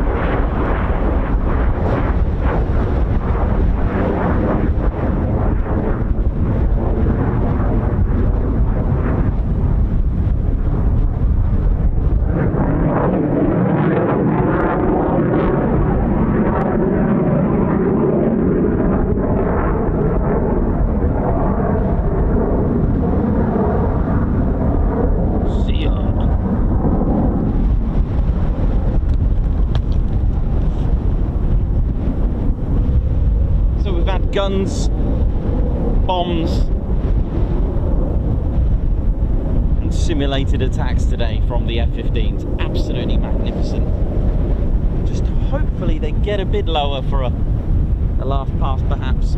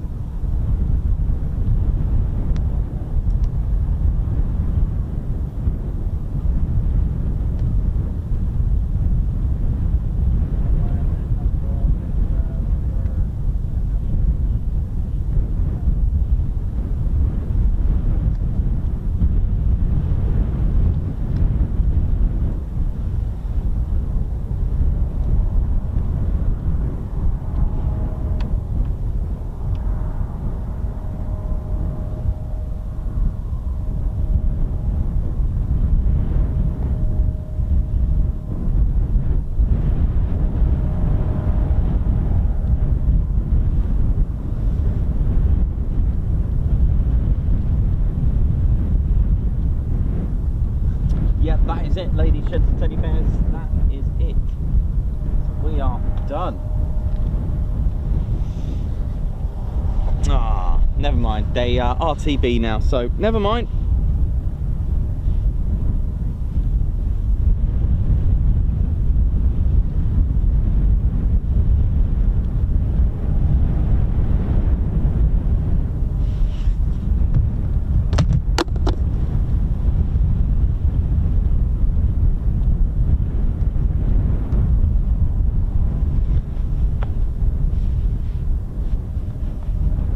Teddy, where are you, mate?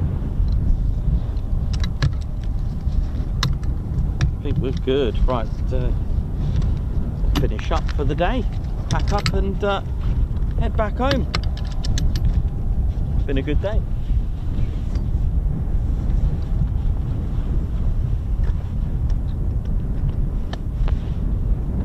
I'm excited to see what Ted got with his Ted cam. It's always good to have the Ted cam. Martin Skeet, how you doing? Thank you. There's Ted there now. That was worth hanging on, wasn't it, Ted? You never know. I know they've gone now, Ted. They've RTB now.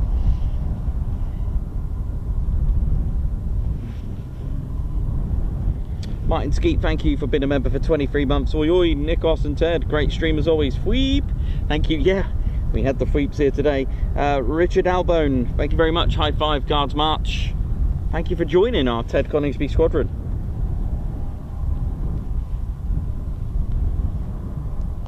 And that is it for today. We are done, cooked and fried.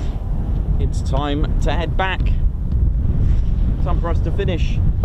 And it's been great. And thank you very much for tuning in today. As you can see, the reality of, oh, look at my hair, the wind. Oh dear, oh dear. Right, there you go. That's the realities there. Let's sort that out there now. There you go there now. Let's put that there. Let's turn that there now. There we go. How's that? Is that better? There you go. Show off the England shirt, innit? It came a bit late, that's why I thought I'd wear it today. It arrived yesterday when I got back. Thank you very much, ladies, gents, teddy bears. Hope you enjoyed today. The realities of military aviation. You just turn up, hope for the best and wait and see what happens, innit? Which was absolutely true today, definitely to a point. But best things come to those who wait. From the 48 Fighter Wing, thank you very much for sending them. Hope you enjoyed it. My name's Nikos. I've been enjoying it today as well, and as well as Ted. And a big shout out to Holbeach Air Weapons Range, Holbeach Tower, thank you very much. And I hope to see you all on the next one, which will be next week. There is no stream tomorrow. Claire Bear, Ted and I are heading off to RAF Valley for Families Day. We've been invited to go, which is such an honour. It really is, so I'm really proud of that. And we're going to go and enjoy our day. So thank you very much, ladies and teddy bears. My name's Nikos. I'm your cameraman, historian and commentator. This is our squadron leader, Ted Coningsby. And how did that beret stay on? You've been watching the Ted Coningsby Channel live here at Holbeach Air Weapons Range, a place to bring your aircraft to blow up and shoot stuff. So for the last time for the week, it is see you soon. Wish you well.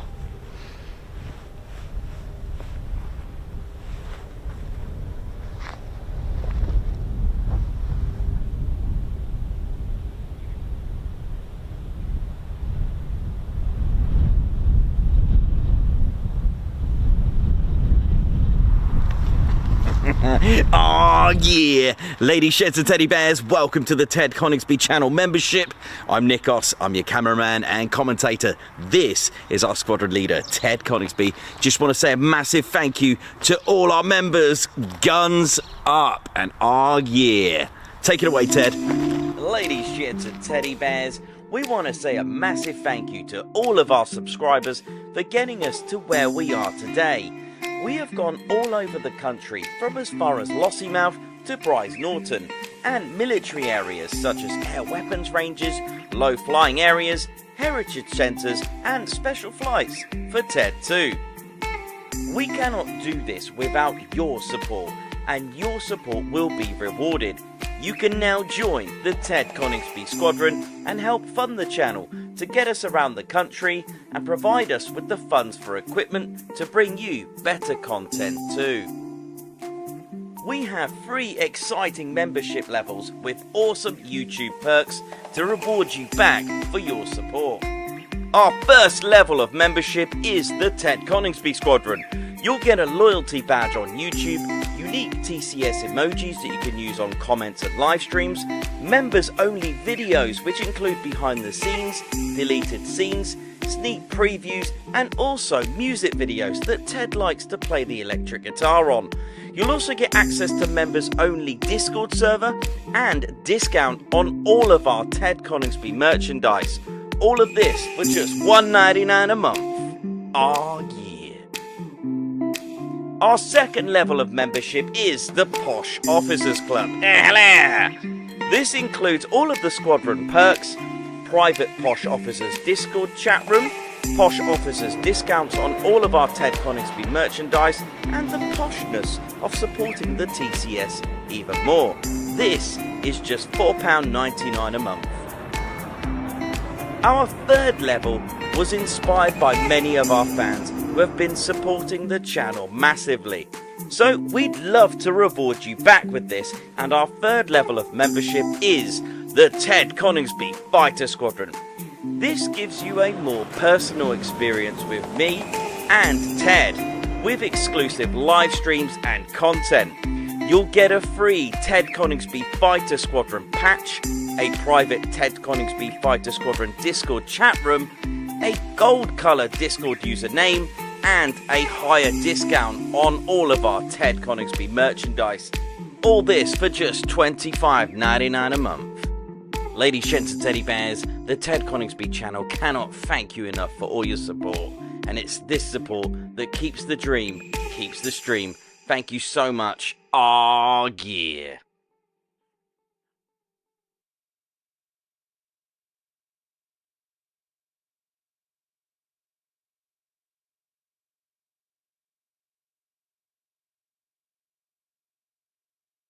Flight Golf India, Brian Circle 1, and